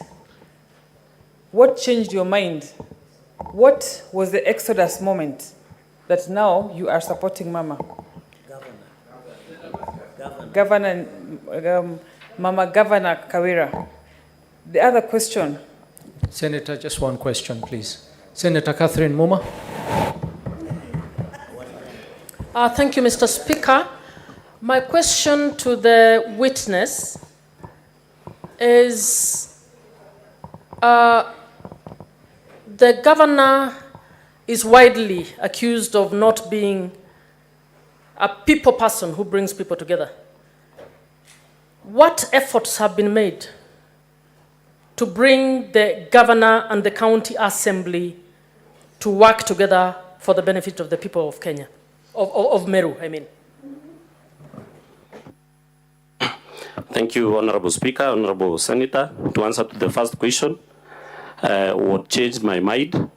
Immediately after the second impeachment motion failed in this Senate, Honorable Speaker, and immediately we left Mombasa and also the Nanyuki meeting. Personally, I suffered because I fell ill. I was admitted at Karen Hospital here. My blood pressure levels had gone up, and that is a fact that I disclosed to the Speaker of the County Assembly who came visiting me. And thereafter, I felt that I need to take some time to chart a way forward on what was happening in Meru. So I did a lot of soul searching. I consulted my wife and family. I consulted my close confidants and electorates. Even my electorates and started saying that they didn't send me to fight the governor. And it is at that point now when the governor reached out herself to me, I felt that now I need to listen to her and see if she is genuine. And I could see her genuineness then. And that is the point when I decided to support the governor. About the governor not bringing the people together, I stated that immediately the governor left this Senate last impeachment motion, she went around the county making a call for peace and reconciliation amongst all leaders. And she also asked for forgiveness if at all she had wronged any leader in Meru. But on the side, and she went further even to reach out to me, and I know she has also tried to reach out to other leaders because there were reconciliation efforts brought by the president and the deputy president, where the governor sat down with all leaders from Meru County, including the deputy governor, which didn't culminate to any peace in that county. But from the side of the assembly, they have been going out, doing all that is possible to frustrate any reconciliation process. The next questions will be from Senator Samson Cherargei, followed by Senator Beatrice Ogola. Thank you, Mr. Speaker. Mr. Witness, Mheshimiwa, according to November 7 Senate answered, Dr. Mutomi Tiankulu asked you, since you are the mover of the motion, is this message consistent with the narrative of a peaceful governor who is a victim of some evil scheme to oust her out of office? And Honorable Evans Mawira Kaharia, you responded by saying it is inconsistent. Is this still your position, or has it changed? And what will make you or make us believe that it might be out of inducement? That is why you are supporting the governor now. Thank you.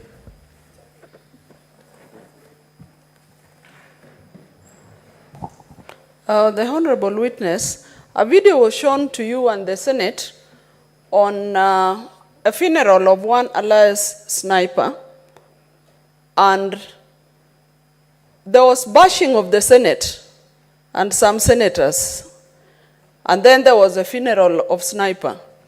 So between the two, the death and the loss of sniper and the bashing, which is most important to you and to the people of Meru? Sorry, come again.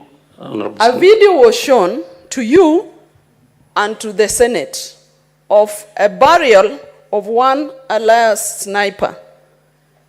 On that video, there was the bashing of the Senate and some other senators.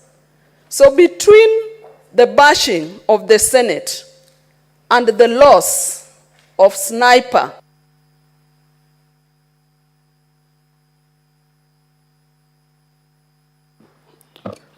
thank you, Honorable Speaker. The message that we passed during the second impeachment motion, that at that point the governor was not a peace-seeking person, was valid at that point, and during, depending on the activities that had happened previously. If it is still valid as at this point, it is invalid because we have seen efforts from the governor herself trying to bring peace and call for reconciliation in the county. And Honorable Speaker, if there is one sign that can tell you the governor is peaceful, I'm the one who was here crucifying the governor. I moved the motion to impeach the governor. And if it went through, the governor could have been sent home packing, condemning her from serving in any public office in this country for the whole of her life.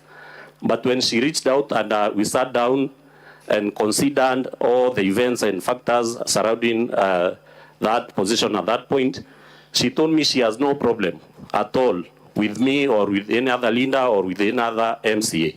And if from that point up to now, we have been working together, I've been supporting her, and we have been trying to bring peace in that county, then I don't believe there would be any other sign to show that the governor has reformed and she is a peaceful person.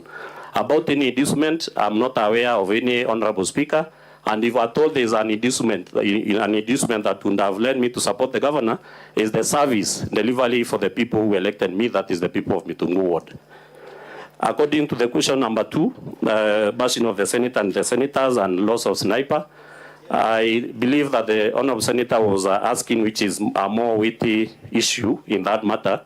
And I would say loss of life, unfortunate loss of life, is a more weighty issue than the bashing of the Senate. Next questions by Senator Hilary Wakili, followed by Senator Jones Mwashushe Mwaruma. Thank you, Mr. Speaker. Mr. Mawira, as a member of a political party, you've told this House that you're a member of UDA. Had you any meeting prior to the alleged meeting that you said you were caucused to bring out an impeachment motion against the governor, which you were a mover? And secondly, you told this House earlier on in that motion that you moved that the governor had gone rogue. At what point did you have your Damascus moment and that the governor could have changed? Thank you, Mr. Speaker.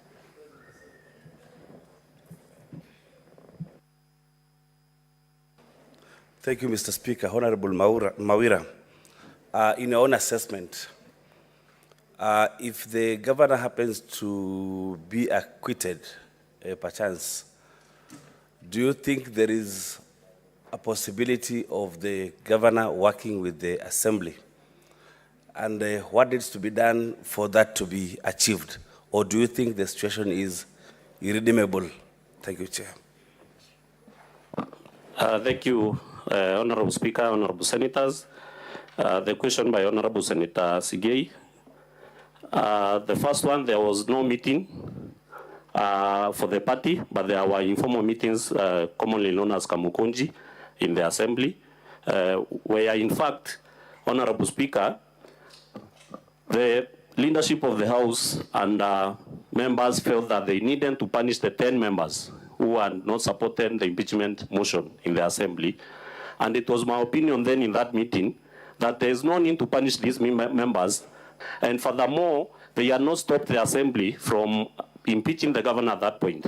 Therefore, at that point, I told the informal meeting that I did not see any need for us to punish the 10 members. And I'm made aware that in the last or the previous impeachment motion, I said the governor had gone rogue. And I've said, considering the facts and events that had previously happened, there was some element of truth. And what changed, or when did I change, is when the governor now started preaching reconciliation and peace, and in our own act, even went ahead to stop the Okolea program that most of the MCAs were disgruntled with. Therefore, at that point, I saw that the governor was genuine and had agreed to change. Question number 2, if the governor is acquitted, is she likely to work with other leaders? That is very true, because, Honorable Speaker, if you can follow the sequence of events from the first impeachment motion, during the first impeachment motion, the governor was being supported by only one MCA at that point. During the second impeachment motion, the governor had the support of only 10 members during the second impeachment motion. During this third impeachment motion, the governor has a support of 20 members, and it is only that 3 more were intimidated and coerced that they abandoned the cause of calling for dialogue. We could have been 23 members. Honorable Speaker, if at all the Assembly can be set free, the victimization, the intimidation, the threats that have been put upon us, members who are supporting the governor, I want to tell you, if that is done today, you see more than 40 members of the County Assembly working with the governor of Meru. We even wrote a letter to this Honorable Senator, Honorable Speaker. I don't know if it came out clearly. We wrote a letter, the 13 of us, to the devolution committee of this Honorable Senate, calling them to come to Meru and at least help us set the Assembly free, help us set the MCAs free, because it is out of fear that now when you support the governor, you'll be victimized, you lose your committee positions, you lose your allowances, you lose everything, all privileges, even to a point of being denied an opportunity to contribute in the Assembly, even to a point of being thrown out of the Assembly because of your contribution. If we address that, the problem of Meru will have come to an end, and I want to promise you that, this Honorable Senate. Thank you. Honorable Senators, the questions have been very similar. So I hope the next members who want to ask a question will ask different questions going forward. Senator Kisang, followed by Senator Beth Siengo.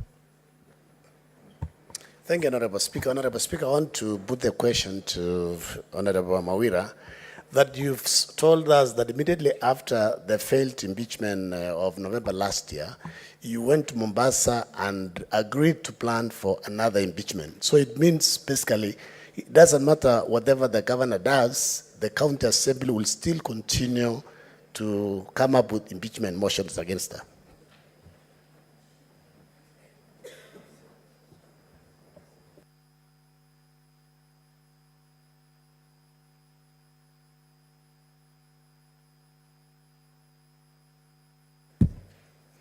Thank you, Mr. Speaker.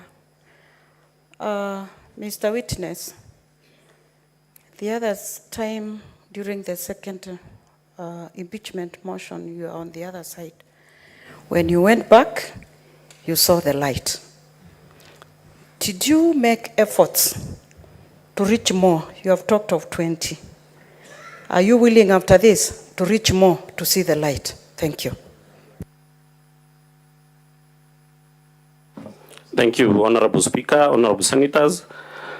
It's true, I stated that this impeachment motion that has been brought to this House started being planned immediately after the second one failed.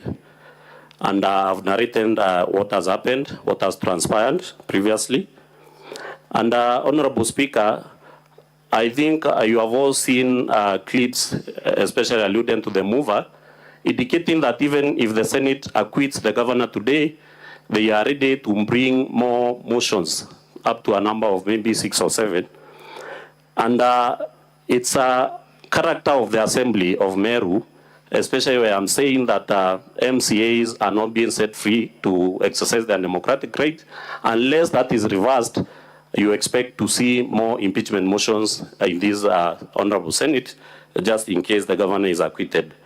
But if that is addressed, Honorable Speaker, I want to assure you that this will be the last impeachment motion to come to this House, because the governor herself has proved that she is ready to work with other members. About my efforts to reach others, yes, I've severally done so. And when you approach anyone in that county assembly of Meru, and they tell you, we don't have any problem working with the governor. But now, when we come to support the governor, we lose the privileges of the assembly. So that single fact owns many members in abeyance of supporting the governor. And I believe if the governor is acquitted, and this Honorable Senate helps us address these issues in Meru, you see that the governor will be ready and willing to work with each and every member of the county assembly.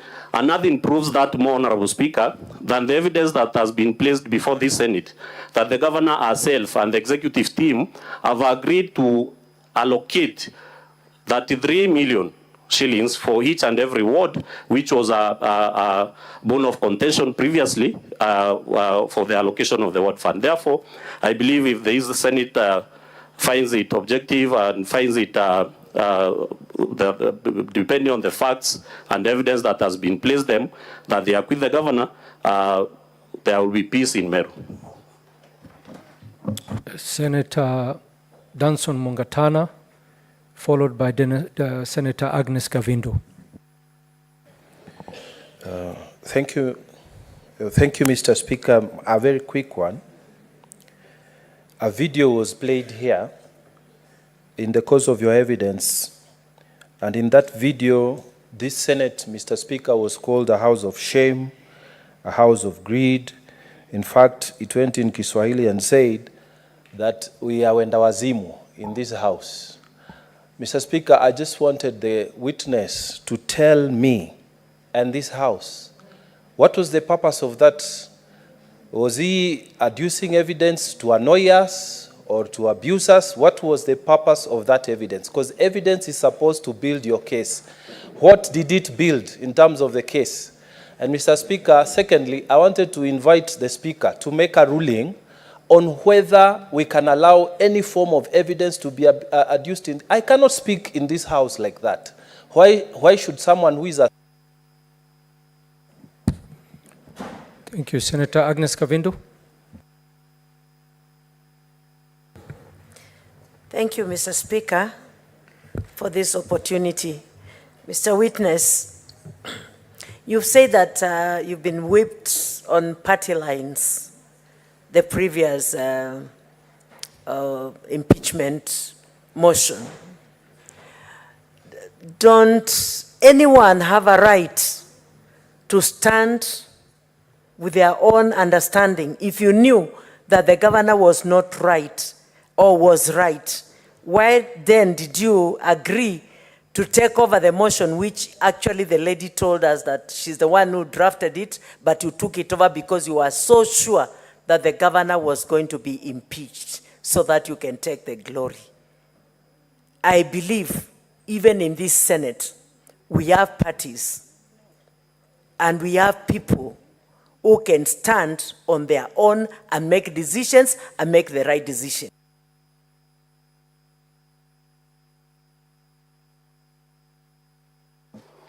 Thank you, Honorable Speaker. Honorable Speaker, I say first of all, I do regret the ones that were uttered in that video because it is not in my position that these are house of shame. I know the Senate is very credible and objective in undertaking its work. But Honorable Speaker, that evidence was brought before you to illustrate how members of the County Assembly have been incited and induced by party leaders. Specifically, the video played, we have seen it was of the Secretary General of Bas Party at Meru County. And that maybe was the feeling of the MCAs at that point who are supporting the impeachment motion. Therefore, we are to play to show to you the level of the level that political players in the county of Meru can go, the law that they can go, so that they can make sure that the process of impeaching the governor doesn't stop even once the Senate acquits her. My question number 2, whipping on party line, and if anyone doesn't have a stand, I believe honorable senators in this house were elected on parties, and we have seen that parties can bite. The consequences of defying party orders are there, we can't deny that, and we have already seen it being effected on us by being removed from committees, denying to attending trainings, capacity building, denying even opportunities to contribute in the house.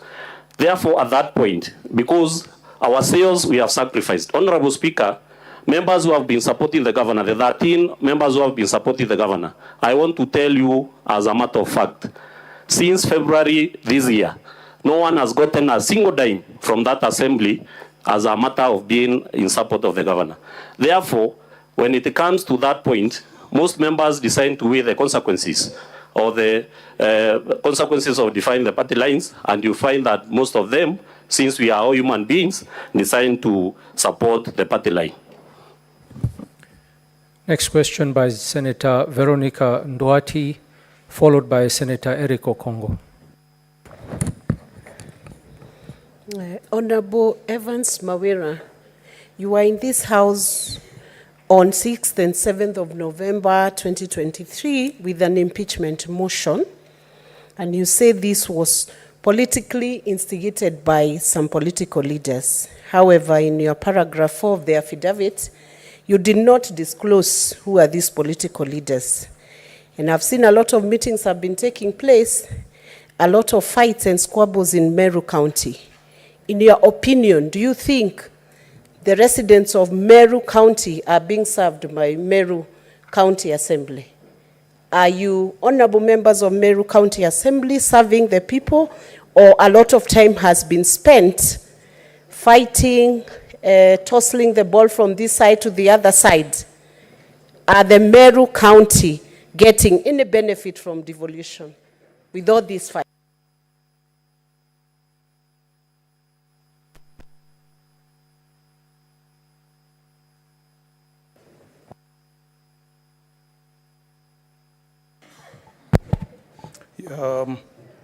Yes, Bwana Witness, I just wanted to get your experience as a member of County Assembly. You seem to have conducted this public participation. The entire process was done in one day. And I've seen the photos and the people who were in attendance, there seemed to have been a very low turnout. Have you done any previous public participation exercise? How was the attendance?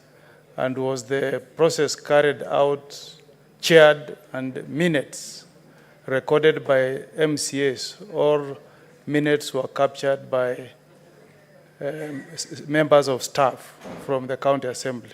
Just wanted to understand, because we have had issues with public participation before.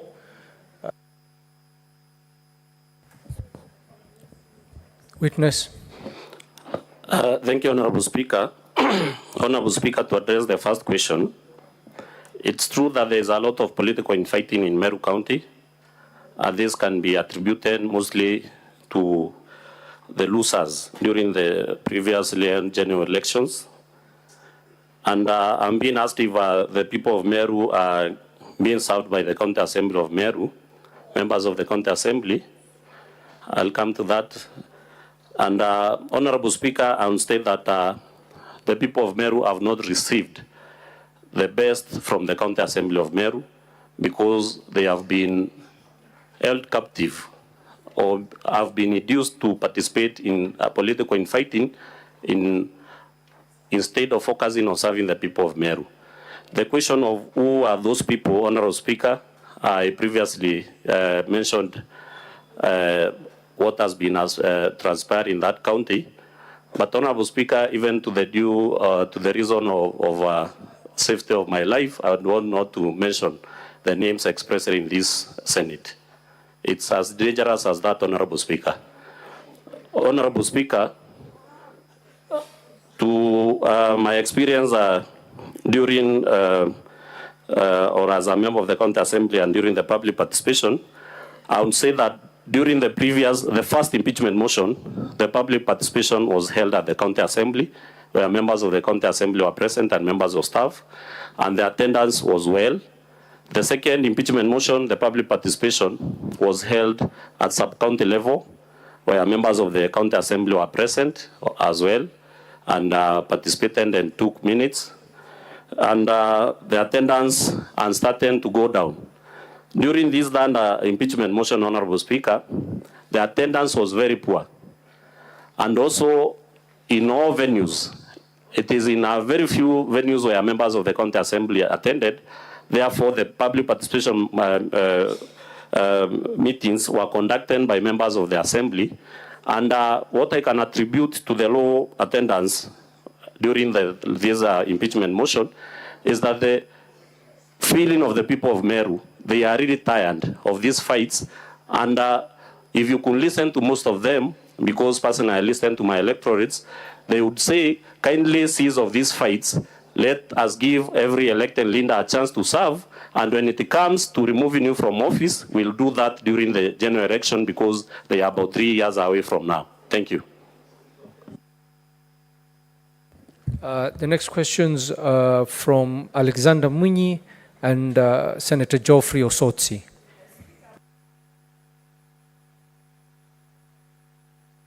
Asante Bwana Spika, swali langu kwa mheshimiwa, wakati wa kutimuliwa kwa Governor Kawira mara ya kwanza na mara ya pili ulikuwa hapa ukiunga mkono aweze kutimuliwa, na unasema kutoka kati hiyo ulienda upande mwingine ndio aweze kuleta watu pamoja, na wakati umeenda kwa hiyo kikundi ama kuleta watu pamoja, ndio mheshimiwa mmoja alisema ng'ombe 20 ya pesa nyingi ilikufa.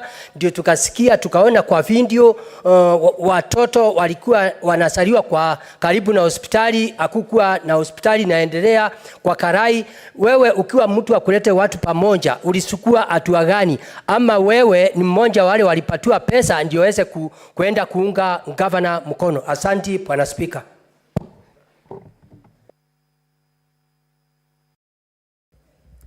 Mr.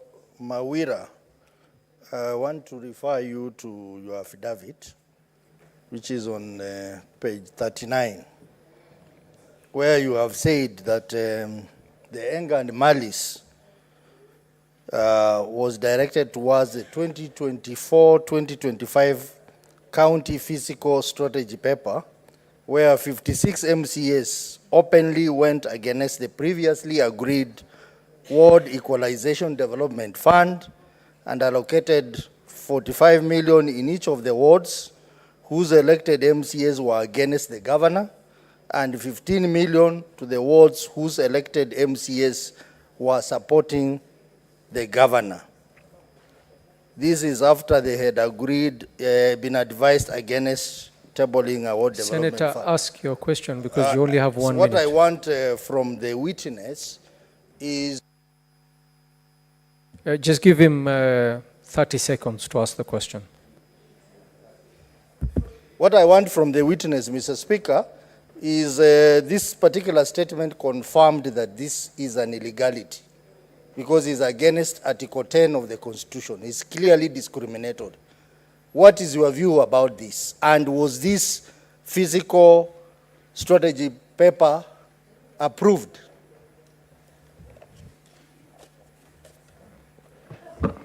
Thank you, Honorable Speaker.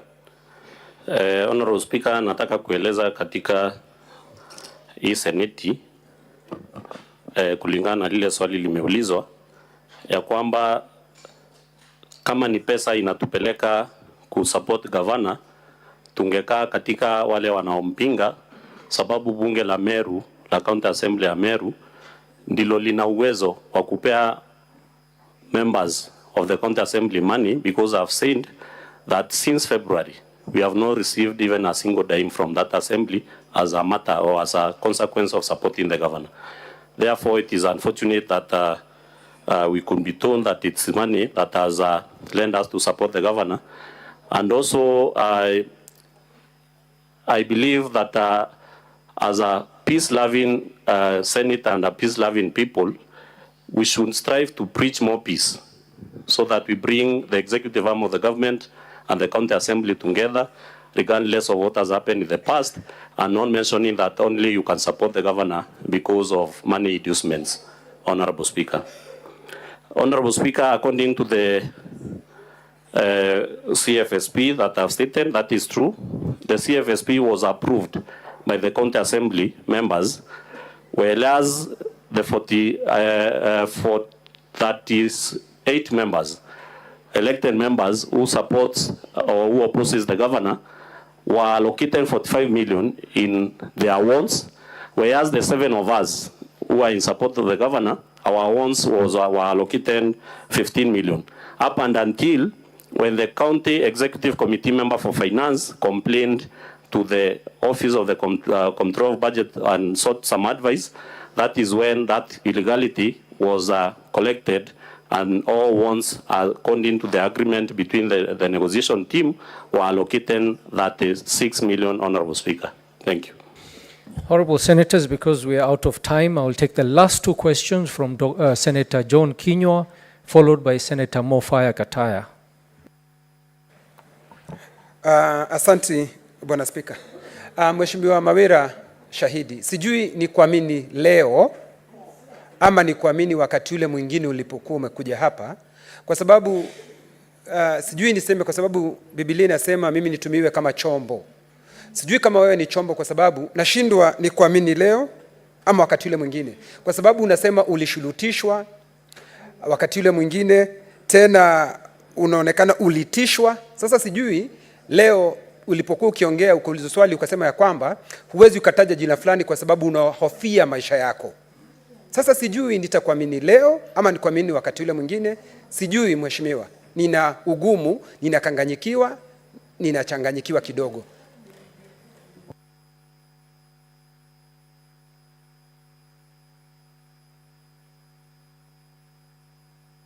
Honorable Speaker, Honorable Mawira, I have just captured your confession that once you left this house, once you had brought the motion of impeachment against the governor extended some gestures of reconciliation to the MCAs. So in your own view, why do you think other MCAs didn't listen to the reconciliation mood and gesture extended by the governor as you did? You know, I've been an MCA for a decade, and I know the workings and relationship between the governor and the MCAs. Why do you think other MCAs didn't listen to those reconciliation moves from the governor?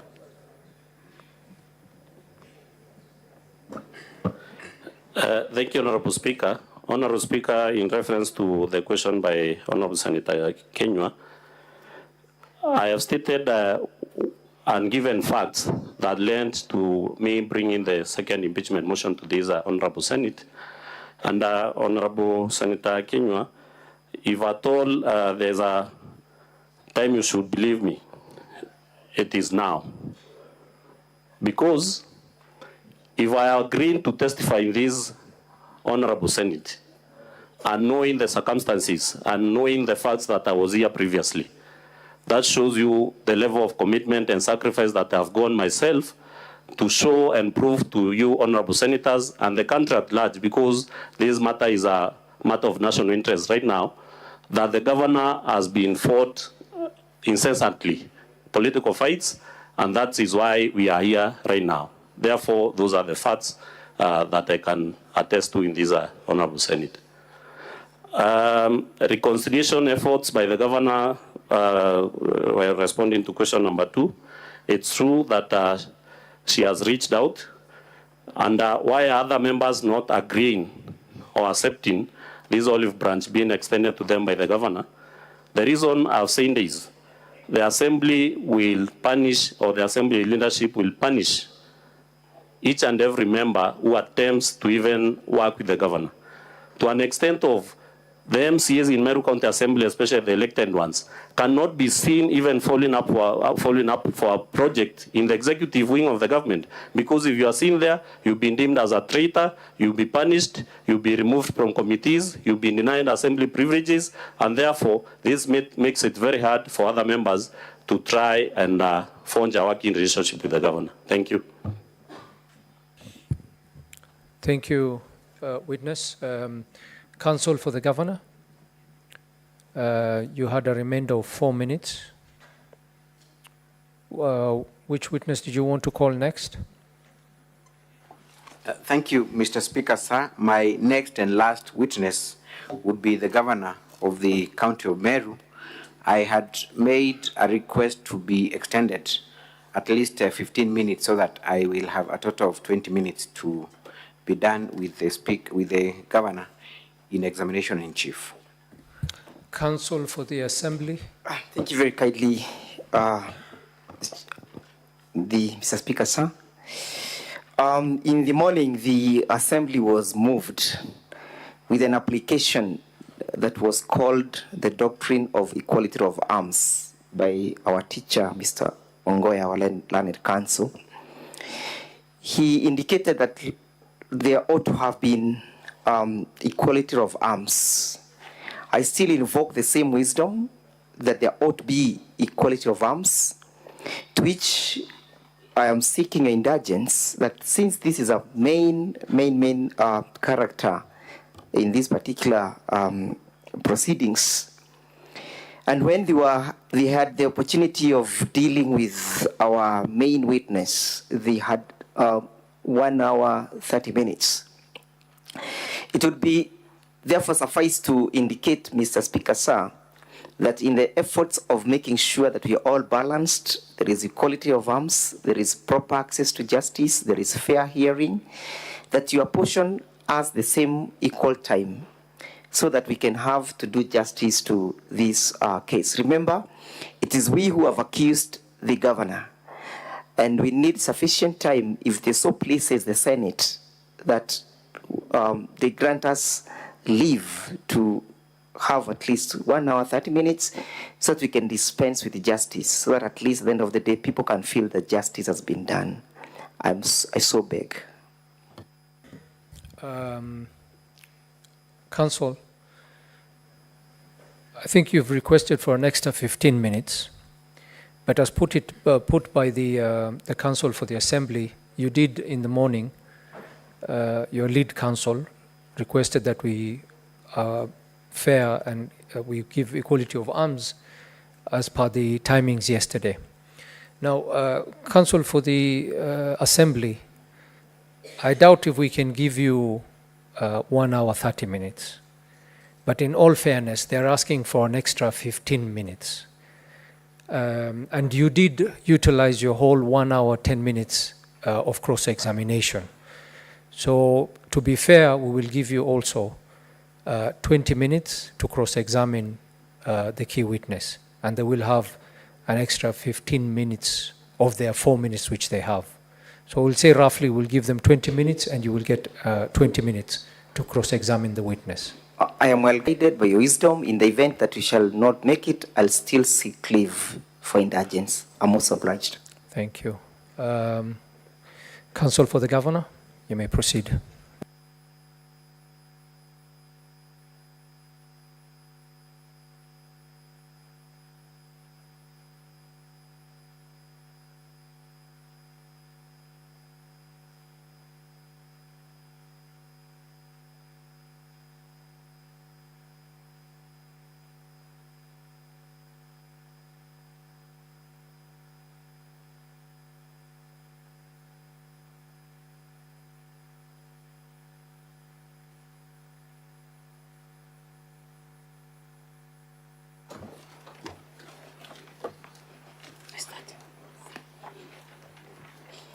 I, Bishop Kawira Mwangaza, do solemnly swear that the evidence that I shall give before the Senate in respect of the matters before the Senate shall be the truth, the whole truth, and nothing but the truth. So help me God.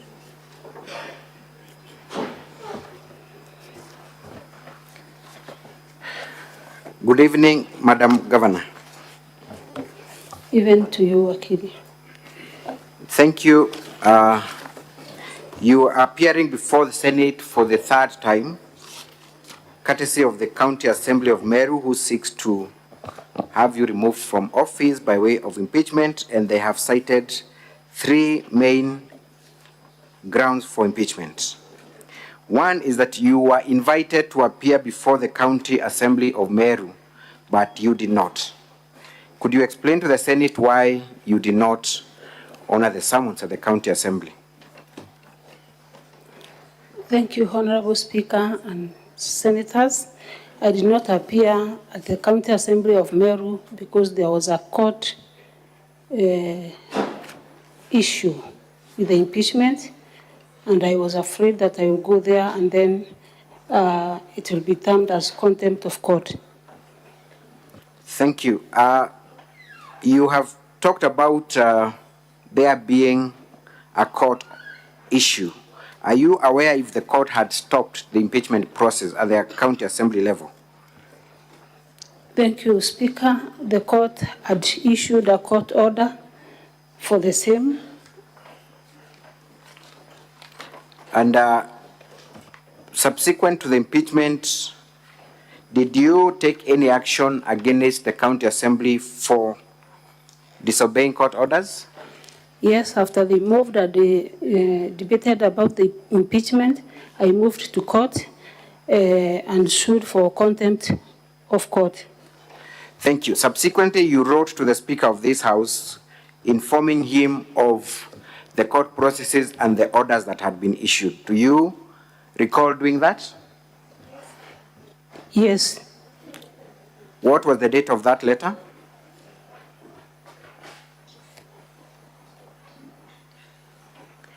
9th August 2024. Thank you very much. Nevertheless, you're here today to answer to the charges. You have filed a response, the one that is dated 17th day of August 2024. Do you wish to stand by the response as adduced before the Senate? Yes. And all the affidavits attached therein? Yes. Thank you. I want to go specifically to the 3 charges, and I want you to guide me on any evidence that you have adduced, and if the same has been adduced by other witnesses, then you're free to state that indeed that issue has been addressed to your satisfaction. The first ground for impeachment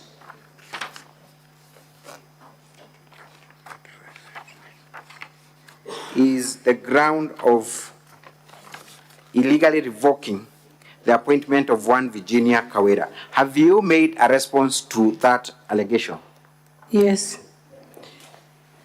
You brought witnesses here to testify on that fact, and there was a serious controversy as to a legal opinion that you allegedly received that informed your revocation. I want you to specifically address that issue because all the other issues had been addressed. And I'll be very specific. Did you or did you not receive any advisory from your legal advisor, one Linda Keome? Thank you, Speaker. I received advisory from the legal advisor. To be very specific, when we were here the last time, I was advised by this honorable house that I should go and do away with any, if there was any illegal appointment. And from that, I called my legal advisor and also the C. Waziri for Legal Affairs and Public Administration. And then I sought their advice about one Virginia Kawira. Who was your legal advisor that you sought advice from? Linda Keome. Linda Keome appeared here yesterday and said that you have lifted her signatures from other documents and or you have forged her signature or used it without her consent and termed that advisory as a mediocre.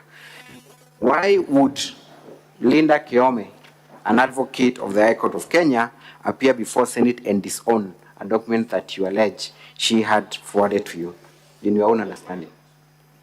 Maybe due to some political pressure or because there's a case in court that she has sued me because of terminating her as my legal advisor. Those are among the issues maybe that have rendered her to say that the letter did not originate from her. Madam Governor, are you familiar with technology to the extent of being able to lift a signature from another document? Are you that conversant with? I don't know how, no, I don't know any technology about lifting. Thank you. So your testimony in simple is that there is a personal vendetta between yourself and the advocate who disowned that document? Yes. Has the said legal advisor reached out to you personally or through other formal communications available to the county complaining about her use of that signature? Has she written any letter to you? Has anyone from your office been called? Has she called you personally to make that complaint? She has not called me. She has not written anything to me. I just saw her here yesterday. For the first time? Yes.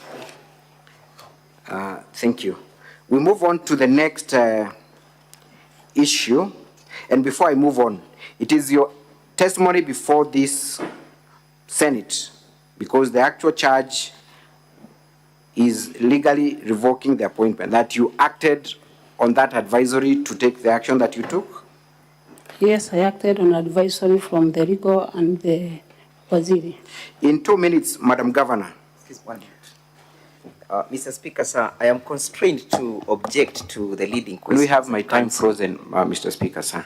I am seriously constrained to counsel leading the witness and putting leading questions, and is a seasoned advocate. Perhaps he needs to comply to the rules of examination in chief to avoid unnecessary intervention.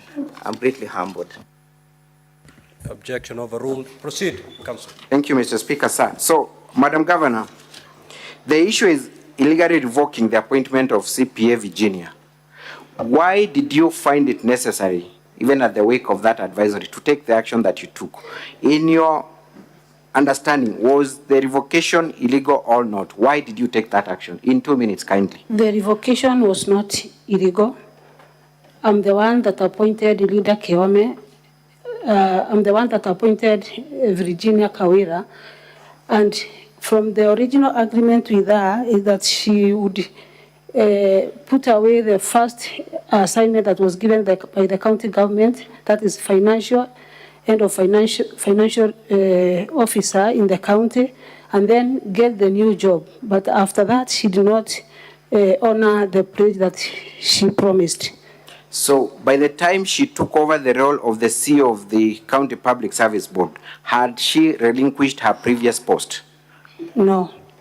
How would that have affected service delivery in your government had you allowed that to proceed? It could have affected the government because having or holding that position for 6 years, as the government, we cannot recruit any other person. That's why I asked her respectfully to handle one line and leave the public county service officer as a financial officer. Thank you. Failing to appoint chairpersons of various boards, is it, or rather, what is your stand in respect to that accusation? Have you made any attempts to appoint the chairperson whose positions are vacant? We took several names for appointment for all the sagas that are in dispute, but to my astonishment that the assembly have never given a reply or given us a go ahead to have them as the board members. Your CEC, Legal Affairs and Public Service was here today and testified to that effect. Do you stand by the evidence that he produced? I stand by the evidence that he produced. The other issue is refusing to implement the recommendations of the solutions of the County Assembly. Have you ever received, in your capacity as a governor, any resolution addressed to you by the County Assembly of Meru requiring you to take action against one Harrison Gatobu Nchamba and Dr. Kiambi Aderu Thambura by way of removing them from office? Have you ever received any letter? I've never received any letter. I've never received any resolution for the same. Has the County Assembly produced a single communication that is specifically addressed to you as the governor requiring you to take action for a recommendation they made? The Assembly have not produced any single letter or any resolution to me, addressed to me. The report is seen to have been received by Harrison Gatobu Nchamba and the County Secretary. What is your comment on that? I'm not aware whether he received any resolution or any letter on my behalf. Would it be prudent for the County Assembly of Meru to forward a recommendation for the removal of these two officers through the same officers that you were meant to take action over, or they were meant to just address you directly on this issue? That could be the best way. They could have done just to write to me directly rather than to the Chief of Staff or the County Secretary. Thank you. You have also been accused of illegally dismissing 3 individuals from the County Revenue Board, from the Liquor Board, and the Meru Microfinance Corporation. Did you have a chance to interact with the same accusation during the last impeachment? Yes, it was among the impeachment. Have you taken any other action since the time we left Senate in respect to the 3 names that would have formed the basis for the new impeachment? Have you taken any other action? Sorry? Have you taken any other step towards these 3 individuals? Have you dismissed them afresh? Have you recalled them? Have you done anything to their detriment since we left Senate last year? Yes, we wrote to the County Assembly of Nairobi, where one of them was an employee. In fact, he was being employed at the county government of Meru and at the same time an employee of Nairobi County. Thank you so much. I want to move on to the next issue very quickly. You have been accused of gross misconduct by deliberately and knowingly misleading the public that Kenya shillings 86 million had been raised through the pay bill that has been provided for the burial arrangements of a blogger in Meru. Madam Governor, we have watched you in a clip making certain utterances.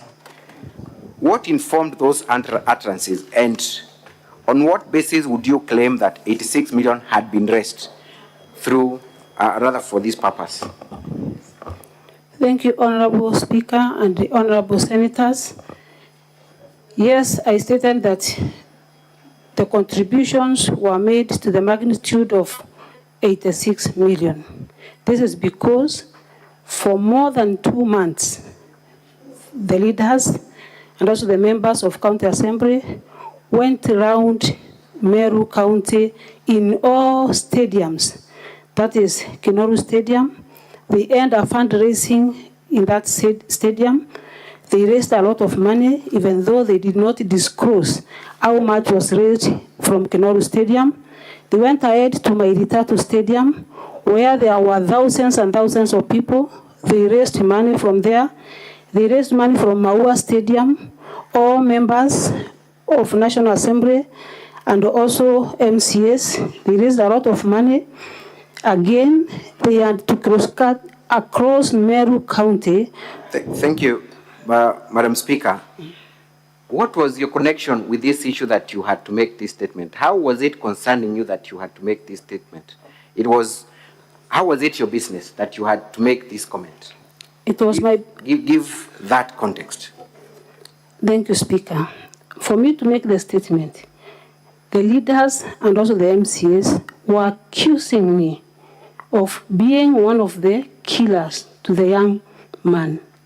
And from there, they went ahead and we've started verifying this house in connection to me that when I came here, maybe I bribed or so, and from that is the time I addressed the media to clear my name and also to shed light about the money that was raised, and at the same time to assist the young family get justice not only for the young man but also for the fund that were raised during those times.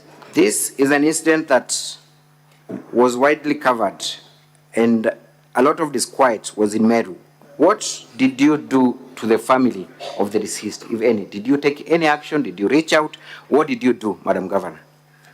I tried to reach out to the family, but unfortunately the person that I sent there, one of my supporters, his home was touched because he was associated with me.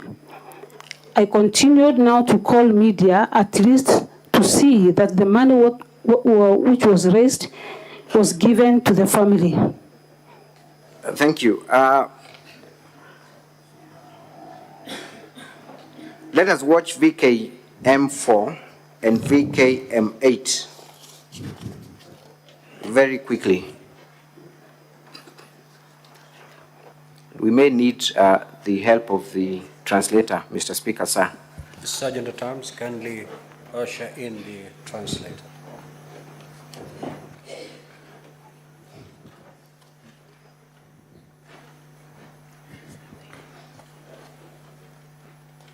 If we could have the time frozen as well, Mr. Speaker, sir, as we wait for the help of the translator.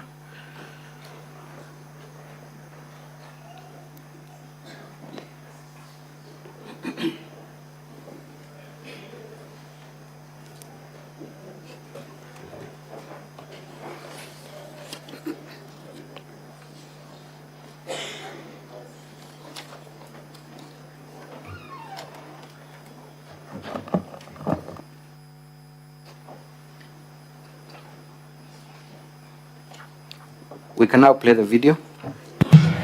Onyo, mwere yu, ukiadroya kiresidence gavana. Tunapeana onyo, hiyo mwili tutaizika kwa mboma ya ungavana. Tudeko dika, tureendeshia kofini ya unduko shonde. Isikiki vizuri. Can we repeat that part kindly? Onyo, mwili yu, ukiadroya kiresidence gavana. Onyo, mwili huo tutaizika kwa mboma ya gavana. Tudeko dika, tureendeshia kofini ya unduko shonde. Kila siku tutakuwa tunatafuta mwenye aliua sniper. I object to that line of translation. It is grossly misleading, Mr. Speaker, sir. I fully understand the Khmer language. It has nothing to do with How many translators do we have out there? We have, wait. Is it the only translator we have? He's the only translator we have? There are two? We have two. Bring in the other one.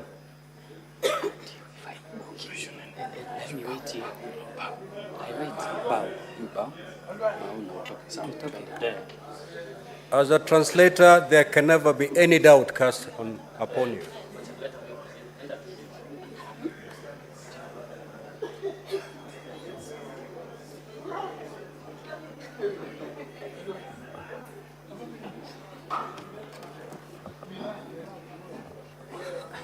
Proceed. Onyo, mweleyo, residence governor. A warning, if that body is found at the home of the governor, I think we have a serious problem, Mr. Speaker. Sir. Oh, kindly, can we, let's pray, kindly. Translator, do this.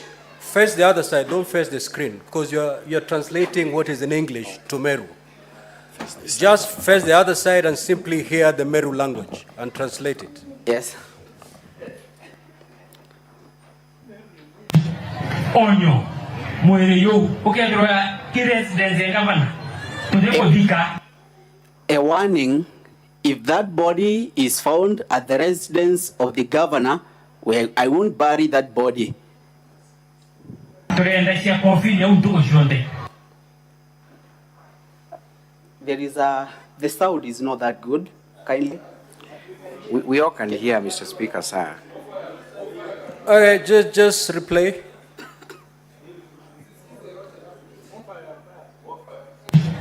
Onyo, mweleyo, residence governor. A warning, if that body is found at the residence of the governor, I won't bury that body.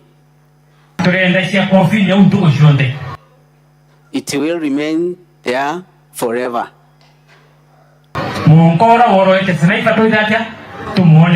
Until when we come to get the one who killed Sniper. And if it is not possible, we'll take it to Senate. Because those are the people who brought back that person who killed Sniper. And we will fight and we don't fear. Play on. Mr. Speaker, sir, we can pause a bit. We had provided a transcript of those utterances. They are contained at volume 4, at page 6, because I am dissatisfied with that translation. Perhaps senators can retreat and look at it and compare with a more qualified translator. We can have the next clip. You are Sniper. The body of Sniper.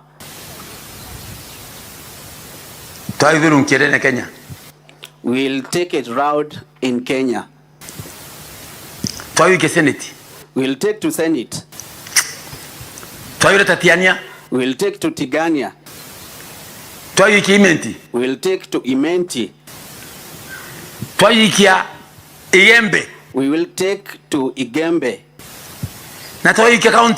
And we will take to the county. Thank you very much. Madam Governor,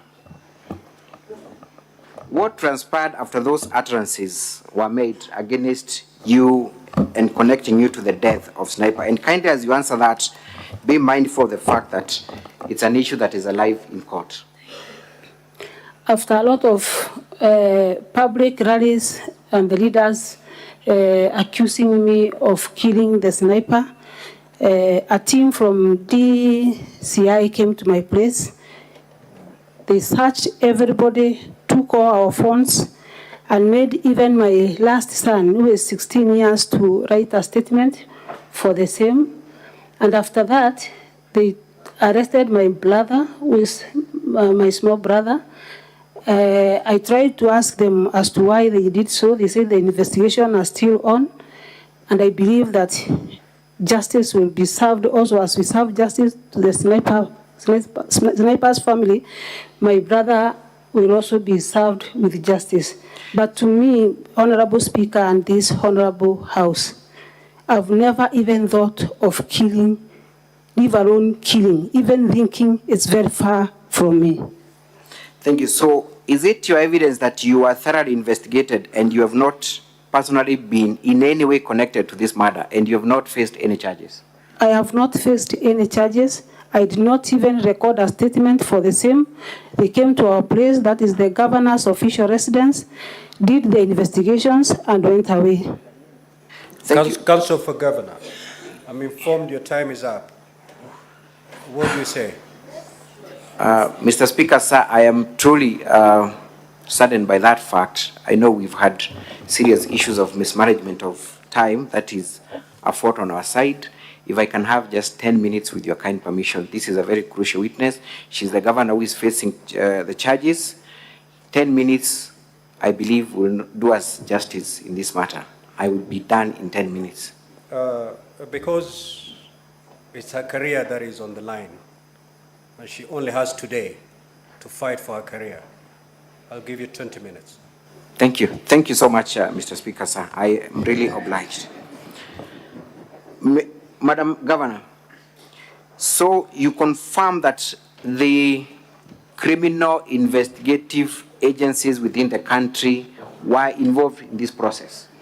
Yes, the criminal investigative agency were involved and they came to Meru for more than a month to do investigations. By the time those utterances were made by the people we have seen doing them, had investigations been concluded or begun? Not even begun. They had not begun? Yes. Did you make utterances during the course of the investigations? Did you make any public statements in respect to the issue during the course of investigations? The only public utterance that I made is about the amount that was raised during that time. During that time? Yes. Thank you. We have been told that you have caused a lot of problems to the widow of the deceased by claiming that she's cohabiting with an MCA. What do you say about that issue? That is very wrong. I've never uttered such. In fact, maybe they think by the time I said that the MCA is being hosted by the sniper's wife was being hosted by an MCA, thought that I was alleging a male MCA, which was not. Which was not the case. Yes. We have seen in the clips saying that they will take that body to various places. Have you witnessed them doing exactly that? And if they have done that, who has done that? And what is the target? The target was just to victimize the governor, and they had the purpose that immediately they raise alarm and also continue telling people the lies that I'm a murder sniper. I will take plea and immediately they will impeach me and bring another impeachment motion out of that. Thank you. Madam Governor, there is an accused person in that murder, one Chris Kambi, and you have been told that you have continued to pay him despite him being a murder suspect. Number one, I want you to confirm if you know the said individual and if he works in your office. I learned after the investigations were over that he's an employee of county government in the Department of Communication. There is a letter of appointment that appears at volume 2, volume 6 of the County Assembly's documents. Who is the author of that letter of appointment?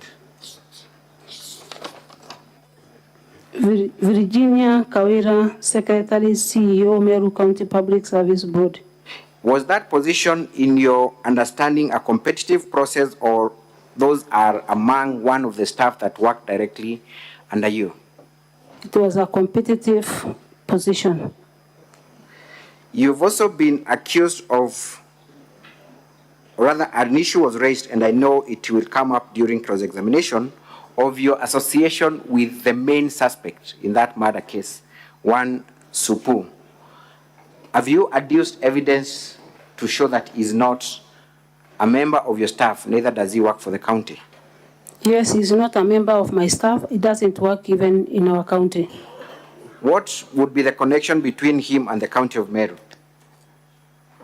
Was he ever employed by the county? The County Public Service Board advertised positions, various positions. He was among the people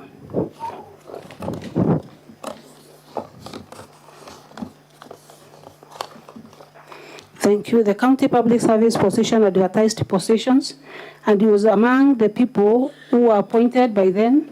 And immediately after they went to check on papers, his papers, according to the letter that I can see, and I also saw from the county secretary, that it was a fake degree.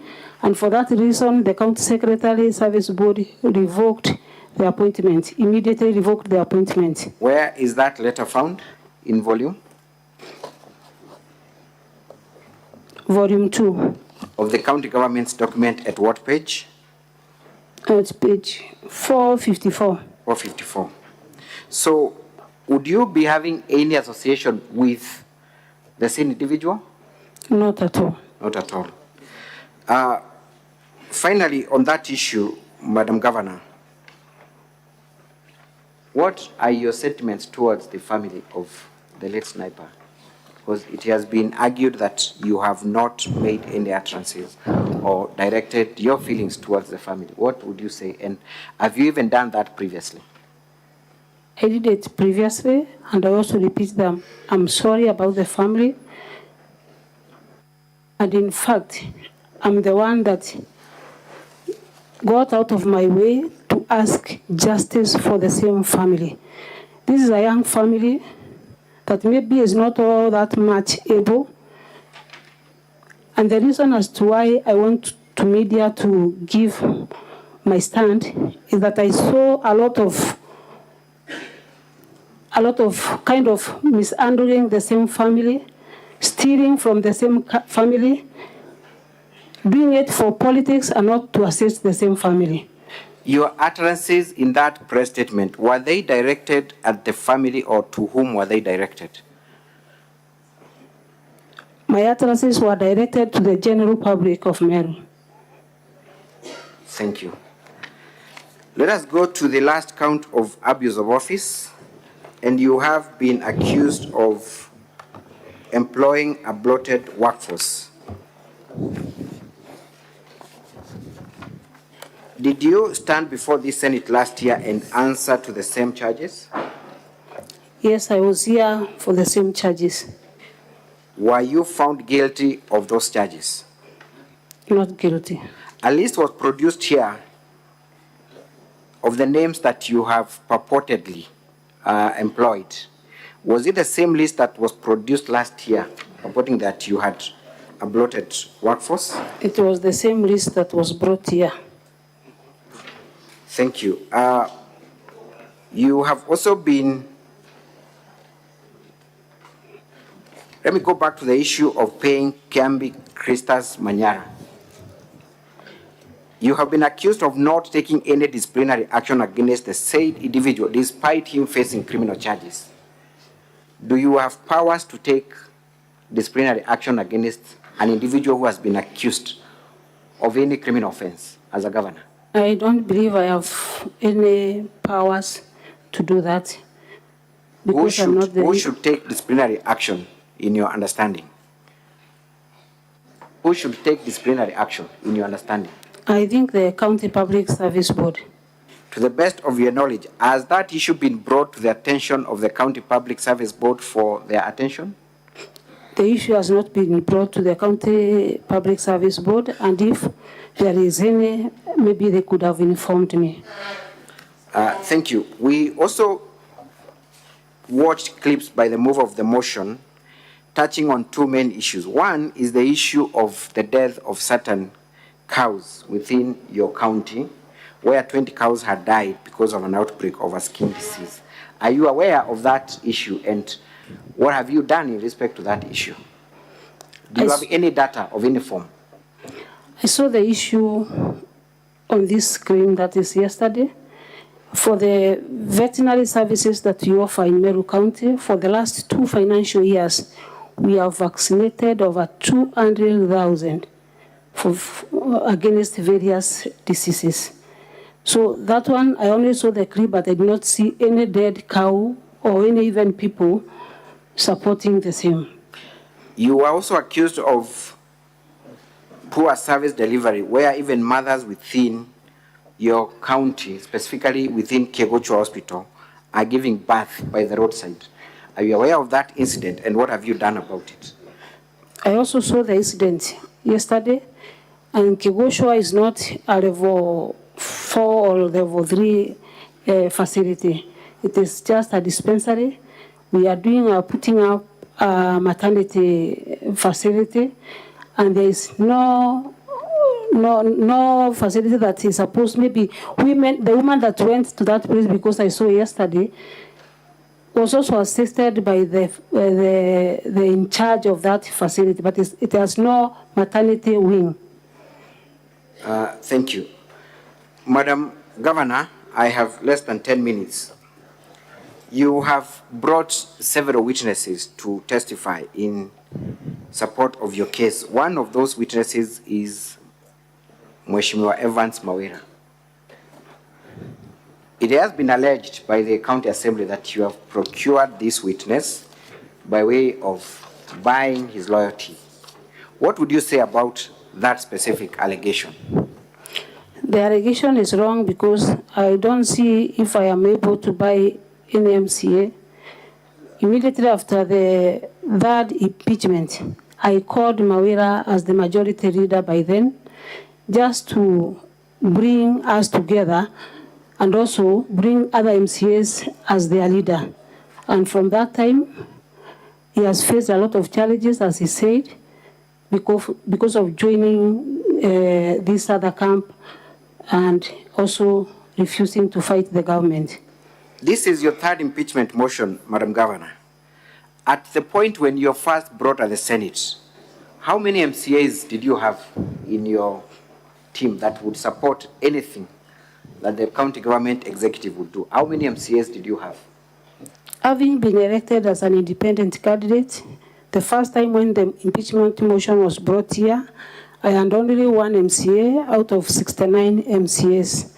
And then I did a lot of effort to bring them together. The second impeachment, I had 10 of them. That is from 1 to 10. And after the second impeachment, I went ahead, tried to look and see how we can work with them together. And I can proudly say that up to now, I have 23 MCAs on my side. The 23 MCAs are out of what membership of the County Assembly?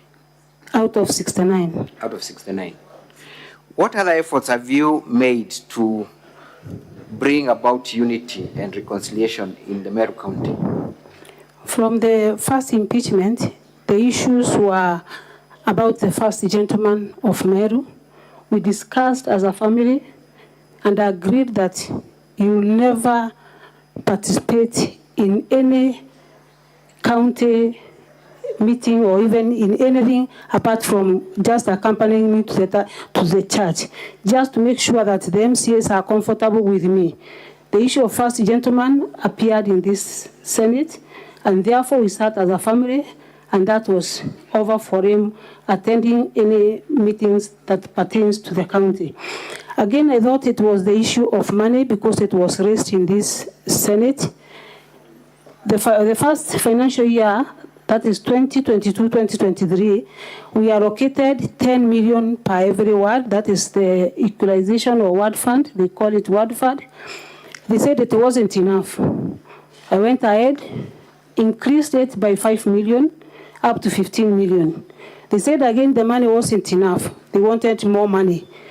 This financial year, we've given every ward that 3 million to see if at all there will be peace in Meru. Those 2 steps I took as early when I realized that there are issues with the MCAs.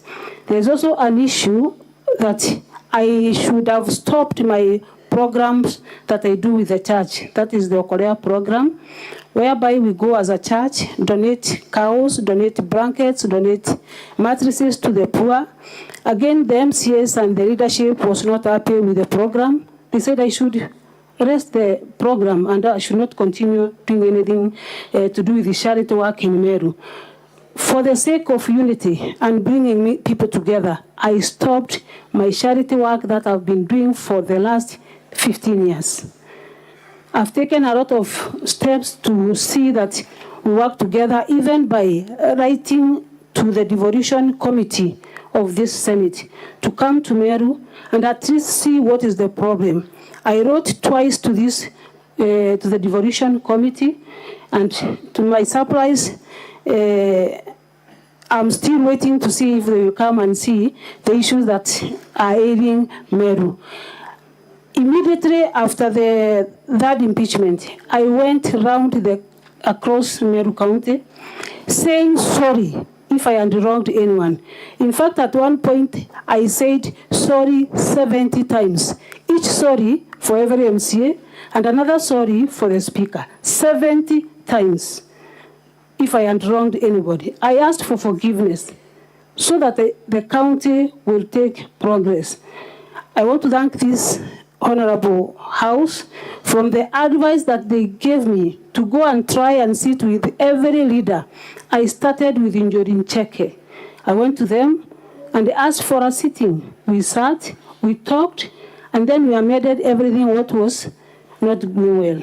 I sat with the MPs. I sat with every leader who is in Meru. The only person who did not avail himself for a sitting to see that Meru moves forward is the Honorable Senator of this House. The rest, we've talked, we've sat, and we have no issues at all. Yet, Madam Governor, you're here yet again, even after all those efforts. Clearly, the senators might be inclined to think that you have a problem, and the people of Meru and across the country imagine that you are the one with a problem. Where is the problem then? Why are you here? Maybe I'm here because of various reasons. One is the threats and intimidation to the honorable MCAs, as the witness who has just left the stand said. Number two is about the external forces from the leaders at the county level. We have a lot of leaders from county level. You've seen them in the clips, and maybe you will play another clip that one of them is saying, the senator, but I need protection for this because I might land myself in problem. You can make the application directly to the speaker for that line. Honorable Governor, you shall not be victimized for whatever you say, as long as it's truthful and in line with the oath that you've just taken. Thank you, Honorable Speaker and the Honorable Senators. Because I'm here, let me say the truth. The issue of MCAs in Meru, one of the person or leader who is trying to fuel and also to bring disharmony in Meru is no one else but the Deputy Speaker of this House. Several times I've tried to reach him. He doesn't avail himself so that I can at least say sorry to him. I tried to reach the devolution committee of this House to come to Meru, but he said through his people that at no time the devolution committee will come to Meru until he gives a green light for the same.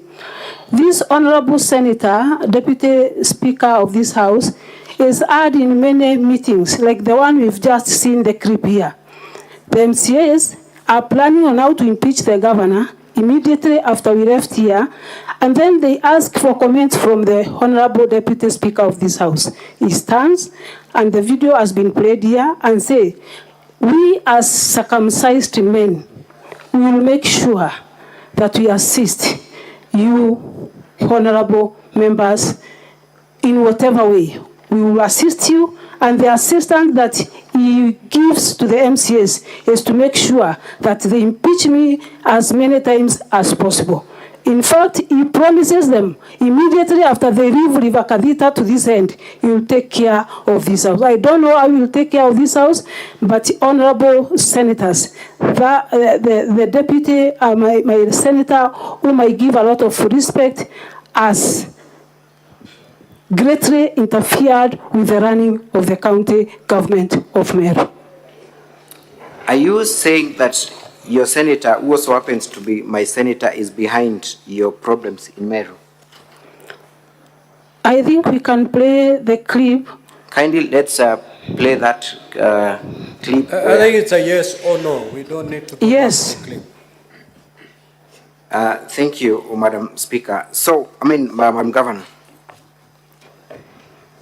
do you think that devolution works in Meru with you as the governor, or the only problem, or not, rather the only solution is for you to vacate your seat and give it to someone else so that we can have peace in Meru? Do you think that there is a working relationship with, especially the County Assembly of Meru, because that is where your focus should be? Do you think there is that working relationship?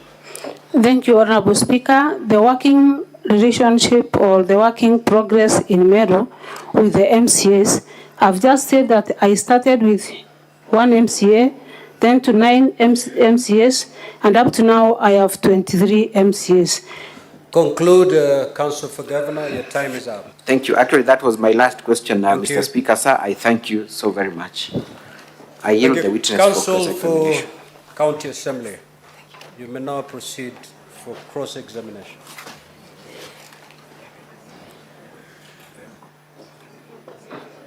Mr. Speaker, sir, with your kind permission, kindly I beg your indulgence to advise us as to extension of time. We had agreed previously that shall be equality of times, but I leave it to you as we progress. We will consider. Just utilize your 20 minutes fast. Most obliged. If at the end of the 20 minutes, I am well you're guided. not done, you know exactly what to do. I am well guided, Proceed. Mr. Speaker, sir. Madam Governor, good evening. Even to you. The last time you were here, you indicated that you're a victim of misogyny. You remember? Yes. Do you still hold that preposition this afternoon? Yes. You still hold the position that you're a victim of the gender card? Yes. And that it's because of the gender card that you've always been brought before this assembly? Yes. Do you reckon that the move of the motion was a woman? Yes. Do you reckon that the motion was equally supported by the men and the women of MCAs of the Meru County? Yes. And you still hold the preposition that you're a victim of the gender, correct? A victim. Should female governors be held to account? Yes, they should. Should they be told when they are wrong? Yes, they should. Are they bound by the law? Yes, they are bound. Are they exempted by any clause that you know of? No. And therefore, Madam Governor, when we tell you that you illegally revoked the appointment of Virginia Kawira, and that you contravened Section 58, subsection 4, and Section 5, and Section 59A of the County Government Act. Yes? No. How is that victimization? It was not a How is that victimization? How do we victimize you as a woman when we say you violated Section 58 and Section 59? How do we victimize you as a woman? I did not violate any section. Listen to my question. How do we victimize you? I'm not asking whether you violated. I'm asking, how do we victimize you as a woman? I did not violate. I know you didn't violate. That's why you're putting a defense. But I'm asking, how do we victimize you? The question is, how have we victimized you?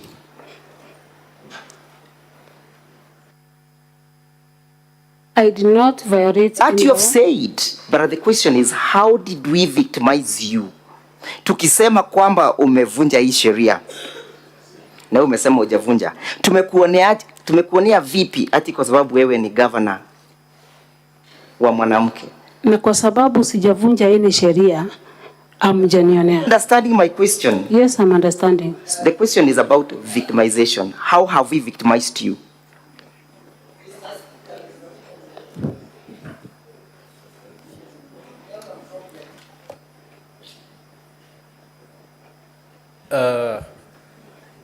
The council has tried to put it in English and Swahili, but it's not sinking well. I wish I could allow Meru, but that language is not allowed here. Now, let me try to assist the witness maybe to understand.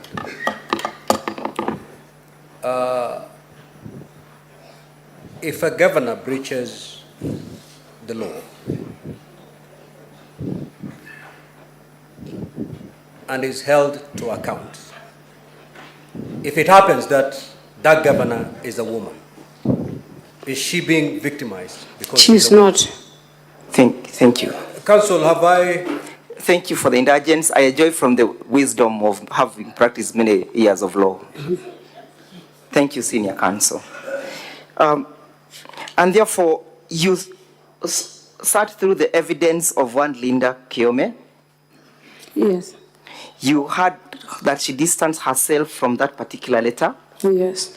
And you are given leave by the Senate to bring or to produce the original letter, correct? Yes. Have you produced it before the Senate this afternoon?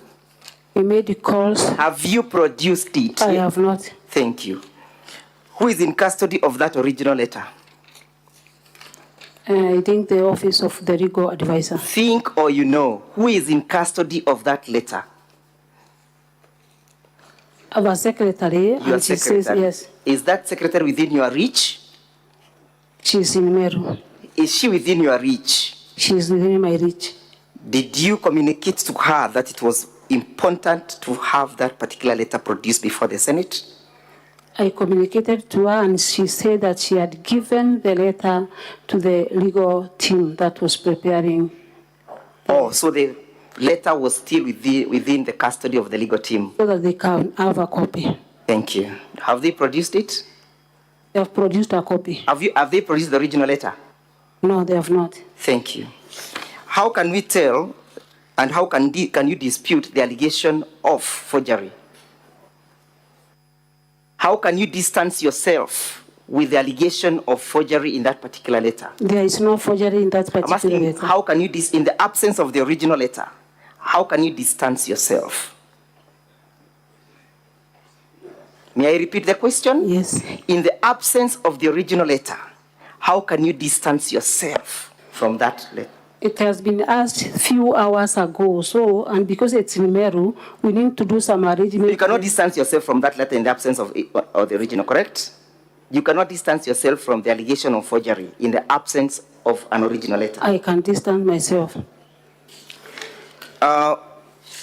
When do you allege that the same was given? When do you allege that the advisory was given? Is it your testimony that was given on the 23rd February 2024? Yes. And when did you begin having problems with Linda? Way back. Yes, way back. When? Which specific dates? I don't remember the date. Do you remember issuing a notice of the intention to terminate her services? No. I remind you, Madam Governor, that on the 26th of March 2024, you issued a notice of intention to terminate the services, correct? Yes. And therefore, at that particular time, your relationship with Linda had already started going south, correct? Not completely. Not completely. Were there functions that you had indicated? Let's look at that letter.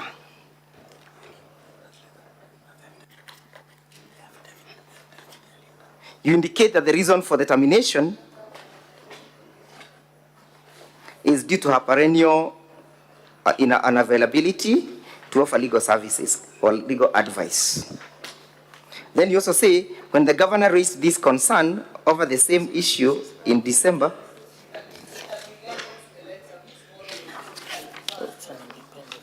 it's an independent letter annexed to the affidavit of Linda, which was filed yesterday. Yeah, Linda's affidavit is an independent document. It's not contained in any of those volumes, but it was circulated. If you don't have a copy, kindly make available a copy to Honorable Oroba. Is there any other senator who doesn't have a copy of Linda's affidavit? May we freeze the time? Can you make available a copy to Senator Mogeni and Senator Oroba, please? Proceed.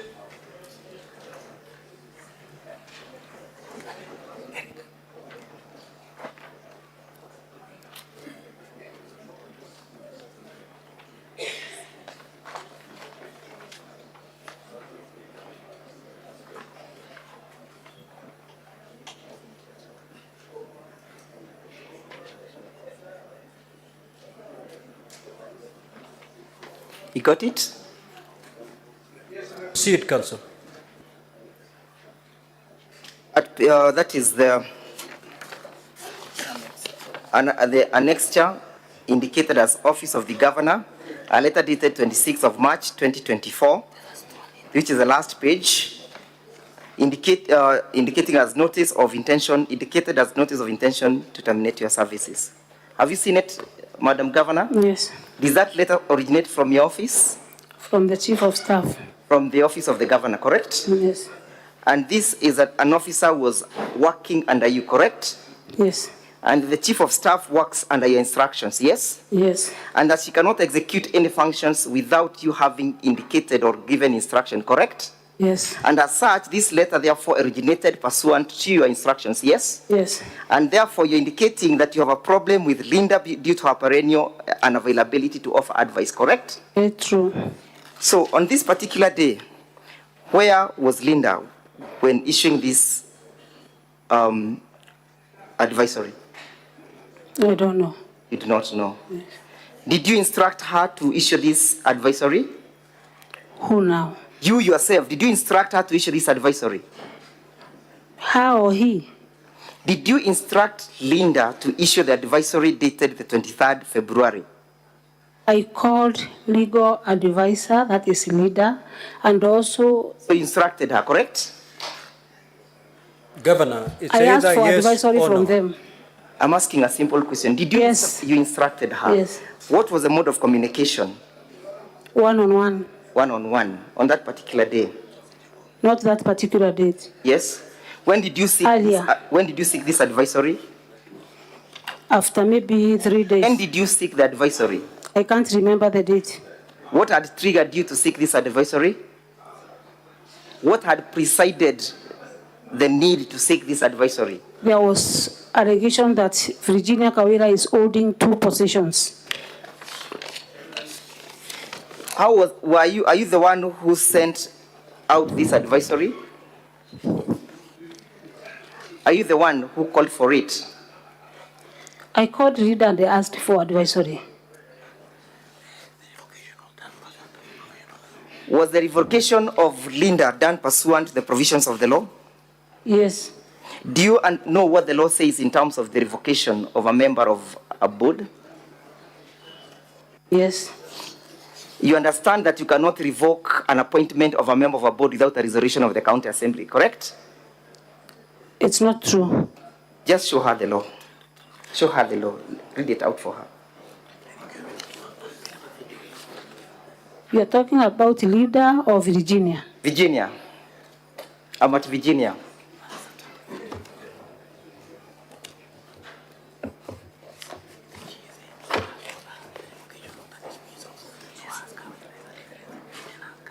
Would you read section 59A, 58? 58. 5. The members of the board may only be removed from office, A, on grounds set out for the removal of members of a constitutional commission under Article 25(1) of the Constitution and by a vote of not less than 75%. A vote of not less than 75%? We have 2 ways of removing person from an office, correct? I revoked, not removed. When you revoked, did she leave the office? She went to court. I'm asking, when you revoked, assuming that she did not go to court, was she to leave the office? After revoking, she was not to leave the office.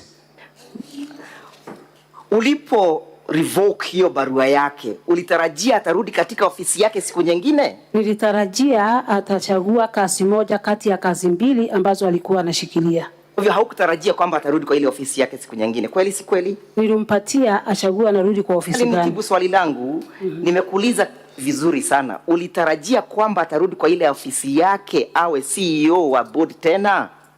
Yes. Ulitarajia vipi na usha revoke? Revoking is not dismissing. I understand English. My question is whether you dismiss, whether you revoke, the ultimate result is that she is going to leave that office. She is going to be removed from that office, correct? Angetoka kwa hiyo ofisi kama angeacha kazi ambayo alikuwa amenashikilia kwa miaka yote. The revocation was done pursuant to which law? Which law did you invoke when revoking that appointment? The law that makes me an appointee. The laws in Kenya are known. We know all the laws. Which law specifically did you invoke? And perhaps show us from that purported advisory which law was invoked while purporting to revoke. Have a look at that advisory and lead us to the law from that particular lawyer who advised you that a revocation can ensue. Which law did he invoke or did she invoke? The legal advisor that is leader knew the law that yes, I understand. she used. Which law did she invoke in her advisory?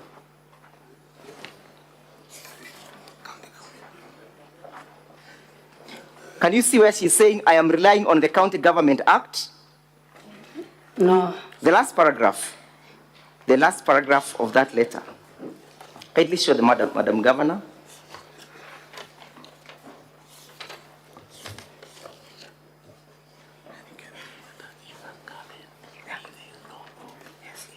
This is leader's affidavit.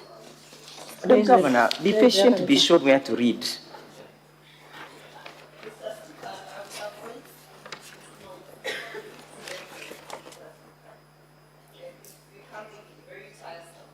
Proceed, Counsel. And Senator Roba, you don't shout. If you have not given you any permission to speak, you stay silent. Can you see why it is, thank you, Mr. Speaker. Can you see why it is written, in rendering this legal advice, I am relying on the County Government Act. Correct? Yes. Has she quoted any provision? No. Did you hear her saying that this is a mediocre advice? And therefore she distanced herself from this mediocrity? She cannot distance herself from this. I'm asking, did you hear her say? Yes. You heard her saying it's mediocre? Yes. Do you understand why it is mediocre? It's because she's not referenced on any law? I put it to you that the letter is referred to as mediocre because it's not referred to any law and it was done by an amateur. I'm not a legal expert. That's why I sought legal advice. Mr. Speaker, could we have video number 11 in the County Assembly videos played from second 12? And as we await for that video, it is your testimony that there is proper delivery of services in Meru County, correct? Yes. There is no hue and cry whatsoever nature, correct? Maybe there is some part. Yes? There is no hue and cry, correct?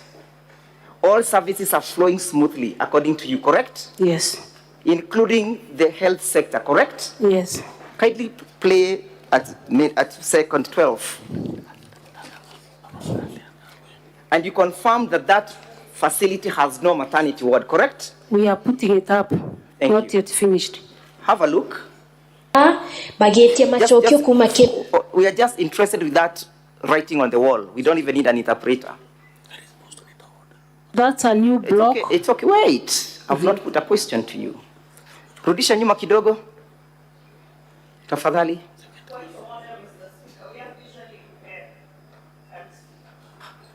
Can you see, sorry.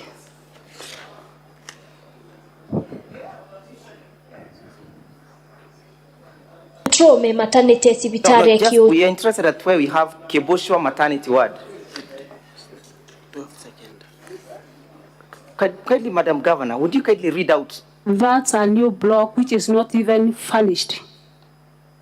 Can you see where it is written Keboshwa maternity ward?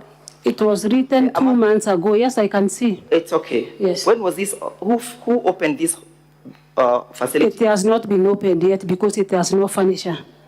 Is this facility functional? It is functional as a dispensary. As a dispensary? Yes. a dispensary that can take any emergency of whatsoever nature, correct? No. Yes? Limited to services. Limited to services. Yes. Let's have where, and perhaps you need an interpreter now, let's have where the women are saying that a woman delivered on the road. Let the video be played. Chwa bagetie machokio kuma kemandaitare nara kinyaba kwenda kunenkerwa mwana ora inala simekire kwerwa mwana keni neke sibitare. Mr. Speaker, sir, we need an interpreter.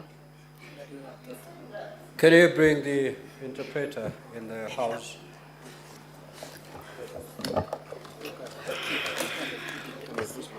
What is your issue, Senator Gloria, as we wait for the interpreter to walk in? Keep it short.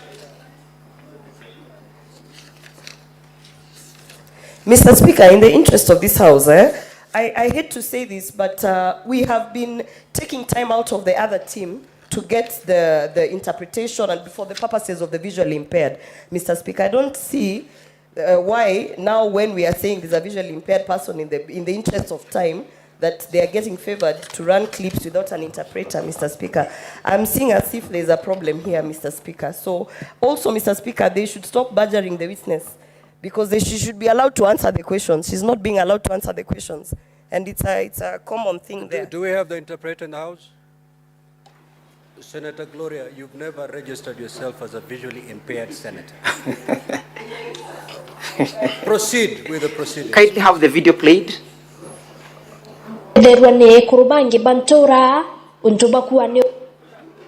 These are women from the village who are saying it is a big risk to the kid and to the mother.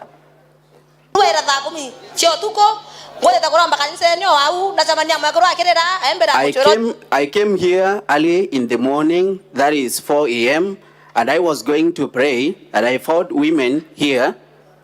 I think we can stop at that. Thank you, Honorable Speaker. You've heard what those women are saying, correct? What are they saying?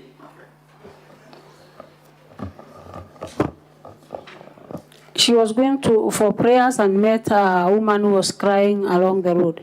Yes. Proceed. Let us play.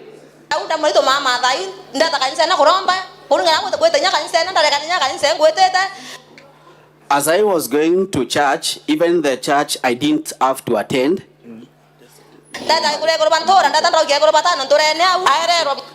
I went looking for other women from the village.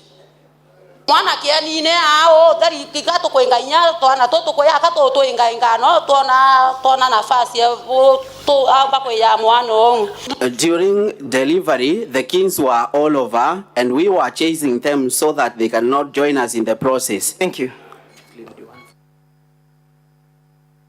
Heard what the women are saying, that they are complaining that one of them is delivering from along the roadside, correct? Yes. Did it surprise you or did it catch you by surprise? I was surprised also. You did not get to know about it, correct? No, I saw it on yesterday. Thank you. And you are the chief executive of the county government of Meru, correct? Well, we have. You are the chief executive. Yes. Thank you. Let us play video number 1. 1A at minute 2:42. Wale ambao wana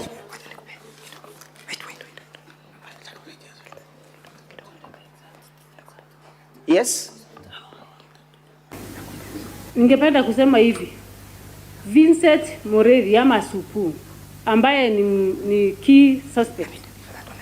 Hajawahi andikwa kwangu. Si mfanyikazi wangu. Hakuna siku amefanya kazi kwa gavana. Na si mfanyikazi wa county. Ni shabiki kama vile hao walio nyuma yangu ni shabiki. Suppose that is you speaking, correct? That's very true. And what is the context? What is the context of your address? You are addressing about the death of Sniper, correct? Yes. And you are distancing yourself from that person called Supu, correct? Yes. And that he has never worked in your office, correct? He has never worked in Do you my still hold that preposition even this evening? He has never worked in my office. Thank you. Let us look at the evidence. Volume 2 of the County Assembly bundle of documents at page 430. County Assembly. Yes, County Assembly. Your time is up. Council for the County Assembly, your time is up. Yeah, that has caught us by surprise, Mr. Speaker, sir. And because this is a crucial witness, we seek indulgence and your favor that you may grant us at least 20 more minutes so that I can also yield to my learned friends to just carry on with the rest of the...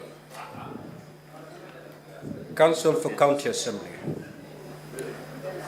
We have a deadline to beat.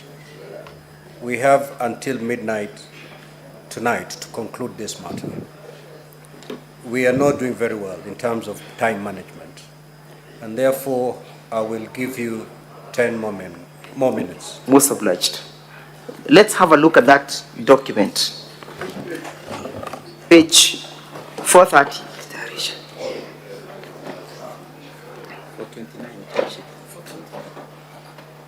Are you at page 430, Madam Governor? That is, we can begin at page 429.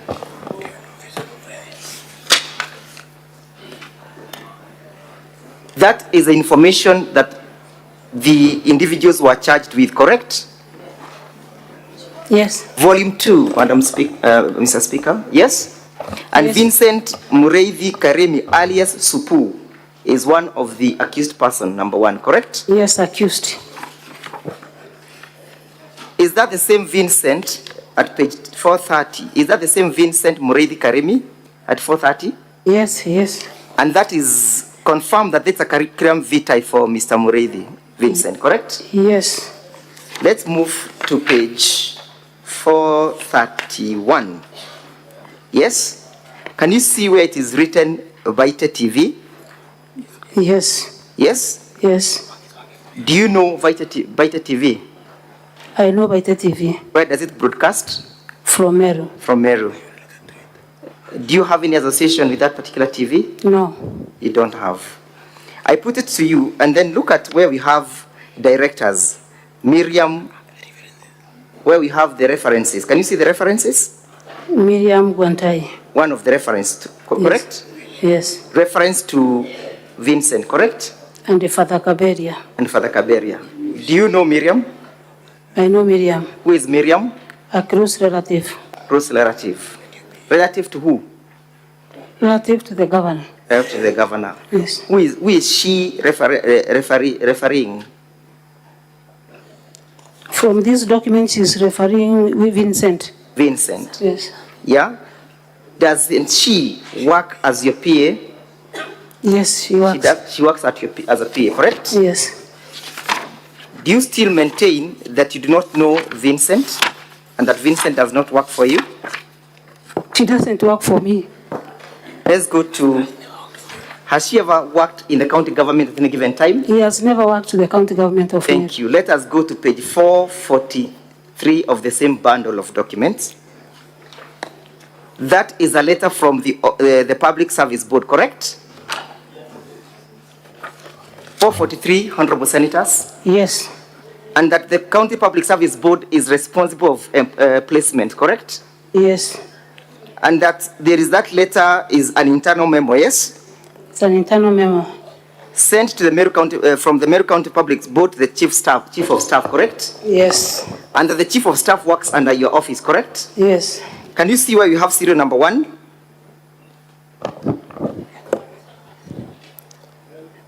Yes, I can see. Who is that?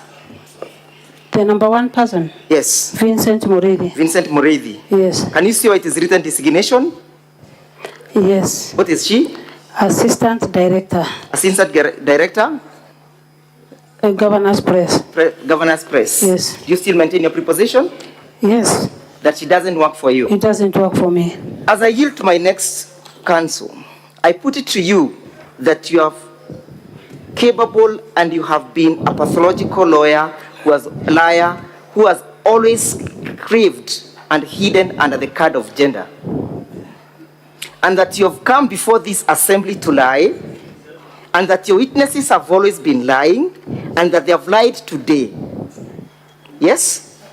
I will prove to you now. Did you listen to the submissions or the response of the CEC for ICT? No. Did you listen to that evidence? From who?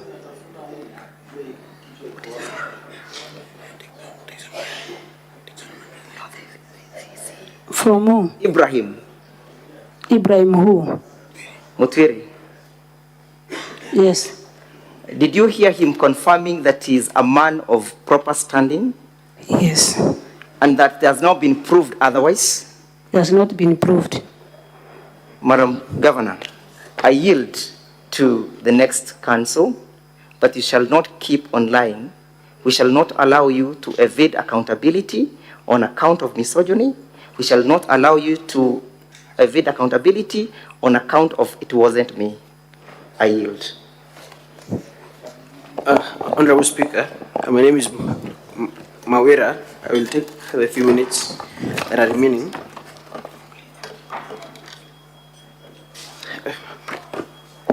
Madam Governor, in your opening statement, you said that the County Assembly defense consists of lies, correct? Yes. And you said that it is pure lies, correct? Yes. We have shown you evidence that the purported legal advice from the purported legal advisor is a lie. We have caught you lying. We have shown you further evidence that the letters that were purportedly written by the notorious County Secretary but never received by the Office of the Clerk, but which you purport in your evidence to have been received by the Office of the Clerk, are also outright forgeries. We have also shown you evidence, and contrary to what you say in that video, that you don't know Vincent Muredi, alias Supu, we've shown evidence that this person has actually worked under your office. I know Supu, but he Wait has for my never question. worked in my office. Wait for the question, Madam Governor. Do you still maintain that despite all this evidence of lies and inconsistencies in your evidence, it is a county assembly that is lying? There are no lies. Okay. Madam Governor, there's a video, but for the benefit of time we won't play it. There's a video in your bundle of videos where you did a tour after the last impeachment proceedings. You went to Meru and you are addressing the rally from the rooftop, correct? Yes. Is that your best evidence of your reconciliation efforts? Is that your best available evidence? Among the best available evidence. Have you presented all the other evidences before this Senate? Yes. Where are they?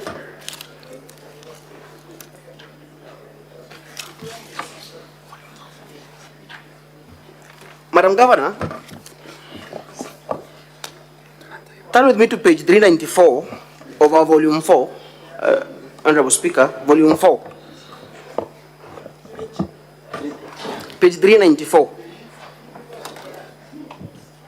And as you open it, open page 558 of the said volume, those two pages. Yes, show them to the Governor. And this is a recommendation, Madam Governor, I'll read and you will agree with me. On 15 and 16, this is a recommendation by the County Assembly that a sub-vote be established within the Office of the Governor to provide a budget for the Deputy Governor, correct? Yes. And this recommendation was made to the County Treasury, correct?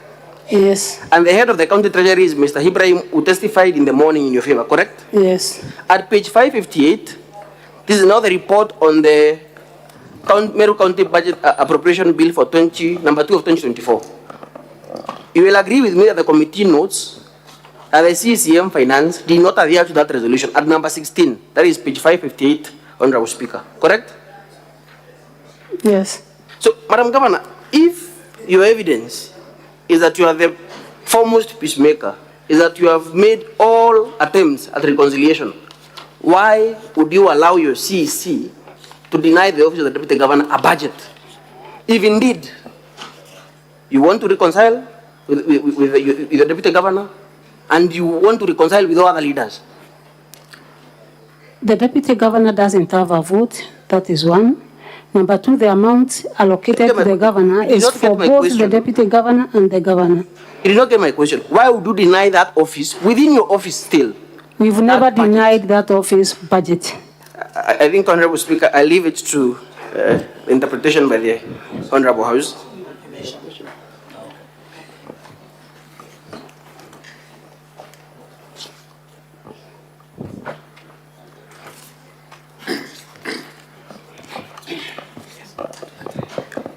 Honorable Speaker, I'll ask that video number 1C, 1B, in our bundle of videos be played. And that is my last question. 1B of the County Assembly bundle of videos.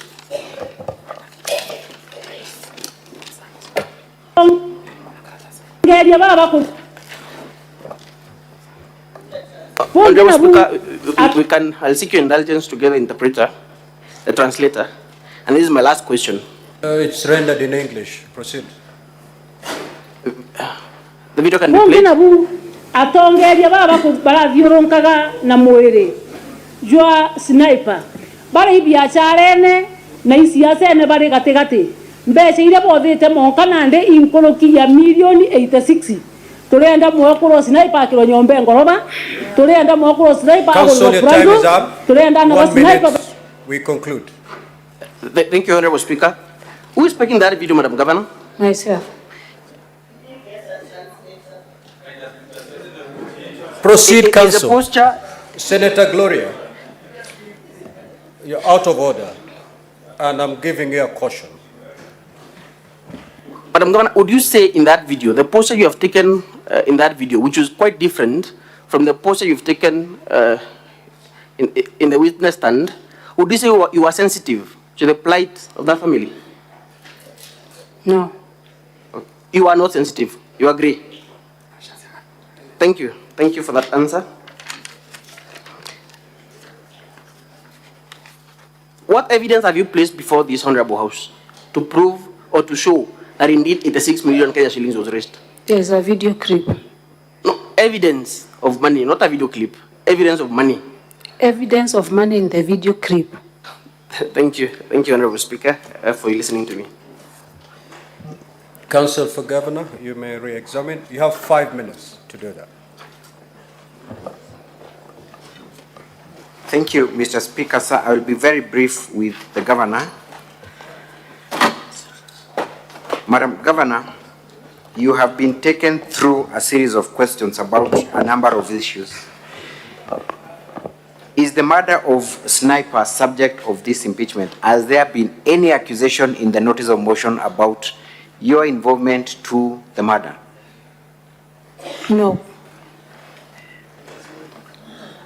Secondly, you have been asked to, or rather you've been put to task about certain employees of the county government of Meru, one of them being Vincent Morethi. Again, in the impeachment motion, is the issue of the employment of Vincent Morethi featuring anywhere in the notice of motion? Is Not it an accusation anywhere. you're facing? Not. Does it have any relevance in these proceedings? It doesn't have any relevance. Do you confirm that there is a murder trial that is taking place as we speak in respect to the unfortunate murder? Very active one. Thank you. You have been told about a facility within Kigocho Ward. Kindly clarify what is the status of that ward. Is it an operational maternity wing or it's not an operational maternity wing? It is not operational. We just finished construction the other day and yet to have the furniture so that it can start being operational. Are you offering maternity facilities or rather maternity services at the facility? We are not offering maternity facilities there. Thank you. Again, back to the issue of the employees of the county. How many employees do you have at the Meru County government? 6,000, almost 6,000. Almost 6,000. Yes. Are you in charge of all these employees? No. Specifically, the issue of Vincent Morethi. Is he an employee of Meru County? He is not an employee of Meru County. Did he attempt to be an employee of Meru County? He attempted, and then the letter was revoked just after 1 week. By the time you were making those comments, was he an employee of Meru County government? He was not an employee. He was not an employee. Thank you. Finally, you've been asked about the copy of the original of the legal advisory that was offered to you by one Linda Kiome. Given a chance, would you bring it to Senate, and why haven't you brought it to Senate as we speak? Due to time, because it was just asked a few hours ago. The issue of production was done when you're still in the Senate? Is that your evidence? Was that request made while you're still in Senate? Yes. How far is Meru from where we are currently? 5 hours drive. 5 hours drive. It would then require reasonable amount of time for that to be availed in time, isn't it? Thank you very much.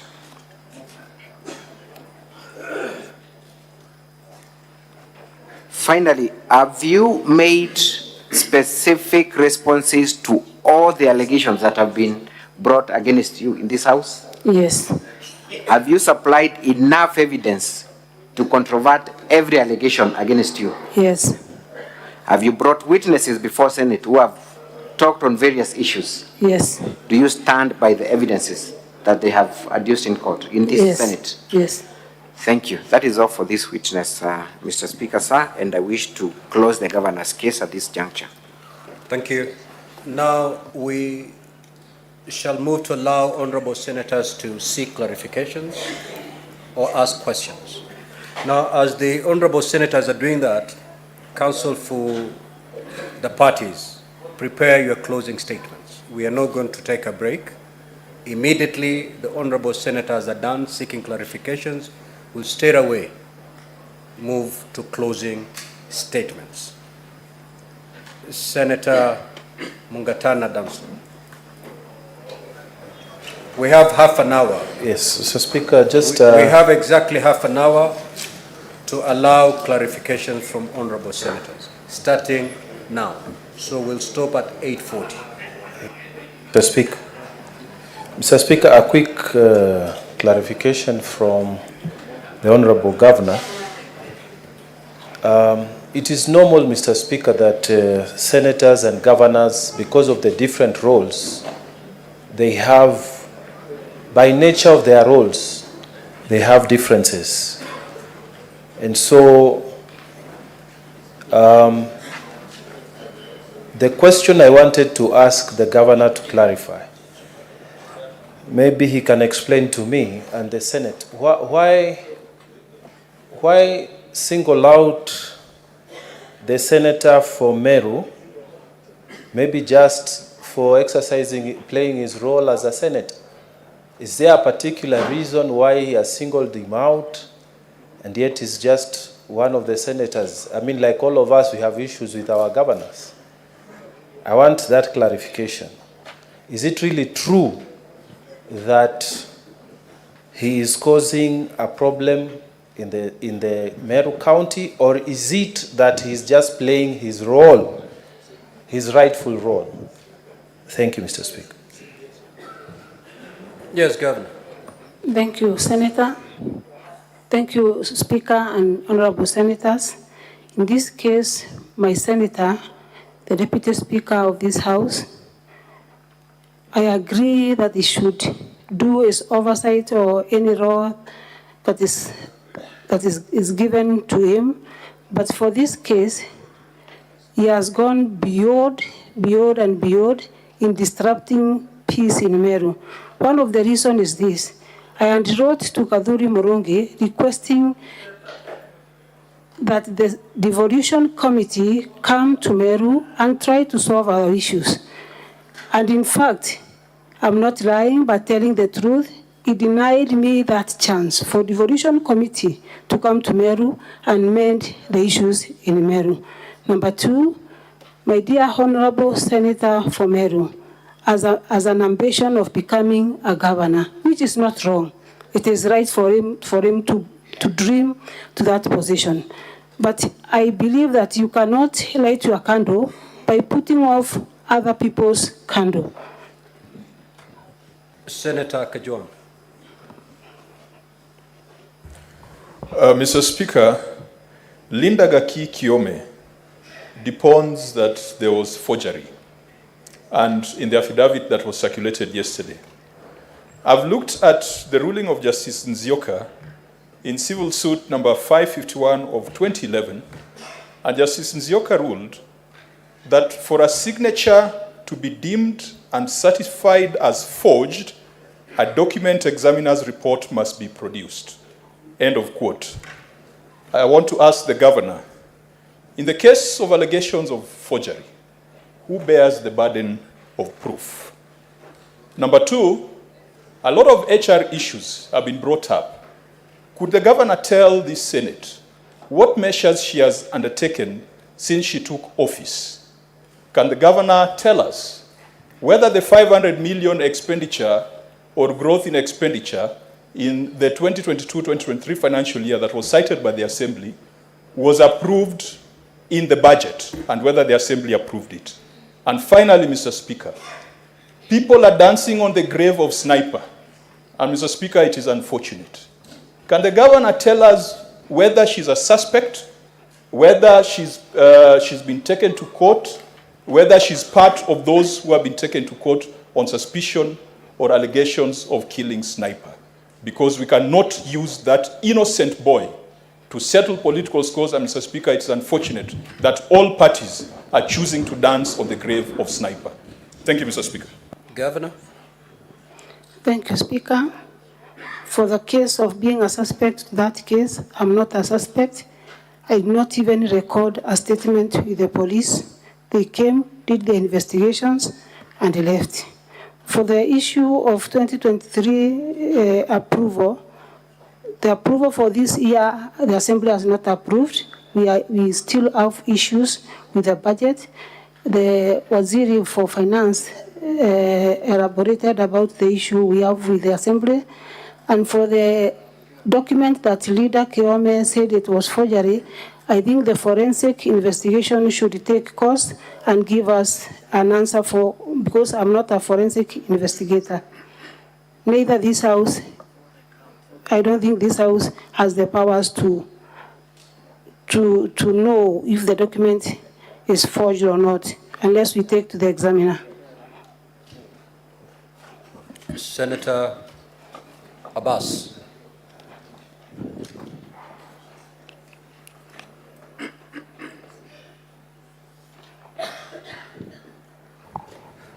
Thank you, Honorable Senator. Honorable Senator, I think Her Excellency the Governor has said that the Committee of Revolution tried to intervene the issue between her and the Assembly. That's very true. However, there was no one time, I want to put the record straight, there was no one time the Deputy Speaker of this House said that we cannot go to Meru or have a reconciliation with anybody. We did meet, a team went there, led by the Vice Chair of the Committee of Devolution and Intergovernmental Relations. They met Her Excellency the Governor. They also talked to the Speaker of the Assembly and the Assembly members. However, clarification, Senator, because your time is running. Okay. The mic will go off. I just want to put the record. But we did not succeed because the Assembly that time was going to a retreat. And as I said, that is actually why we could not be able to meet the two of them.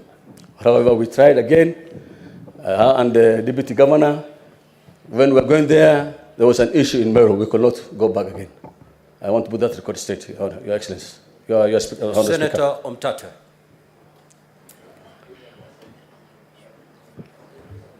Thank you, Mr. Speaker, sir. A lot turns on this issue because some of us have been wondering why there has been no intervention in these matters of Meru by the Senate before we come to be treated to this yet of the absurd. And I would like confirmation from maybe the Secretariat, whether it is true or not that the Meru governor sought the intervention of the committee. You should seek clarification from the witness, not from the Secretariat.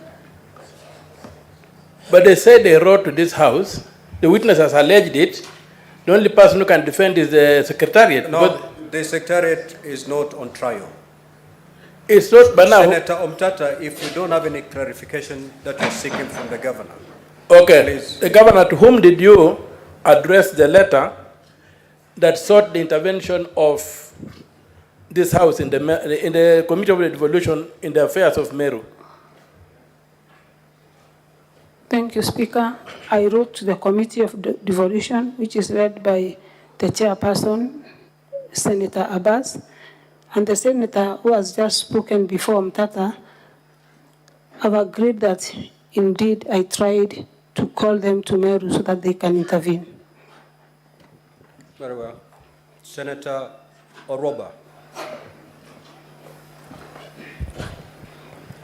I have two clarifications. You have alleged that one of the interference that you have, the political interference, is by the Deputy Speaker, Senator Kathuri. Is this the only person? Because I would like to know if you're saying that this impeachment is being pushed by Senator Kathuri, or who are the other politicians behind it.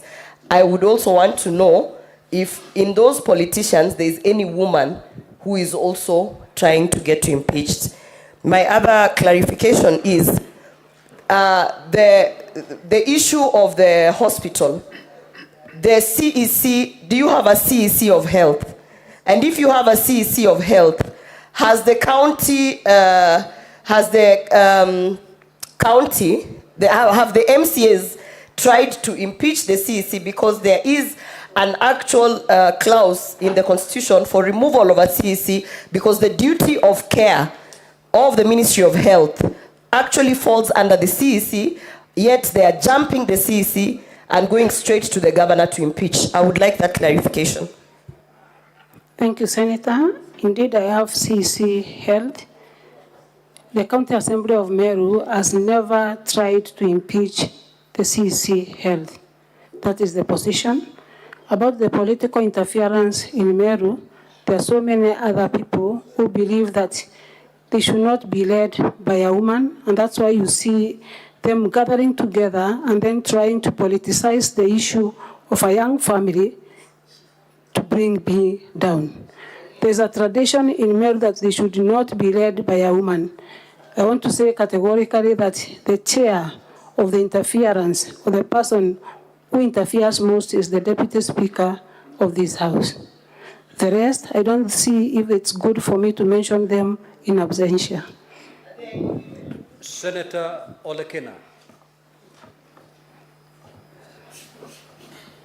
Thank you, Mr. Speaker. Mr. Speaker, I just need to seek some clarification from the Governor. Madam Governor, in your bundle of submissions, and I'd asked this question earlier on, there seems to be a lot of letters back and forth from your office to the Assembly seeking for particular members to be confirmed in particular boards. Can you tell us whether those letters, as alleged, are fake, or forgery, or those letters are indeed letters that you've sent to the Assembly and were either ignored by the Assembly or they were responded to? And finally, can you just tell us whether there is any form of cooperation, harmony between you and the Assembly of Meru? Thank you, Mr. Speaker. Governor. Thank you, Senator. Thank you, Speaker. Indeed, I've tried to engage the County Assembly of Meru by giving the names for the board, but unfortunately, they have been ignored throughout.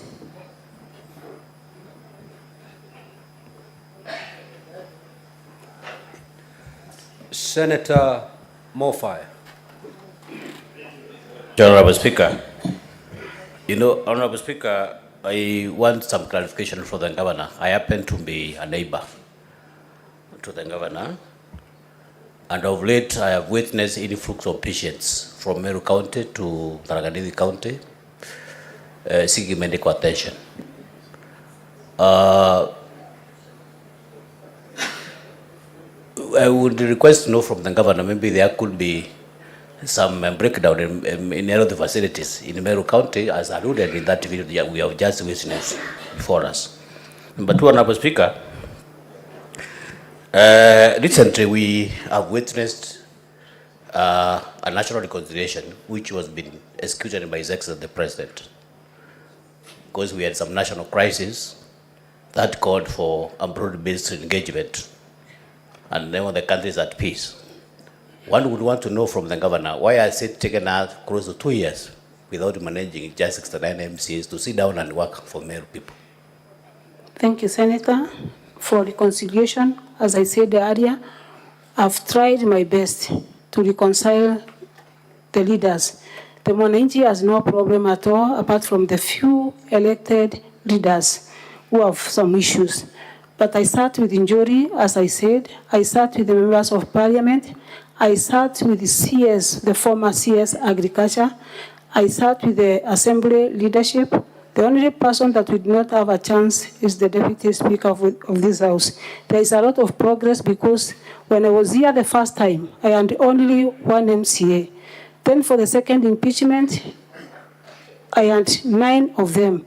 Now I have 23 MCAs on my side.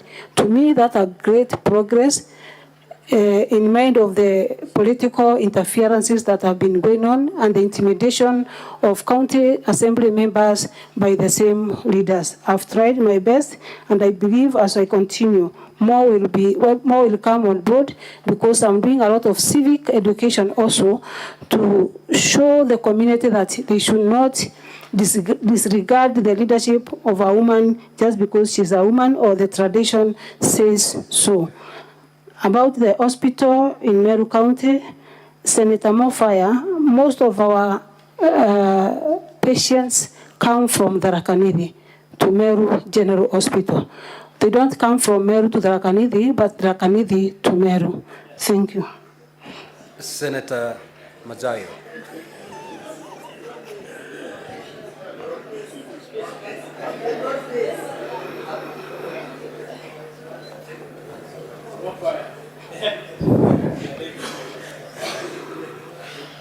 Asante Bwana Spika. Swali langu Gavana Kawira, swali langu ni kuhusikana na yule mshauri wako kwa mambo ya kisheria. Yule mama alikuwa anaitwa Linda Gakikiome. Nataka kuuliza swali moja tu. Ulimwandika kazi wakati huo akiwa mshauri wako wa mambo ya sheria tariki 28 mwezi wa 3 mwaka wa 23, na mwaka mmoja kamili tarehe 26 mwezi wa 3 mwaka 24 ulimpatia barua ya kumwisha kazi ama kumwambia kwamba unataka awache kazi. Nataka kuuliza, je, baina ya wewe na yeye kulikuwa na kukosana ama kulikuwa na taabu fulani ama kulikuwa na kutoelewana fulani ndio sababu akasema ya kwamba yeye si alikuwa ameandika ile barua, bali ni kwamba wewe ulikuwa umefanya ile, pengine si wewe lakini ile barua iliyoandikwa si wewe uliyetia mkono wako kidole? Nataka kujua hiyo tu. Asante sana Senator. Ningependa kusema ya kwamba nilipotoka hapa wakati wa impeachment ya kwanza, na Senate kaniambia ya kwamba nitafute njia ya kufanya kazi pamoja na hata watu ambao ni wa vyama vingine. Nilimtafuta leader ambaye alikuwa naibu gavana wa Rentore wakati wa kutafuta uongozi. Nikamwambia tufanye kazi kwa pamoja, na ninaamini wakati nilimtafuta sikuwa na moyo mbaya. Hakuwa amenikampenia, hatukuwa tunajuana, lakini kwa sababu nilikuwa nataka kuleta nyumba yote pamoja na kuleta Wameru pamoja, nikamchukua huyo hata kama alikuwa mpinzani wangu. After 1 year, alikuwa na kazi nyingi sana, maana ni wakili na alikuwa anafanya kazi zake. Kwa hivyo kupatikana ilikuwa ngumu. Number 2, kulikuwa na wakati walikuwa wanafanya LSK, sijui kutafuta viti upande huo, akawa hapatikani kabisa. Nikamuita kwa ofisi yangu, tukaongea. Nikamwambia kwa sababu Meru kuna changamoto nyingi na kuna mambo mengi ambayo yanahitaji advisory. Nikamwambia kuja uwe karibu na mimi, akaniambia hapatikani. Ndio basi nikamwambia kama upatikani na kuna maneno mengi ambayo yanapaswa uhusishwe, naomba tu, na tukakubaliana ya kwamba yeye mwenyewe atatoka kwa hiari yake, lakini baadaye alikataa, na nikaona ni vyema nitafute mtu mwingine ama nimsimamishe kazi ndio Meru iweze kuendelea vizuri. Sina ubaya wowote na yeye. Senator Mariam.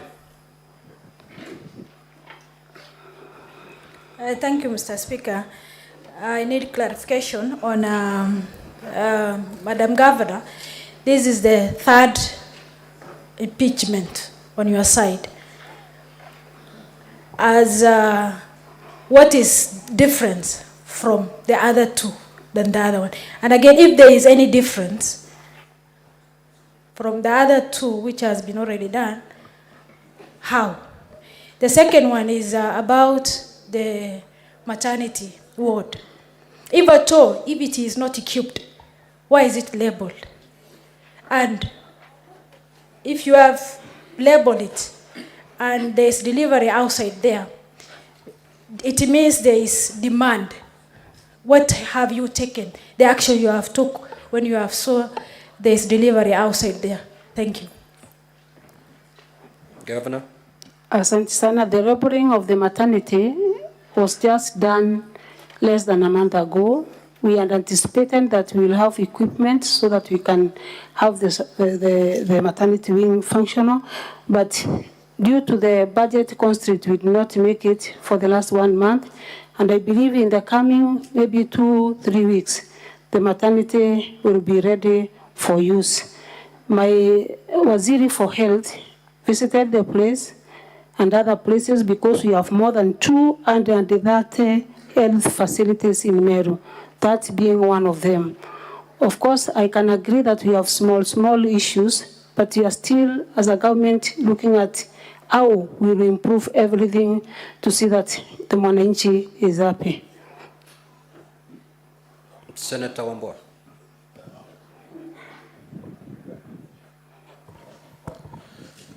Thank you, Mr. Speaker. Mr. Speaker, I have 2 questions to the Governor. Madam Governor, one of your key witnesses, Honorable Kawira, confessed on record and under oath that he and a group of other members of the County Assembly of Meru, on their own motion, converted themselves into economic saboteurs, that they sat down and conspired to sabotage the economy of the county government of Meru. At what point did you get to know about this admission of crime? And as the governor of Meru, did you report this matter to police with a criminal offense? Secondly, Madam Governor, I want to get your appreciation of the impeachment process. Do you appreciate it as a legal constitutional process that the Assembly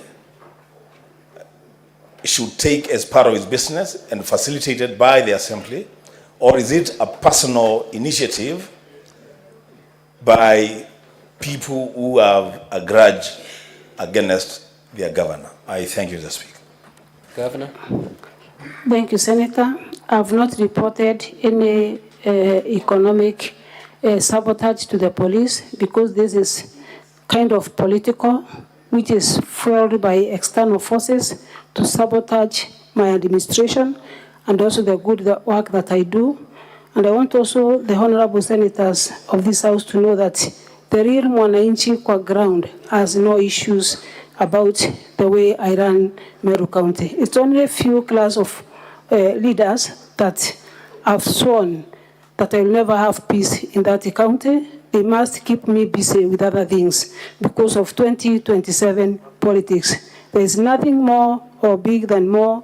It's only 2027 politics that is being played by the MCAs who are used by the political class or political leaders across Meru County. About the personal initiative,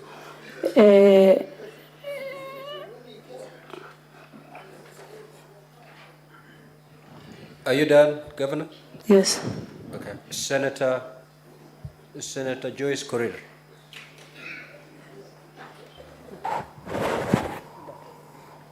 Thank you very much, Honorable Speaker.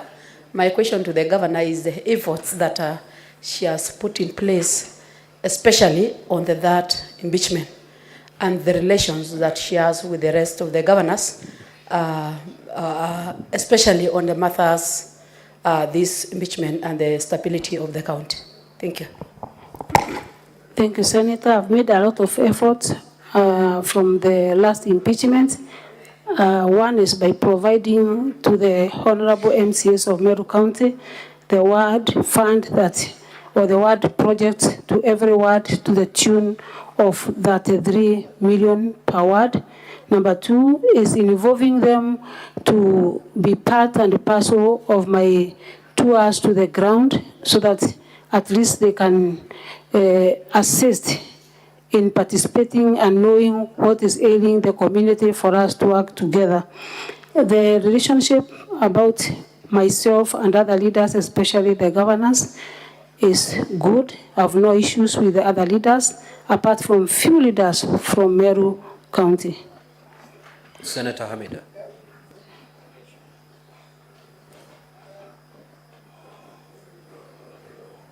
Thank you, Mr. Speaker. Madam Governor, just wondering, is dissolving the county way to go? Because looking at the relations you have with the county assembly, and I'm also wondering, they have called you all names. They have called you a mad person.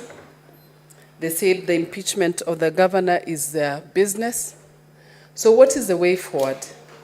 And also, is there anything working in the county? Thank you. Thank you, Senator. Everything in the county is working apart from politics. In terms of development, Meru County has been ranked among the 5 best performing counties in Kenya. We have no issues with even absorbing the budget.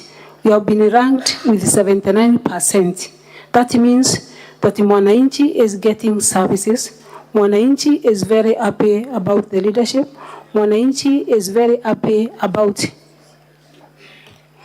the progress that we are doing as the government of Meru, apart from the few political leaders who want to show that filthy picture to the country that there is something wrong.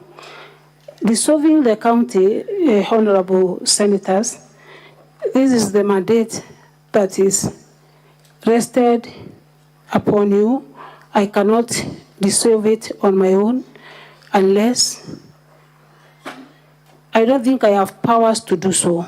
But this honorable house has powers. I think the president also has the powers to do so.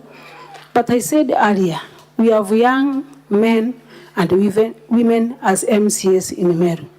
Those who are not in the madness of political issues. They participated in the elections, won in different ones. They have just been in office for 2 years, remaining 3 years. They did their best to be leaders in respective ones. We will be doing justice to a person who has no issues with Meru politics. Will there be any justice to the governor who ran the whole county as an independent governor and won the position against 2 bigwigs and against the tradition of Meru that says that we should not have a woman as a leader. As I speak, honorable senators, in Meru, we have only one elected lady who comes from my place. Out of the 45 elected MCAs, we have only one. Meru has never elected a leader at the national level. We get all the nomination slots and no election to women. I think the other way about or to solve this issue is to do a lot of civic education to Meru so that people can understand and embrace the leadership of women. That is the only issue in Meru. For development, we are doing well.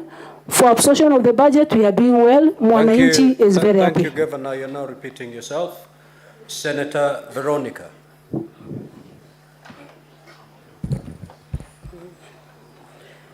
Honorable Governor,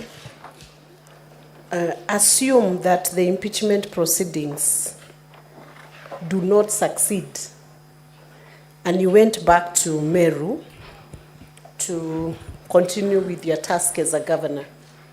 Do you see possibility of ever reconciling and being able to give development to people of Meru, or will you be back here, will be brought back here by the politics that are causing all this trouble in Meru?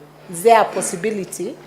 And have you been able to do any projects in the course of all these squabbles and fights? Thank you, Senator. With all these fights in Meru County, I've been able to do a lot of projects. We've done kilometers and kilometers of road in Meru County. We've done major dams in Meru County. We've done a big rehabilitation center in Meru County. We have renovated, equipped more than 50 healthy facilities in Meru County. We've done more than 31 equipped boreholes in Meru County. We've done and brought up the ECD program for the ECD kids in 777 primary schools in Meru County. We've done a lot in terms of development, apart from the interferences. Governor, that is not the question. You've been asked, assuming for purposes of just this argument, assuming you go back to Meru, the verdict is you go back to Meru. With whatever you've explained, the toxic political environment, will you still be able to deliver anything, or you'll be brought back here? That is the question that the senator. Thank you, Senator. I don't believe in coming back here again, Honorable Speaker. This is because there is a lot of progress from 1 MCA to 9 to 23, and I believe by the next coming 2 months, I will have around 40 on my side. There is a lot of progress since I left this Senate. Senator Mogeni. Hello, Governor. Linda Gaki Kiome, you gave notice of termination 26th of March 2024. How did she take it? And how is your relationship with Linda Gaki Kiome? Is it cordial? Do you talk? Is there any vendetta against either of you? Thank you. Thank you, Senator. She did not take it lightly. She took me to court. There is a live case in court, High Court Meru. I don't think she was happy about it. The working relationship since then isn't good. Now, honorable senators, we have to terminate that session. The 30 minutes allocated to this session has long been spent. Governor, you may retire to your seat. Thank you, Honorable Speaker. We are now going to move to the closing statements. And the first team to proceed to make their closing statement is the team from the County Assembly. So, Council for County Assembly, you may proceed to make a closing statement for not more than 60 minutes. Thank you very kindly, Mr. Speaker, sir. We'll have Mr. Murioki taking the first 20 minutes.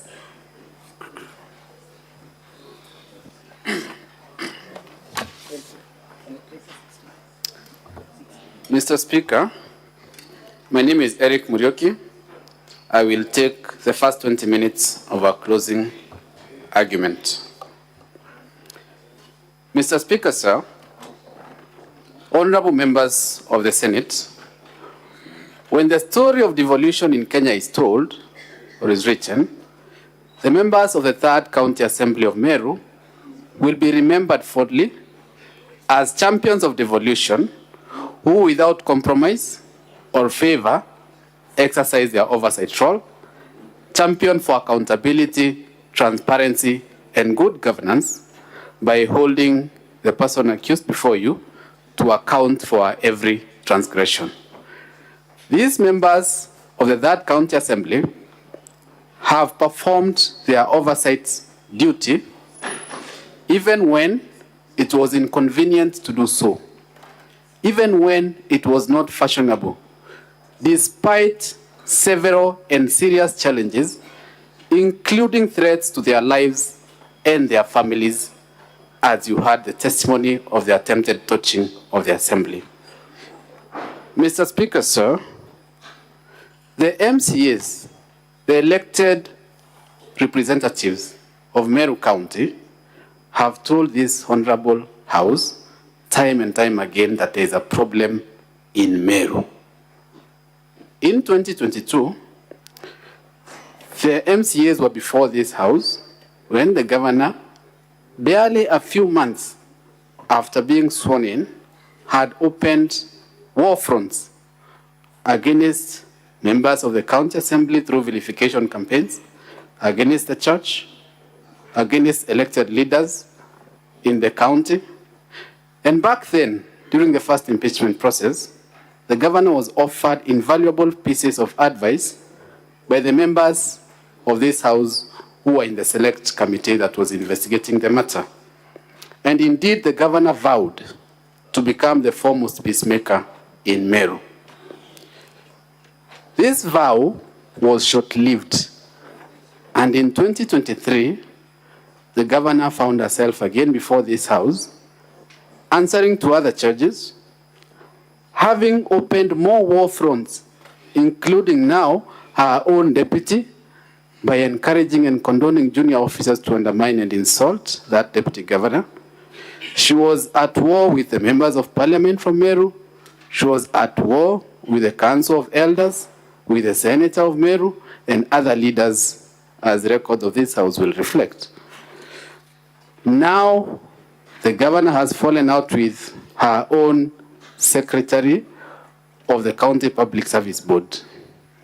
And perhaps inspired by getting away with her actions twice, the governor has now become so bold in her violations of the law to the extent that she has personally, under her own signature, purported to dismiss the secretary of the County Public Service Board in clear and gross violation of Sections 58 and 59 of the County Government Act and in usurpation of the powers of the Assembly. Although the governor terms what she did as revocation, she has failed, when put to task, to point to any provision of the law that allows this thing called revocation.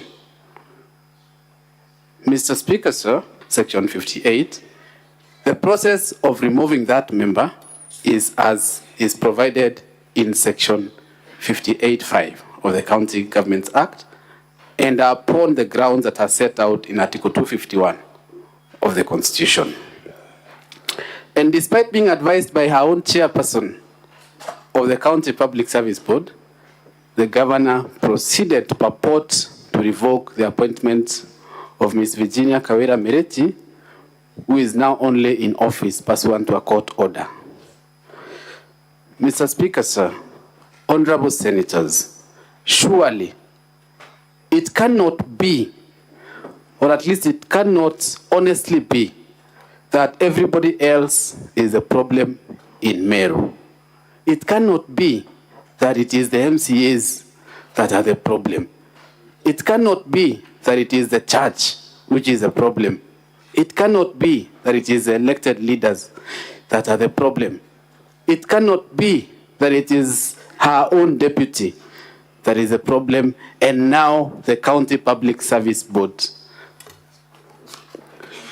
Mr. Speaker, sir, during previous proceedings before this House, the governor blamed her misdeeds or whatever went wrong in the county on two officers, the chief of staff and the county secretary, in her famously infamous defense of "it wasn't me." However, when the county assembly made recommendations that the governor institutes disciplinary measures, including dismissal, against these officers that she blamed for things going wrong in the county, she refused to implement this recommendation. A fair-minded and reasonable person, honorable senators, must therefore conclude that the governor has been acting through those officers, or that they have been violating the law and the constitution with her blessing and under her patronage. On one hand, the governor tells you in her defense that the violations of the law she is being accused of are occasioned by others. It is the county secretary, it is the chief of staff, and that those others should be called to answer those violations. But then, on the other hand, the governor proceeds to tell you that the county assembly has no powers to recommend that the governor should take action against these very officers that she blames for those violations. Surely, honorable senators, the governor cannot have it both ways. Article 185(3) of the Constitution of Kenya empowers the county assembly to exercise oversight over the county executive. And one of the measures of oversight is to recommend removal from office of these officers that the governor herself has previously pointed at and blamed for violations of the law. Mr. Speaker, sir, honorable senators, when you retire to make your determination, remember, it is not the MCA's word against the governors. No, it is the governor's own words and actions against the legal and constitutional requirements of good governance and integrity. Mr. Speaker, sir, honorable senators, you have heard in videos number 1A of the County Assembly and 1B, the governor, in her own words, tell a dangerous lie that 86 million shillings was collected for the burial of the deceased sniper, a fact she very well knew to be false. And when put to task to prove those statements, she has failed. In cross-examination, the governor states that the only evidence that she has of 86 million is a video, which video has not even been shown to this House. Mr. Speaker, sir, you heard the young widow that stood here, Irene, tell you that as a result of the governor's lies, she has not only been ostracized by the community, but has also become a target because people think she has 86 million that she is holding on to. Honorable senators, let me remind you that the evidence of the young widow was unchallenged. Not a single question was put to her in cross-examination by the governor. And the inference here must be that she was telling the truth, the whole truth, and nothing but the truth, to the extent that her testimony could not be challenged. Honorable senators, words spoken by leaders mean something, or at least they ought to. Words spoken by leaders have real consequences. A leader of the stature of a governor, telling such a lie to the public, has led to such disastrous consequences, as you heard the witness testify here, that she can't even live in a matrimonial home. Honorable Senators, that cannot be taken as anything else other than gross misconduct. Article 73 of the Constitution of Kenya does not leave any room for a public officer to make such misleading utterances to the public, endangering the lives of others and bringing dishonor and disrepute to the office that she occupies. And such misleading claims are also in gross violation of Section 19 of the Public Officer Ethics Act.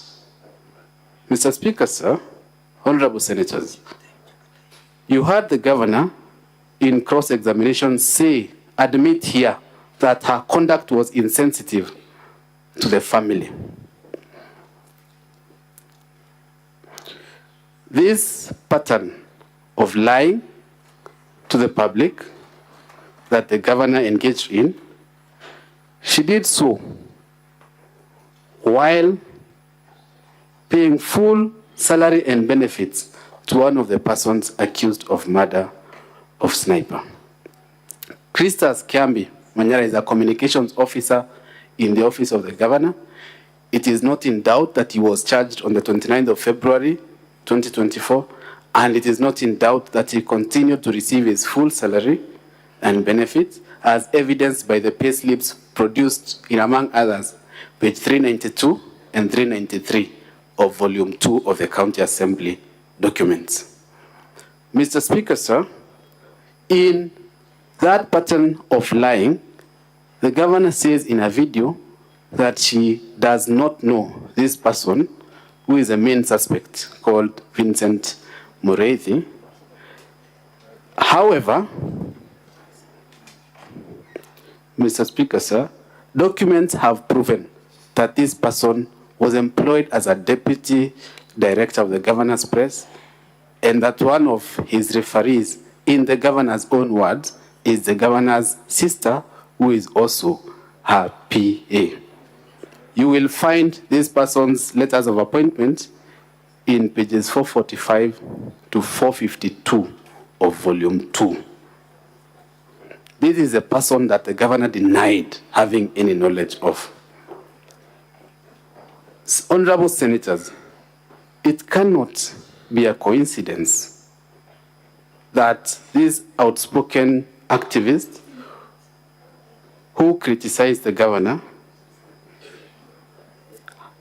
was murdered just a few weeks after the second impeachment motion.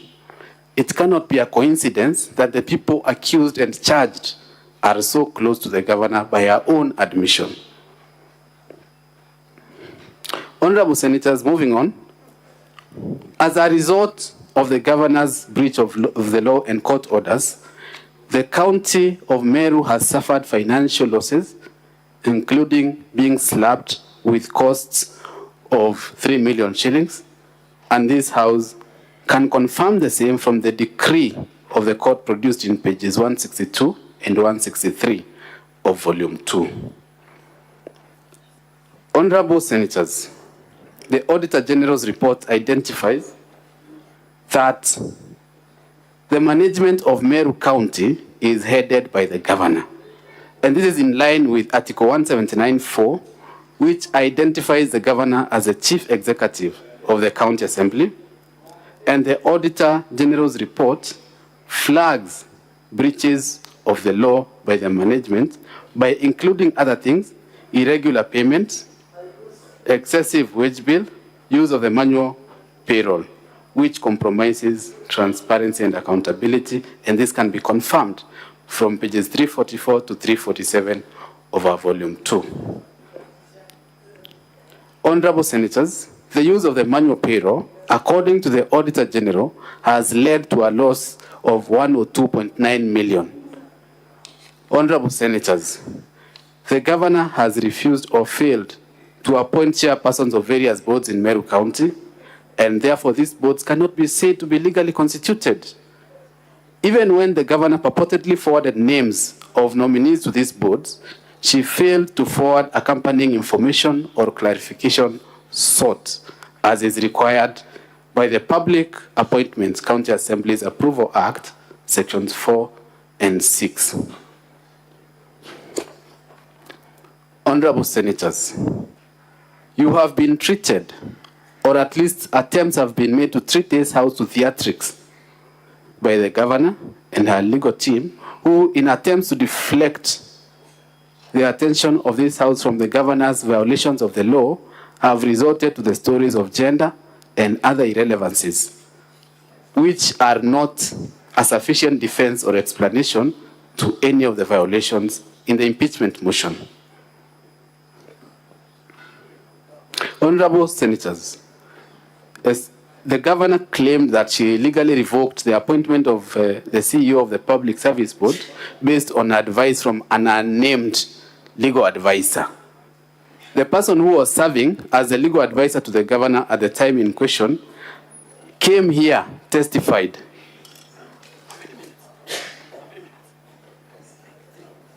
Came here and testified that the internal memo dated 23rd February was a forgery.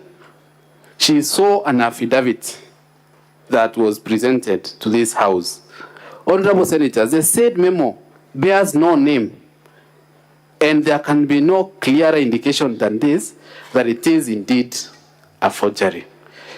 In the opening remarks by the Governor's Council, this House was told that the Assembly is lying, and in fact the words used were that the Assembly is made of pathological liars who have believed their own lies.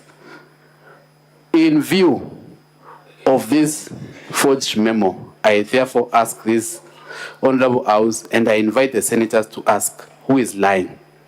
The same governor who accuses this Assembly, the County Assembly, of lying, is caught forging that internal memo. A ruling was made this morning that she should deliver the original memo. She has failed to do so. The governor, in the same pattern of lies, stands here and tells you that she has 23 MCAs supporting her. The impeachment motion, a cursory look will tell you it was signed by 49 MCAs. And simple math tells you that 49 plus 23 is 72. Yet, shockingly, the County Assembly of Meru has only 69 MCAs. So it cannot be true that the governor has 23 MCAs supporting her. The Supreme Court in the Sonko case was categorical that there is no obligation in impeachment proceedings to prove each and every charge, and this means that even one charge substantiated should suffice. In that case,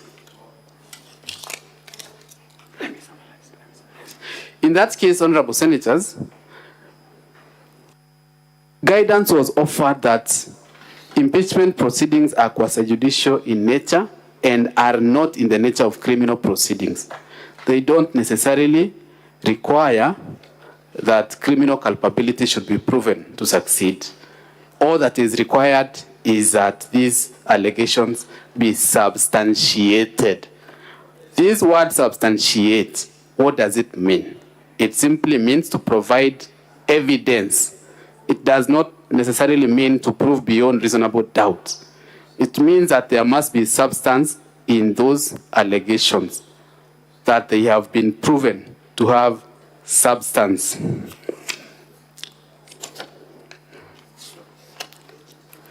Honorable Senators, as I conclude, the evidence presented before this House cannot be trivialized to statistical count as an attempt was made in cross-examination of the mover. The gender card cannot be used to escape accountability. It is not a carte blanche or a shield to commit impunity. It is not about being female or male. It is about violations of the law and the Constitution. Honorable Senators, finally, in paragraph 7 of the governor's response, that is volume 1 of the governor's document, she seems to suggest that the county assembly, the county government of Meru should be dissolved. I call on this house to reflect on the words of the Bible in the book of Matthew, chapter 18, verses 8 to 9, and to paraphrase the words of Jesus Christ as he was teaching the people then: if your hand or your foot makes you sin, cut it off and throw it away. For it is better to enter the kingdom of heaven maimed or lame than to be thrown to everlasting fire with both feet and hands. There is no cause for dissolution of Meru County. The problem is the governor, and Meru can be saved by removing the governor from office, as the Constitution empowers the County Assembly and this Honorable House to do. Thank you, Mr. Speaker, sir, Honorable Senators, and I pray that you will find that the charges against the governor have been substantiated, and I pray that in keeping with the motto of this Honorable House, for the welfare of society and the just government of the people, including the people of Meru, that you will do the right thing and send Governor Kawira Mwangaza home. Thank you. I invite my senior, Mr. Ndegwa, to conclude our closing.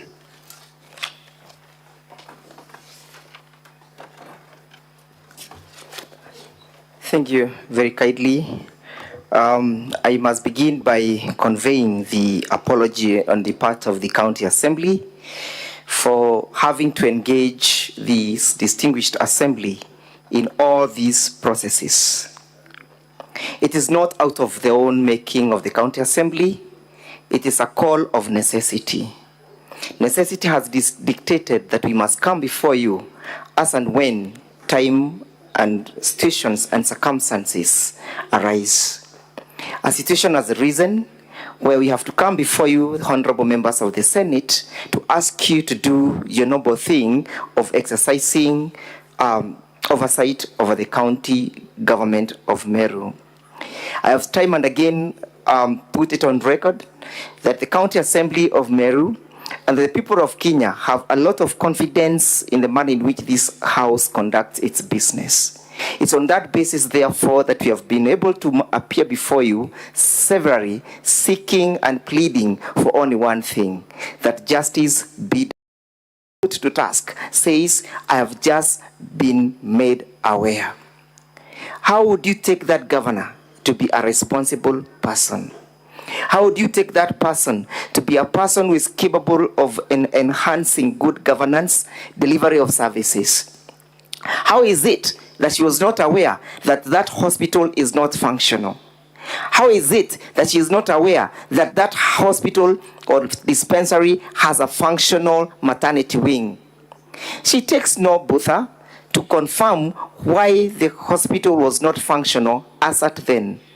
Even having been made aware as at yesterday, she still says, I am not aware. Is that the governor who is capable of running the county? Is it really the mistake of the part of the County Assembly? Or is it the County Assembly being invited by the misconduct and the misdeeds of the governor? Can the county government, can the County Assembly of Meru County sit pretty and watch things go south? Isn't it their responsibility to exercise oversight over the performance of the county government? Are they wrong when they invite the Senate to help and assist and facilitate the operationalization of the oversight function? That is all what we are asking for. That is all what we are asking for. If we were in the UK setup, this house qualifies to be the House of Lords. It's a House of Lords because it's capable of determining where the truth is and where the lie is. Evidence has been led from the County Assembly. Grounds were approved by the mover of the impeachment that it is true the governor has transgressed and violated the Constitution. When she was put to task to explain the circumstances that led to the revocation of that CEO, she simply said, "It wasn't me." And how can it be that the governor can be allowed to get away with a forgery? Isn't it a criminal case in the first instance? And who has a burden of proof? The person who claims that the signature was forged appeared before the Senate. Her evidence was put through test by cross-examination, and clarification and verification was sought by the members of the Senate. Who then is lying? Is it Linda Kiome, or is it the governor? Can the governor be trusted? Put to task and granted an opportunity to bring even the original advisory, she simply said it was seated somewhere in Meru. Unfortunately, she mistook where the place of the trial. The place of the trial is not in Meru, it's before this Senate. Is that a conduct that is consistent with innocence? If she was innocent, if there was not forgery, why was it so difficult for her just to bring that one letter? Why could resources not be committed to make sure that as and when she was made aware that that is an issue, that a letter could not be procured 180 kilometers away from the place of the trial? What is she concealing? What is she hiding? Is she hiding scrutiny? Is that conduct again consistent with an innocent man or innocent woman? I urge you, honorable senators, to find it in our favor that we have proved that particular ground. That the letter that was meant, that the advisory that was meant to rebut our evidence in respect to ground one is a document that is a forgery.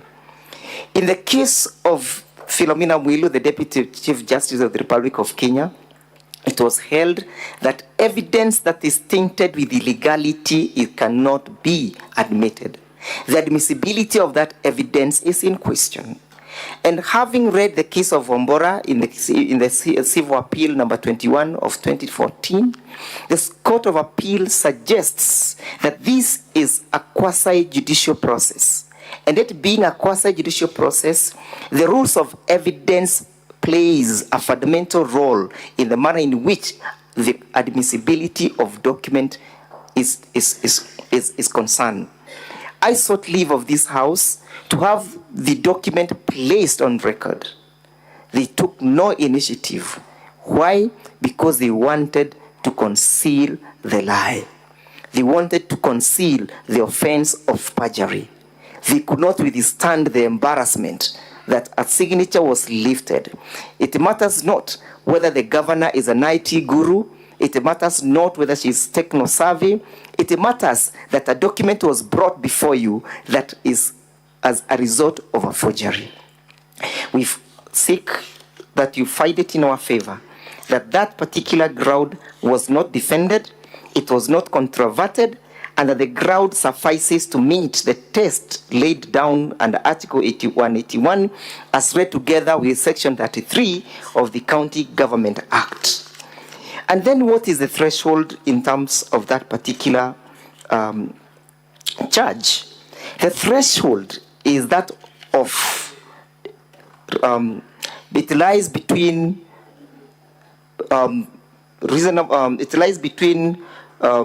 balance of probability and beyond reasonable doubt. That is what the case of Governor Wambora stated. That we are not supposed to prove, the burden of proof is not beyond reasonable doubt. It's not beyond reasonable doubt because this is not a criminal trial. And that distinguishes the case from the case that was quoted by Senator Kajwang, that this is not a criminal trial to seek the county assembly to prove the case beyond reasonable doubt to the extent of seeking the intervention of a forensic document examiner. It's on balance of probability. Whom should we believe? Who should we believe? Is it the person who has committed serious transgressions? Is it the person who is not in touch with the county? Is it the person who is in war with all the leaders in the particular in the entire county? Is it the person who is not even in good terms with his senator? Whom should we believe? Should we not believe leader? What personal vendetta would leader be having? She is not vying for a seat of governor. It matters not that whether she was a running mate to the previous candidate or not, but it matters that an offense was committed. We urge you, honorable senators, to find that in revoking the appointment of CPA Virginia Kawira, Governor Kawira violated the Constitution. She violated Article 10 of the Constitution on the question of the rule of law. She violated Article 27 on the equality before the law and the equal benefits of the law. That Virginia was not subjected to equal protection and equal benefit of the law under Article 27. She equally violated Article 50, that she was not given a fair trial or a fair opportunity to defend her case. When put to task, she attempts to become a linguistic, to purport to differentiate between removal and revocation. When called to task to read the provisions of Section 58 and Section 59 of the County Government Act, honorable senators, she simply could not distinguish. At the end of the day, whether a revocation or a dismissal, it never followed the due process. The County Assembly was never involved. It violated that particular provision. And for that reason, Governor Kawira must take responsibility. Taking responsibility is not an act of cowardice. It's not an act of weakness. It's an act of saying, yes, I was wrong. It's an act of admitting when somebody is wrong. And that is what Article 10 speaks about, the question of accountability. And that is what Article 73, which Governor Kawira has violated, speaks about. Article 73, honorable senators, speaks about a person who holds the office of a governor or any other office in the Republic of Kenya, breathing confidence in that particular office. When Governor Kawira lies blatantly, openly to the whole world that she was able to procure an advisory opinion, who can believe her? Is she breathing confidence in that particular office? Should she not be held to account? Is she not bringing that office to disrepute? Honorable senators, we submit that that particular charge has been sufficiently proved. On the question of the appointment of the chairpersons, again, we prove that we have been able to dispose of our burden of not proving this allegation beyond reasonable doubt, but on balance of probability that yes, Governor Kawira has crippled the operations of the Meru County by blatantly failing and ignoring and or neglecting to execute her functions as a chief executive of Meru County. That amounted to the violation of Section 4 of the Public Appointments Act, in that requires when the governor is bestowed with the responsibility of a duty to follow the provisions of the law. Can she be acquitted? How many times is Governor Kawira going to commit transgressions and get away with it? How many times? When she gets away with the transgressions, where do we leave the people of Meru County? Do the people of Meru County equally deserve justice? Should there not be a balance between the people of Meru County? Where should the balance lie? How should the balance swing? In whose favor is the balance swinging? I suggest and propose and submit that the balance swings in favor of the people of Meru County. They deserve justice before this house. They are crying out for justice. They are looking upon you to dispense with justice. And there cannot be justice by sending Governor Kawira back to Meru. The only justice that can be served, I suggest, is telling her you have failed in your duties, you've neglected in your duties, you have violated the Constitution, you do not know what the Constitution dictates. Remember, she swore to defend this Constitution. But she is one of the greatest transgressors of the same document that she's seeking solace and reprieve from. Honorable senators, Governor Kawira has come before you with dirty hands. She deserves no favor. She deserves no kindness. She deserves no kindness before this particular house, before this Senate. She has come to you with dirty hands. She is not even remorseful that a toddler was born in a Karai when there is just an adjacent health facility. There will be no any other reason for sending Governor Kawira home, please remember the fate of that particular child. Remember the fate of that particular mother who got embarrassed on that particular day. Remember the interpretation that was done, that men and women had to make sure that young children do not go near that naked woman to see her nakedness. How many embarrassments will this house be treated to? Isn't that something that we need all to take cognizance of? Was that video proving failure of service delivery? Who is responsible of delivering those services if it is not Governor Kawira, who has proved on oath that she has failed? Who else should we hold accountable? Who else should we hold accountable? Should she even be allowed to hide behind the cultural card? She has said and submitted that it's the culture of the Meru people to become and to look down upon women. I believe honorable senators who are present before this honorable house, including the senator of Meru, is a family man. There must be a woman in that particular house. If the senator is a misogynist, how does he live with his wife in his house? How does he live with his daughters in his house? If it is true the people of Meru are masculine, how do they multiply and perpetuate the Meru generation? That is a blatant lie. She shouldn't be allowed to hide behind issues that are not founded either in law or in fact. She must be told, it's now time for you to go. She must be told, we have given you 2 opportunities, you have failed to reform. She must be told, the Senate has listened to you severally, but you have failed to conform. She cannot conform, she will not conform, she will not reform because she is not a reformist. She does not understand the story of a reformist. Or what she understands, as indicated in her submissions and evidence, is that the county government, the county assembly is telling the story of the single story.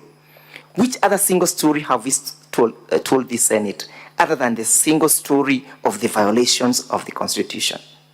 Which other single story have we told this House other than the story of the suffering of the people of Meru County? That is a single story. We have no another story. It's a single story of the suffering of the people of Meru County. They are craving upon you, honorable senators, to save them. They are craving upon you to save them from all these blatant violations. On the question of refusal to implement the recommendations by the county assembly, you might want to ask yourself, why the failure? It was not a coincidence. It is by design, because it's the conduit between the governor, the chief of staff, and the county secretary. That web must be in existence for Governor Kawira to exist. That is why it was impossible for her to implement the report recommended by the county assembly. Those are her conduits. If you find any mismanagement, any embezzlement, any failure of good governance, look at that web. It must be maintained for Governor Kawira to continue transgressing the county. It must be maintained for Governor Kawira to continue perpetuating the suffering of people of Meru. Why is it so difficult for her to implement that report? Why is it difficult for her to see that there was necessity for her to implement that report as recommended by an equal arm of her government? The answer is one. She needs that network for her to perpetuate illegalities that she is perpetuating currently in Meru County. When put to task whether the reports and why they were not implemented, she simply said they were not sent to me. Evidence was led that yes, they were submitted to her, they were received in her office, and she blatantly refused to act to it. Why? I think and submit that she does not understand the weight behind accountability. She does not understand the weight behind transparency. She does not understand the reason why there is a rule of law in this country. Count 2 on misconduct. Yes, she acknowledged that she made those particular statements. She said, yes, she made those statements about the 86 million. She acknowledged misleading the people. She acknowledged that there was not only one account and that whatever she was saying was falsehood. If a leader cannot be held account for the statement that they make, then where is this country going? We must tell the current generation and the future generation that it is important to speak the truth, that it is important to stick to the way of the truth. That is what is right, that is what is just. Did Governor Kawira maintain the path of truth? Did she stick to the path of truth? Did she do what is right in the circumstances? We submit that she willingly veered away from the path of truth. The evidence of the window, and may he rest in peace, was never tested.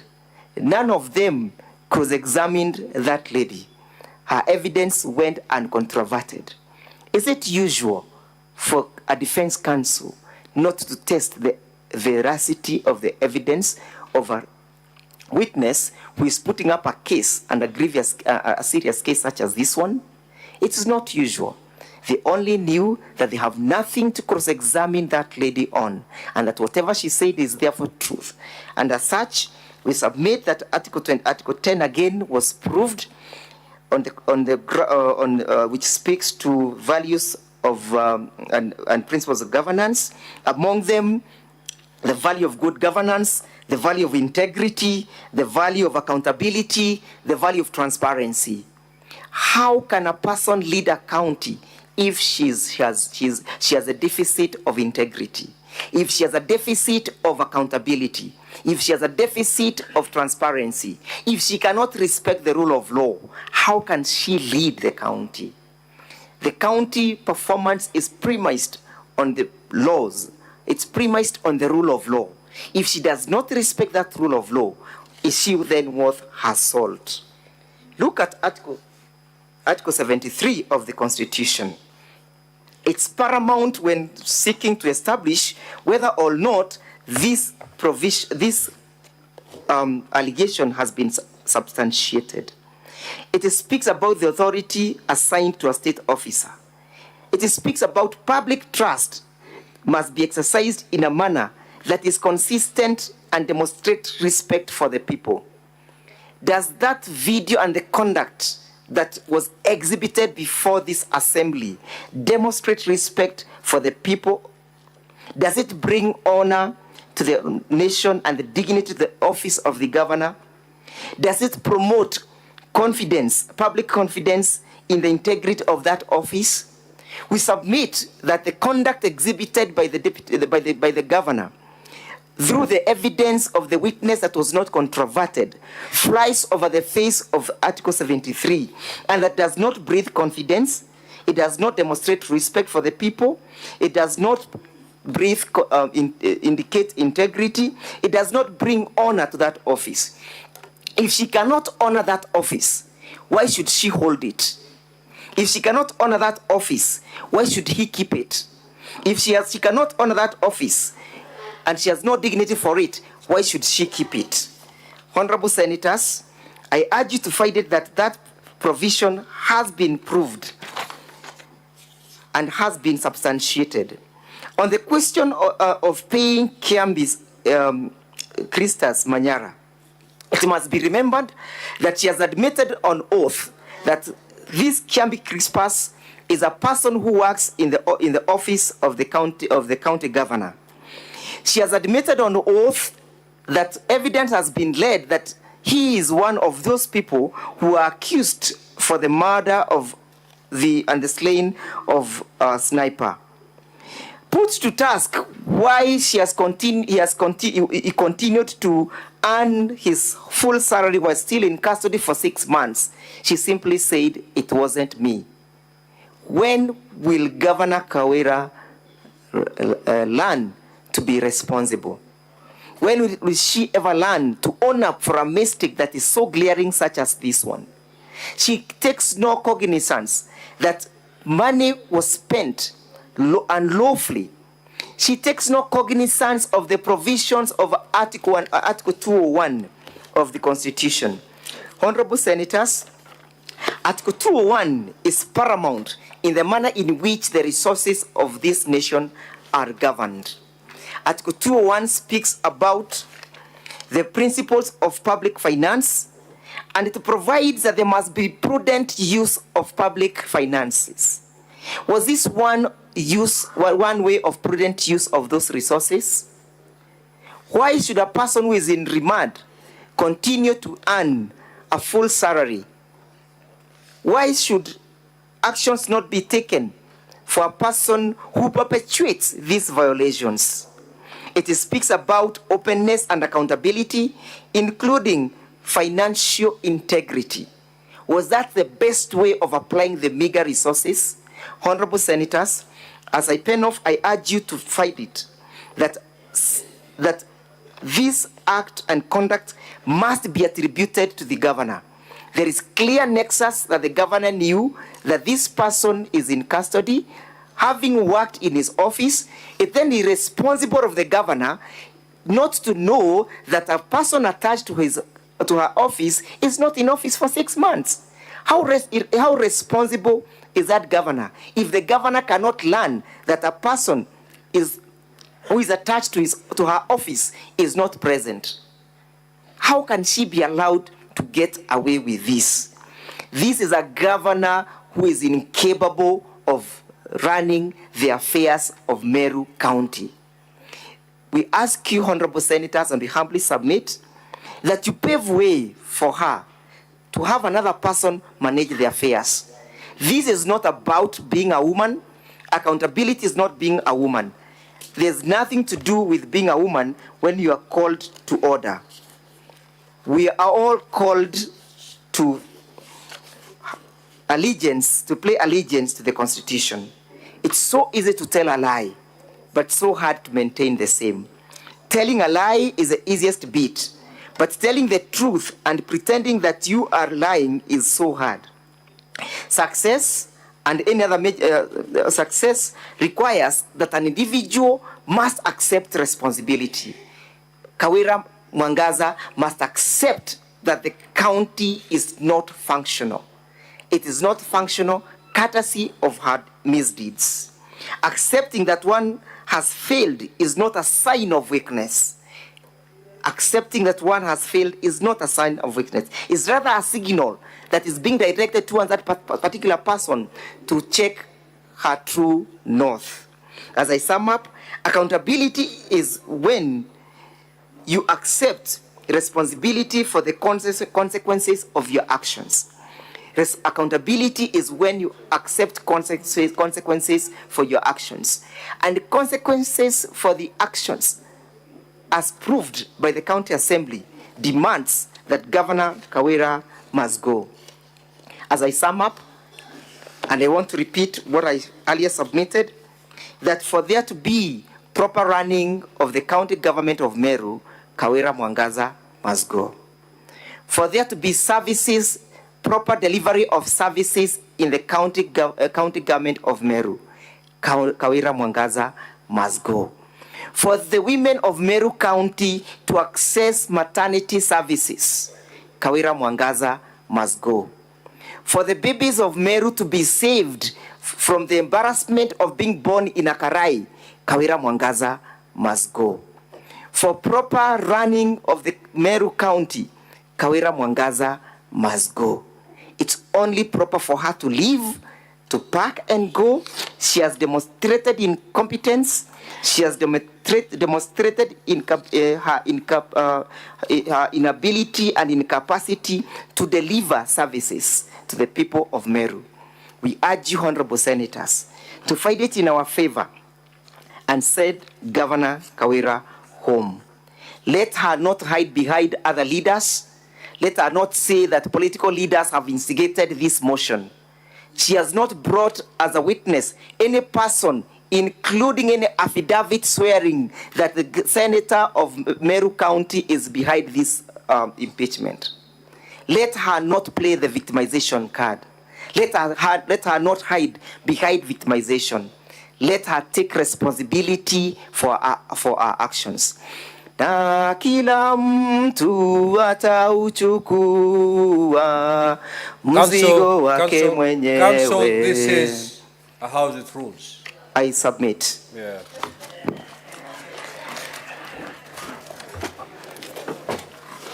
Council for Governor, the floor is yours.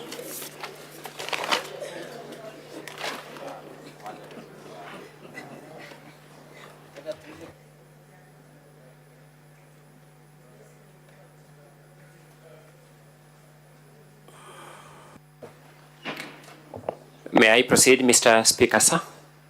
Absolutely.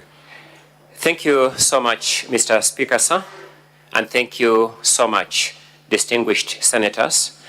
For the record, my name is Ongoya. I'll be making the governor's closing submissions. Distinguished senators, courtesy demands that I open this process by thanking this House for the opportunity given to us as council and the opportunity given to the governor to be heard as we have been heard. The challenges associated with the time notwithstanding, we are satisfied that we have had a fair day in this honorable House. Distinguished senators, the governor invites this House to be guided by certain enduring principles that she will draw the attention of this House to. The governor invites this House to be guided by the guidance that was applied by the famous philosopher Socrates to all persons sitting in the position of judges, which you now do. 4 things belong to a judge: to listen courteously, to answer wisely, to consider soberly, and to decide impartially. There is a biblical injunction that also addresses itself to the attributes of judges. I think there's advice that was given by a man called Jethro to a man called Moses in the book of Exodus, when Jethro thought that Moses was spending significant amounts of time deciding cases. He advised him to appoint judges to help him decide disputes between the children of Israel. He gave the following attributes: able men, such as fear God, men of truth, hating covetousness. The governor holds this Senate in the highest possible regard and attributes these attributes that have survived the age of time to this Senate. Allow me to deal with what I consider to be some side issues that have arisen in the course of this trial and in the course of the Assembly's final submissions. Distinguished senators, an issue emerged as to whether ISPAC member number 10955, Kirimi Ibrahim Mutwiri, is an active member of ISPAC in good standing. Fortunately for us, like many other professional bodies, the data of many of us professionals is now available in the public databases of the respective professional association.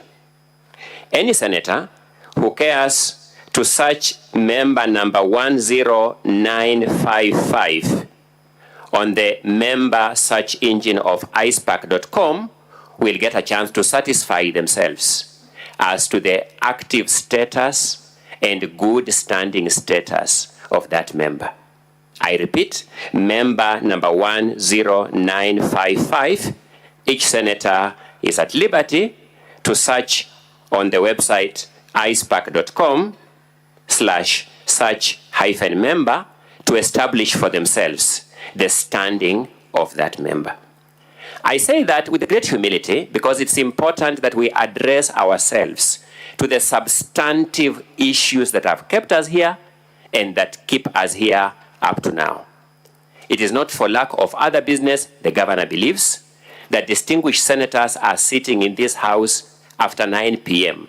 to resolve this dispute. The governor believes that the issue before this Senate is so significant that it should never turn on a matter of side issues.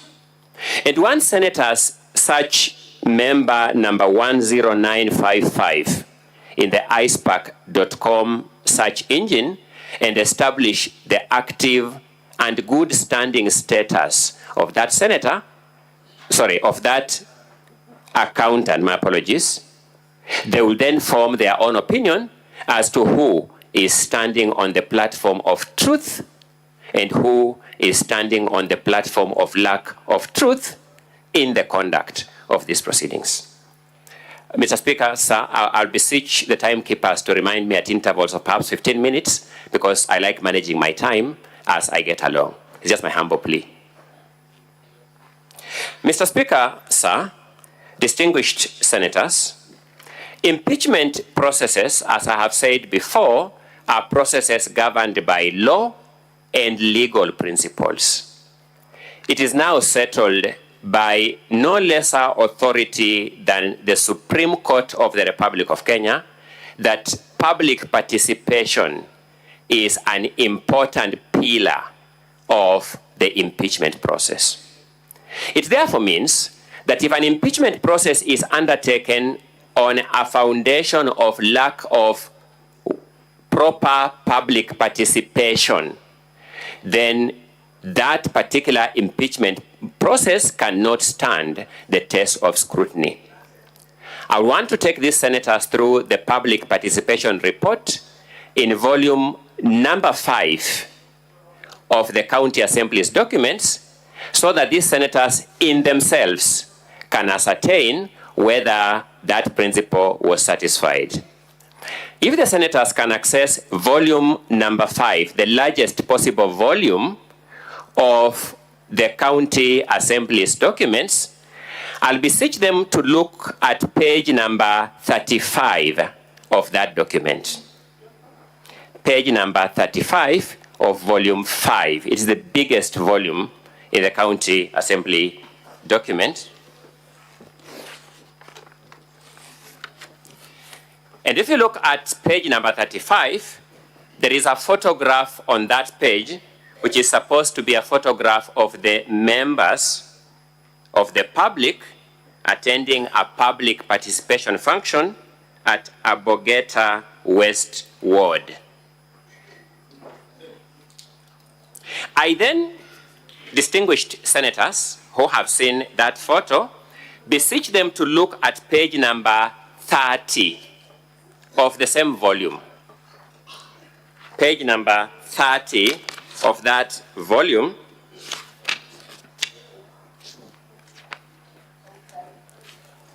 which is supposed to be now the public participation event at Abogeta East Ward. On the face of it, the same people in the same sitting arrangement, taking the same posture at page number 30 at Abogeta East Ward are the same people in the same sitting arrangement taking the same posture that you'll discover at page number 35. I leave it to your able judgment about what that says of the integrity of this public participation process. But that's not enough. I'll beseech distinguished senators to turn to page number 331 of that same document. 331 of that same document,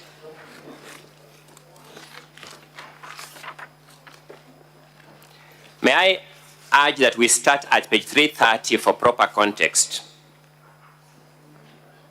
At page 330 is a title of minutes showing that this should be a public participation event at Akirangondu Ward, in Akirangondu Ward at Machungulu Social Hall. I'll beseech distinguished senators look at minute number 3, which runs from page number 331. And I want you to look at the entire of that minute from where it starts all the way overleaf to page 332.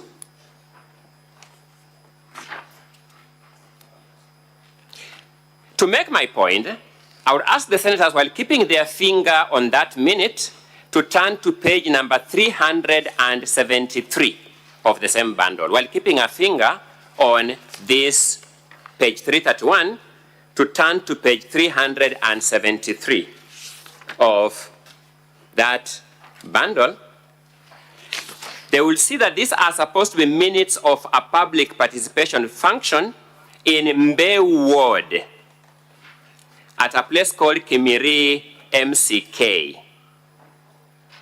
These are supposed to be events done on the same day at the same time. You realize that minute number 3 of those minutes starts at page 374 and turns overleaf to page number 375. This minute takers somehow meticulously used the same words word for word across 1.5 pages of minute taking of an objectively taken set of minutes. Distinguished senators, while at it, I want you to turn to page 390 of that same bundle.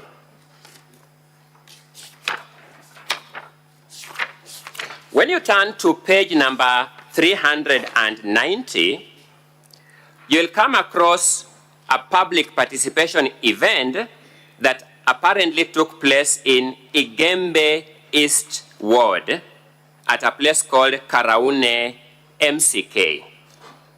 And just for comparison, I will then urge you to turn to page number 393. 393, which is supposed to be a public participation event in Adiru Rujine Ward. I try to understand how to pronounce this name in Meru language, a lot of difficulty. Adiru Rujine Ward at a place called Akune MCK. Putting your finger on those 2 minutes, I want you to look at minute number 3 of each of those 2 minutes. The one at page 390 starts from page 390 through page 391 all the way to page 392. And the one starting at page 393, minute 3 starts at page 393 through page 394 all the way to page 395. And you'll discover those minutes use the same words in the same order, the same sentences in the same order, word for word, across 3 pages of minutes. I leave it to able judgments, applying this Socratic standard that I have just prescribed for this sentence. Courteously, you answer wisely, you consider soberly, and you decide impartially, distinguished senators. Would you say that this is a public participation process that passed the requisite test of integrity? I just want to demonstrate one thing which can be done without taking too much time, which is page 332 of that document.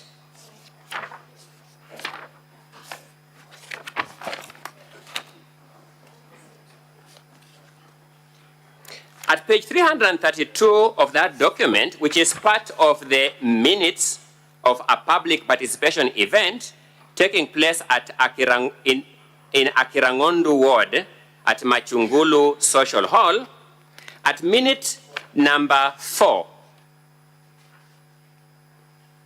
At minute number 4, you'll come, sorry, my apologies. I want us to go to page, my apologies. I misled you when I referred to 332. I want us to refer to 370. Let me see where this brings out the point, then I can conclude just so that we don't waste a lot of time. Let me look at 373. If it doesn't, I'll just go to the next minute, then we clear that in a short while. Yes. Thank you so much. That is the one. I wanted to look at page 332, minute number 4 at Akirangondu Ward. The minute taker says as follows: members of the public, upon equal and fair representation from across the locations in the ward, ended the meeting at 1 p.m. Full stop. A member of staff from the county assembly gave closing remarks and thanked the members of the public for exercising their constitutional mandate and conducting their exercise peacefully and inclusively. When you go to page number 375, which are minutes of a completely different ward, you also see minute number 4 in Mbeu Ward, where members of the public, upon equal and fair representation from across the locations in the ward, ended the meeting at 1 p.m. A member of staff from the county assembly gave the closing remarks and thanked members of the public for exercising their constitutional mandate and conducting the exercise peacefully and inclusively. The same minute, the same words in the same order. I spoke here about some things being too fantastic to be true. Distinguished senators, these are the sort of things I was referring to. Normal human fallibilities militates against this kind of coincidences. I'll briefly make that point by looking at page 392.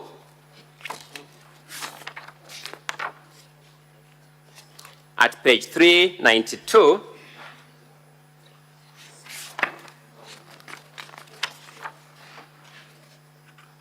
of the minutes from Igembe Eastward.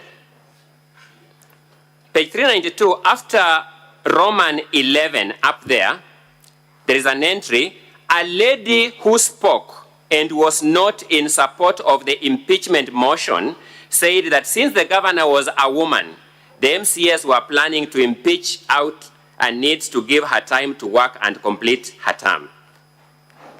It follows, another one said that she doesn't support the impeachment motion because the governor is the only senior most politician from Meru County. I want us to turn to page 395, which is part of the minutes from Adiru Rujine Ward. Just after Roman number 11, a lady who spoke and was not in support of the impeachment motion said that since the governor was a woman, the MCAs were planning to impeach her out and needs to give her time to work and complete her term. It follows, another one said that she doesn't support the impeachment motion because residents of Meru County are tired with these unending fights between the governor and the MCAs.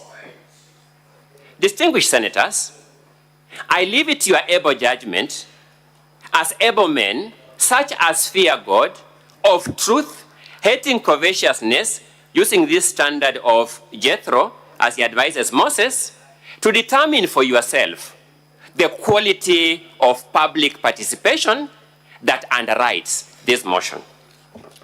We are looking at a document that is 1,344 pages. Time cannot allow us to continue with this kind of analysis, but the point has been made. Allow me to move to the next point.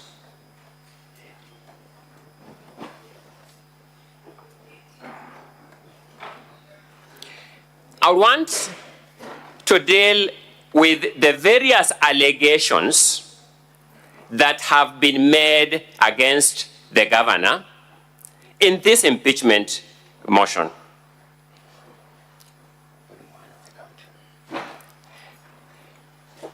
If you look at the impeachment motion at count number 1,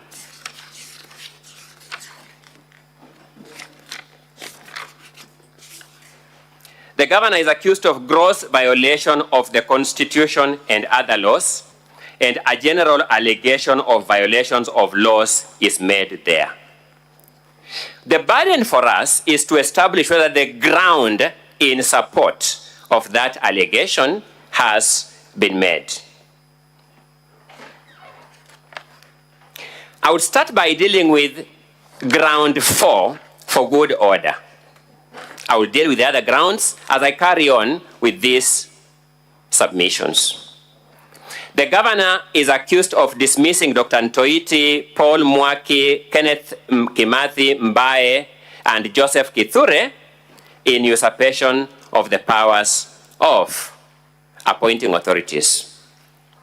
The mover of the motion was taken through this ground as against what was count 4, paragraph 16 of the motion that was before this House in November last year, my apologies, in November last year.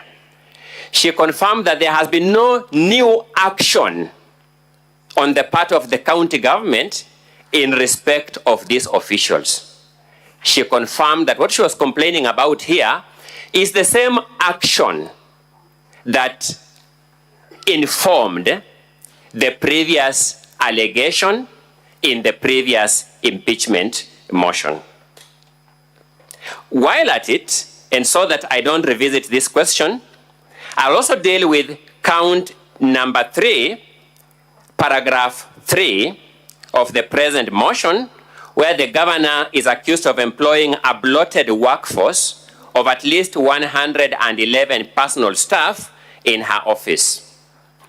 The mover of this motion came here and she conceded that this was the same allegation in count number 4, paragraph G of the motion that this Senate dealt with in November last year.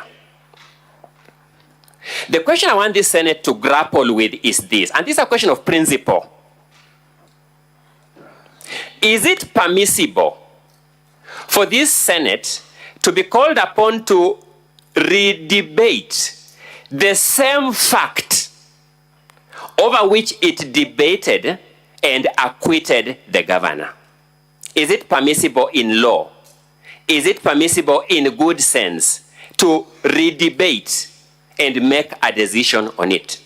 Are these grounds you are going to vote for, or are these grounds in your private discussion and deliberation are going to move that must be struck out first before you consider the residue of the motion? That's something that I invite this Senate to grapple with so that it guides future processes of this nature. I'm making out an argument that the governor invites this Senate to take a position on allegations that have been debated here in previous impeachment motions and in respect of which the governor has been cleared of the same. May I draw the attention of this Senate to the fact that the move of this motion confirmed that in respect of the claim of employment of a bloated workforce, the same list of employees in the same order that was presented here in November last year is the same list of employees in the same order that she has presented here today, and sought that this Senate reviews its previous decision and enters a different decision from the one it entered last year. The second set of matters that I want to deal with is matters that are pending active litigation in court as we stand here today. What I'll describe as matters that are sub judice.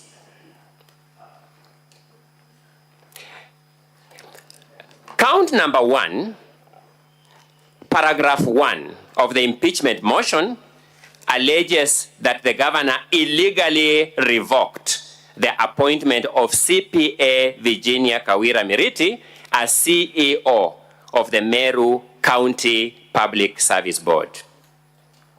Distinguished senators, it is not in dispute that this matter is pending active litigation as Meru Employment and Labor Relations Court, case number E002 of 2024, Virginia Kawira Miriti versus the Governor Meru. The pendency of that case has, of course, been supplied in volume number 2 of the Governor's documents at page number 14.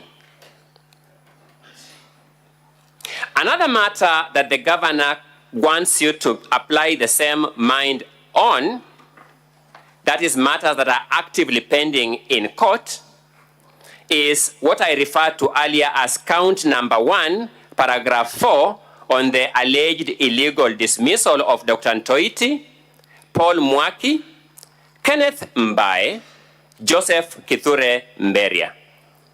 In addition to the fact that this is a matter that this Senate has already applied its own mind upon and made a decision on, it is not in dispute that this matter has been and continues to be in active litigation in our court. This matter went into court as Meru Employment and Labor Relations Petition number 1 of 2022 and is now pending an appeal. Evidence of the pendency of that appeal process is at volume number 7, at page number 71, volume 1B of the Governor's documents. Again, distinguished senators, with tremendous humility, I invite this House to take this as a question of principle.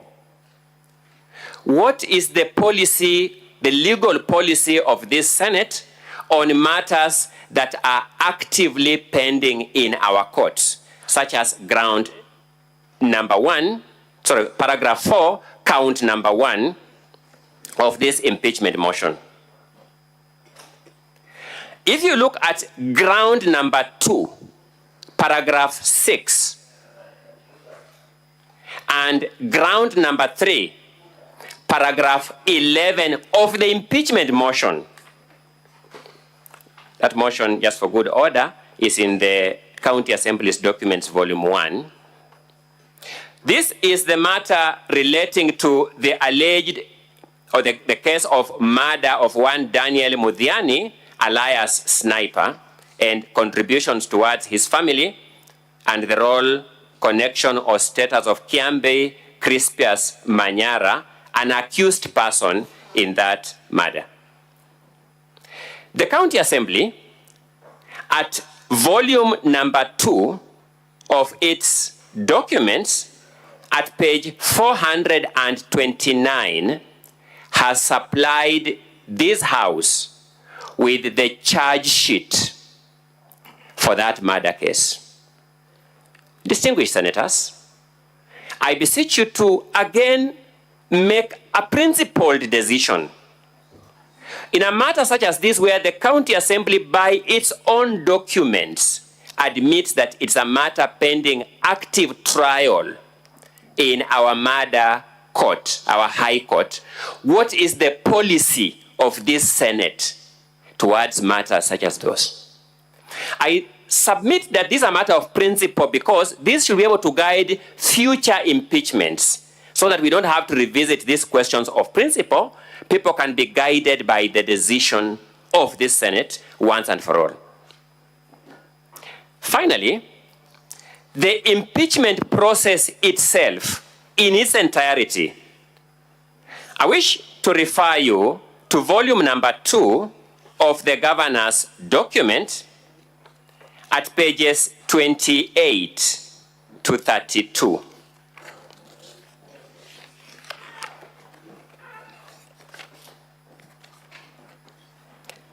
At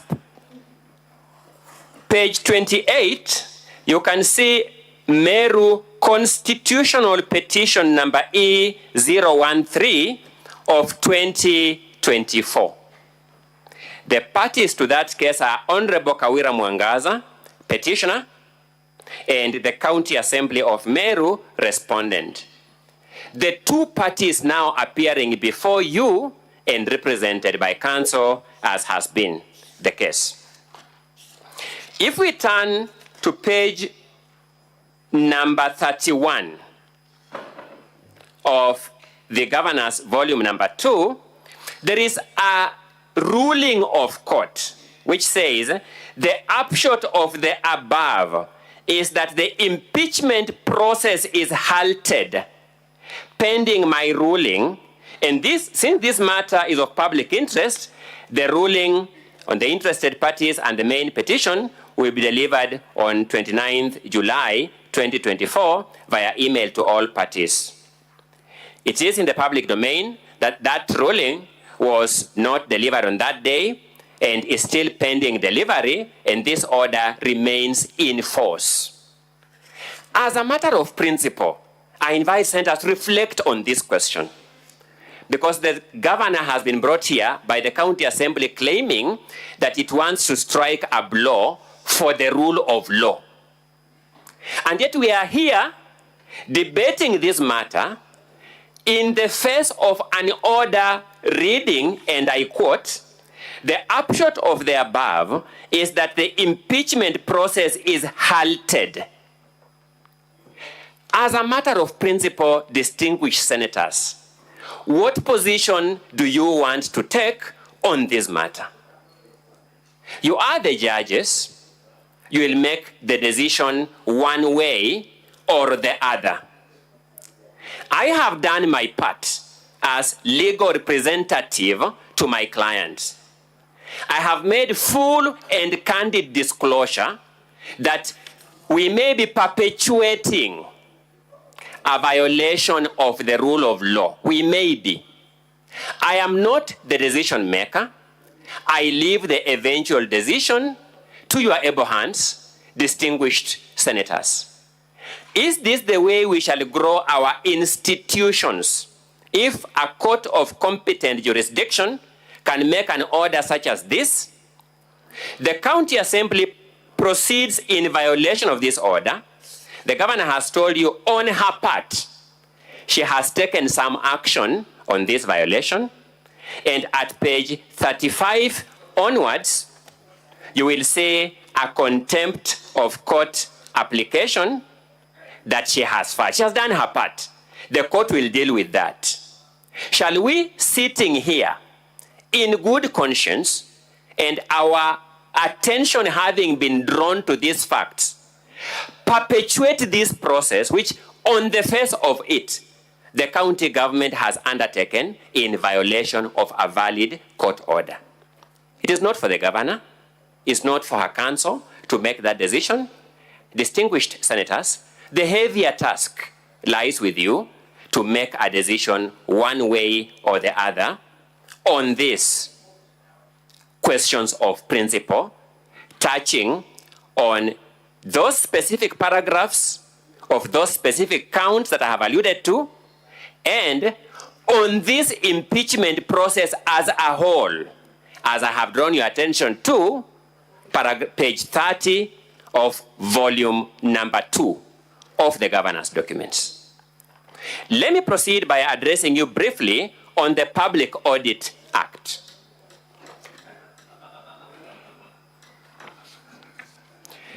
Distinguished senators, I beseech you, as you make this decision this evening, to be guided by the provisions of Section 53 and Section 54 of the Public Audit Act. I say this in summary in response to the multiple audit questions that have arisen in the course of this hearing. Time will not permit me to point at specific audit queries. Having been present here, we know those audit questions. Section 53 of the Public Audit Act has a side note entitled Implementation of Reports. These are audit reports by an accounting officer. implementation of reports by an accounting officer.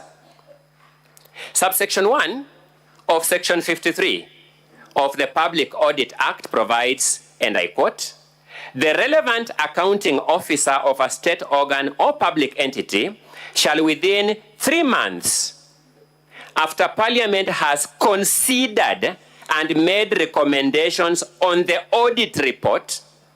So first, there is an audit report. 2, there is parliamentary consideration of the audit report. Then 3, there are actions to be taken, which are take the relevant steps to implement the recommendations of Parliament on the report of the Auditor General, or give explanations in writing to Parliament on why the report has not been acted upon. The law itself actually anticipates failure to act on those reports with reason. Honorable Senators, there is a principle in law called the subsidiarity principle. The subsidiarity principle in law dictates that a dispute must be resolved at the lowest institution competent to resolve it.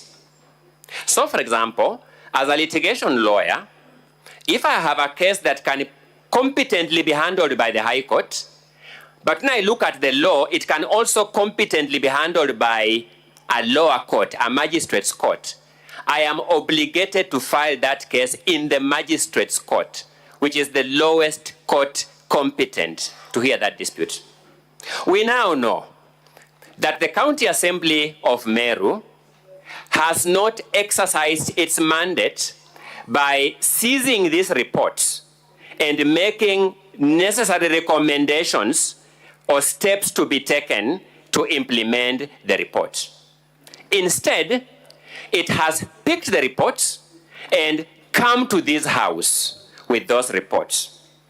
I want to believe, speaking for myself, that that is overburdening this very busy house. I want to suggest to you, senators, that if you set a precedent here in these proceedings, that a county assembly can do that, it means that if we get a year where there are 47 county governments with some issues, and you know better than I do, that virtually every year, every county government has some issues in the audit report, it is possible for county assemblies to bring here 47 impeachment motions. I suspect that that may break the functional machinery of this house. I think that you better take a position in this matter that reminds county assemblies that they also have a role to discharge, to sit, invite relevant officers of the executive, interrogate audit reports, resolve disputes that can resolve there first, then come here with only such residues of issues that the relevant officers have proved to be incorrigible. That is my humble submission, distinguished senators. There is a cadre of claims before you where I submit respectfully that the county assembly is in fact the author of the problem. Then it has brought the governor here. The alleged failure to appoint chairpersons of the Meru County Revenue Board, Meru Microfinance Corporation, Meru Youth Service Board, and Meru County Investment and Development Board. I invite you to look at the correspondences at pages 53, 54, 57, 58, 60, 61, 62, 65, 67, 84, and the document at pages 85 all the way to 163, and the document at page 135 of volume 1B of the governor's documents. I will not read them, but save just to summarize that these are the multiple correspondence between the office of governor and the office of the clerk of the county assembly. There is no doubt, distinguished senators, that the governor nominated persons to these offices. If the governor did not furnish sufficient particulars, the county assembly had the option of rejecting those names. Just consider them and reject them, so that there is no jam in the system, so to speak. What has happened here is that for more than 1 year, the county assembly has engaged the governor's office in correspondence, but failed to make a decision on the chairpersons of these boards. And yet there is nothing the governor can do without the county assembly first making a decision one way or the other. The law, for example, distinguished senators, requires that ambassadors in this country, cabinet secretaries, be appointed by the president, but upon approval by the National Assembly. If the president were to forward names of cabinet secretaries to the National Assembly, then the National Assembly takes 1 year engaging the president in correspondence on those names without making a decision on them. Then eventually moves a motion to impeach the president for failure to appoint. That is malice in the extreme.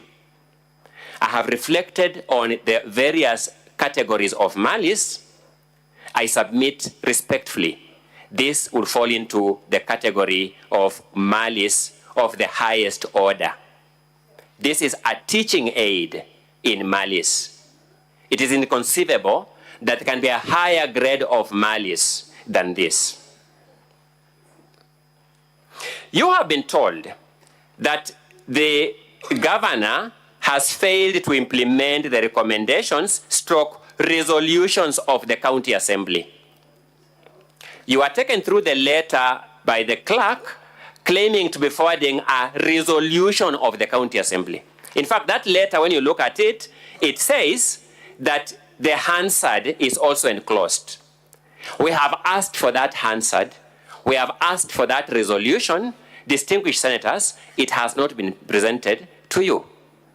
The question is, how will you impeach the governor on the strength of such an allegation? But more importantly for me, questions were put here to a number of witnesses to show who that report of the assembly, of the committee of the assembly is addressed to. That report was addressed to the petitioners, not the governor. Who was that report copied to? That report was copied to the various officers who allegedly the petitioners had sought to be removed from office, one by one. That report was neither addressed to nor copied to the governor. But now you are told to make a finding that the governor failed to implement that report that was neither addressed to her nor copied to her. As a matter of fact, can we say that in accordance with the law, the County Assembly of Meru has established this fact? I repeat, it is not in my place to make that determination. It is in your place, distinguished senators, to make that determination. I invite you to make that determination with this factual matrix in your mind, so that you vote that in good conscience, a governor who is neither the addressee of a letter nor copied in the letter can be removed from office on an allegation of failure to implement the contents of that letter. Factual matters on the dismissal of Dr. Ntoiti, Paul Mwaki, Kenneth Kimathi Mbae, and Joseph Kathure Mberia have arisen in addition to the principal matters of pendency of court cases in them. Factual matters have arisen. To the factual question whether these people have been dismissed from office, the county executive CAC in charge of public service has been here and has adduced evidence that these people Some of them, their contracts ran out by a fluxion of time. That a contract that has ended.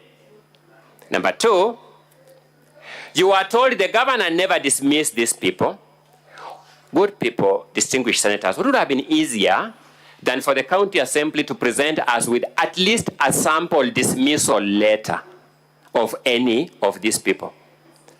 The multiple volumes before you contain very many documents except anything in the name of a dismissal letter, even to prove that fact of an allegation of dismissal. You are going to make a decision this evening.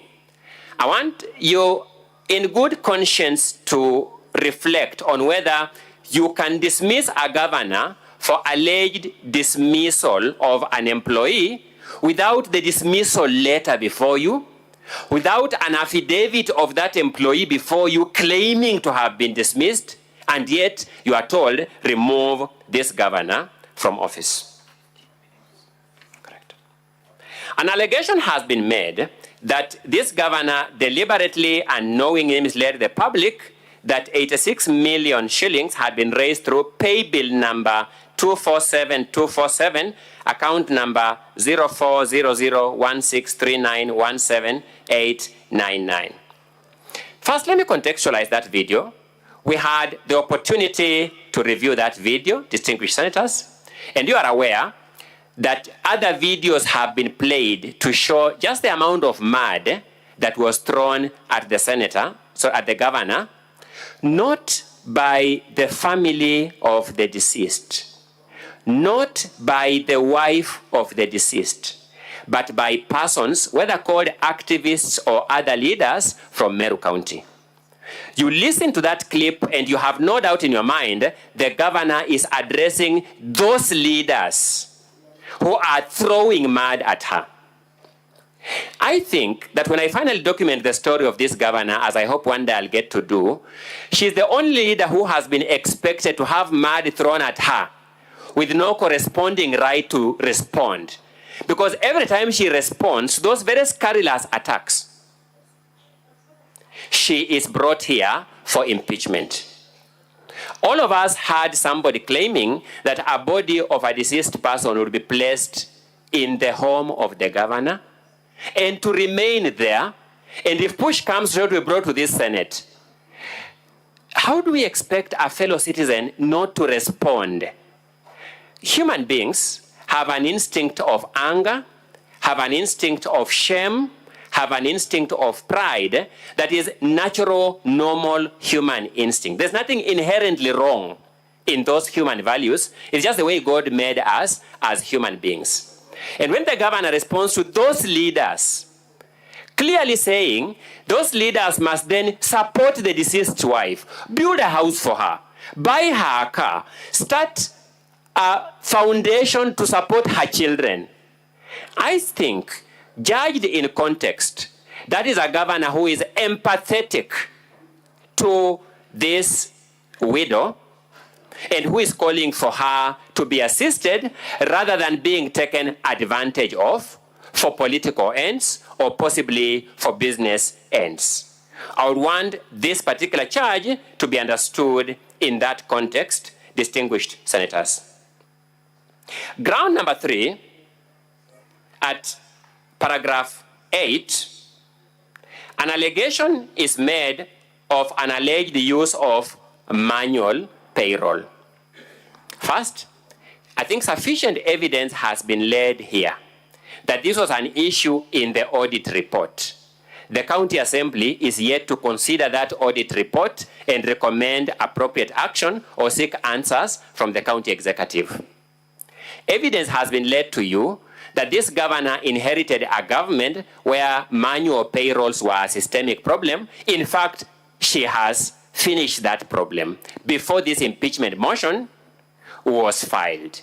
That is something I beseech you to keep at the back of your mind as you make a decision one way or the other on these proceedings. Evidence has been laid before you that the issue of manual register has appeared in audit reports in respect of an excess of more than 40 counties. What lesson do we learn from that? This may be a systemic government problem beyond Meru County. And therefore, the proper interventions by legislative and oversight institutions such as this is to provide systemic solutions. What can we do to ensure that IPPD numbers of staff are processed much faster to conduce an environment where payrolls are run without the necessity to resort to manual payrolls as we wait for IPPD numbers?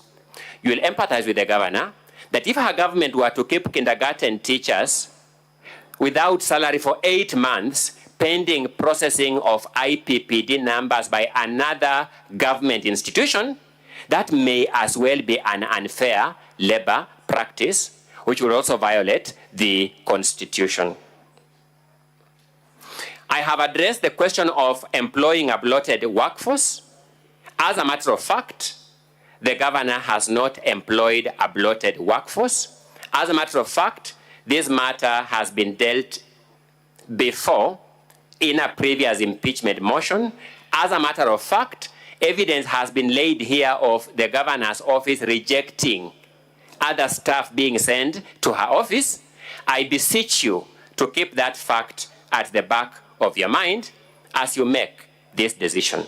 Finally, on the allegation of paying Kiambi Crispus Manyara, a public communications officer in the office of governor, full salary while in remand, distinguished senators, I want you in good conscience to make a decision whether governors pay staff.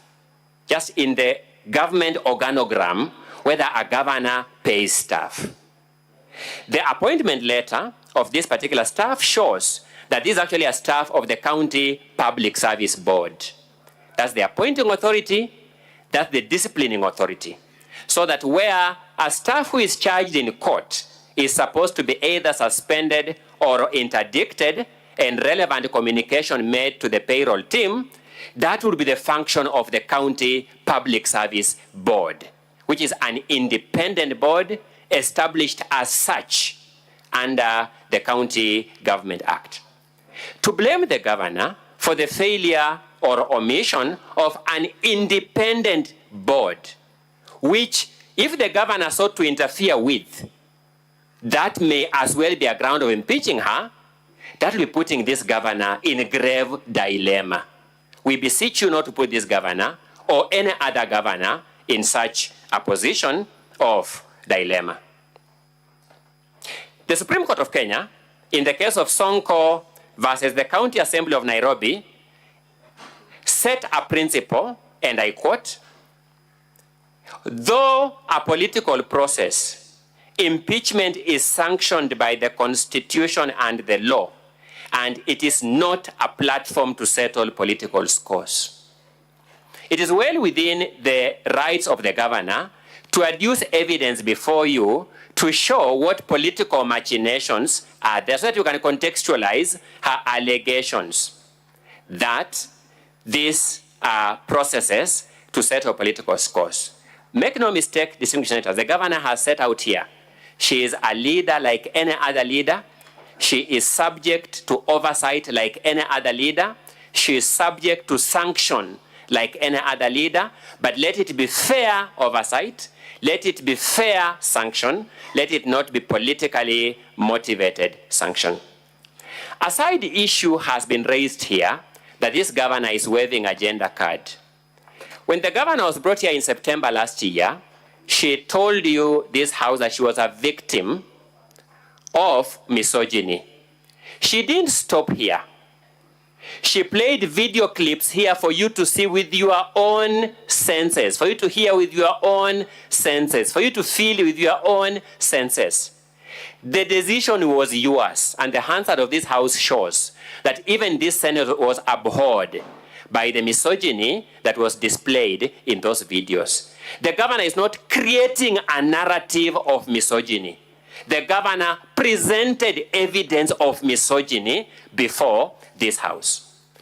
A narrative has been created here that this governor has been given 2 opportunities before. An impression being created that this governor was perhaps convicted and pardoned. Truth is, this governor has been acquitted on every other occasion that she has been brought here. And therefore, you can't blame her for whatever decision this Senate made based on the evidence that has been brought before the Senate. The case of Martin Nyaga Wambora before the Court of Appeal of Kenya set out the principle that allegations for removal of a governor must be serious, substantial, and weighty. Let's face it. If we want to look for technical infractions of law, that is easy. We can get a technical infraction of law on any officer in any office, on any citizen, wherever situated. The principle as enunciated by our court is that to remove a governor from office, the allegation must be serious, substantial, and weighty. And it's in this context that I understood the clarification sought. 5 minutes, thank you. The clarification as sought by Honorable Senator Kajwang as to whether labor disputes, employment disputes would form a basis of an impeachment motion. This institution of parliament has employees. I leave it to your own assessment as whether there are any employees that have ever taken this institution to court. What is sure is that there's an entire court called the Employment and Labor Relations Court, whose business is to resolve labor disputes every day. We don't create institutions for fun. That institution was created because there was an understanding that in our day-to-day lives, people are going to have labor disputes. And therefore, to use a labor dispute that is properly before a court of competent jurisdiction to remove a governor from office, that in and of itself does not pass the test of seriousness, substantiality, and weight. The Court of Appeal also established as a principle that a nexus must be drawn between the governor and the alleged gross violations of the Constitution or any law. So that where the County Public Service Board, for example, fails to interdict or suspend an employee who is charged in a court of law, it strains my imagination how anyone, within the most fertile imagination on earth, can create a nexus between that and the governor. I leave it to the distinguished house here to make a decision on that question. In conclusion, distinguished senators, I have been reflecting on the life and the times of Honorable Kawira Mwangaza. In my other world, Mr. Speaker, I am a teacher, and I talk to my law students every day in a mentorship program, and I was telling them that in the fullness of time, when I am tasked to make my intellectual contributions on gender and the law, my writing will not be on the 2/3 gender principle. My writing will be on the struggle to sustain a woman governor in Meru County. It is difficult for me to imagine of any public official in this country who has been subjected to the trials and tribulations of this governor. This governor who stands here, I look at her and see either my elder sister or my mother. I can't imagine of a lesson in resilience than that is embodied in this woman who sits here before you as governor. I beseech you to have the weight of this submission in your conscience as you grapple with the principal issues, the evidentiary issues, and the factual issues that I have raised this evening. I beseech you to acquit this governor on each of the 3 counts. I rest the governor's final submissions. Thank you, Counsel. Now, honorable senators, ladies and gentlemen, we will now, pursuant to Rules 27 of the rules of procedure as contained in the third schedule of our standing orders, we will proceed to a camera session. And therefore, at this juncture, I'll ask the parties to withdraw from the chamber, the members of the public to withdraw from the chamber, and the media to cease live broadcast forthwith.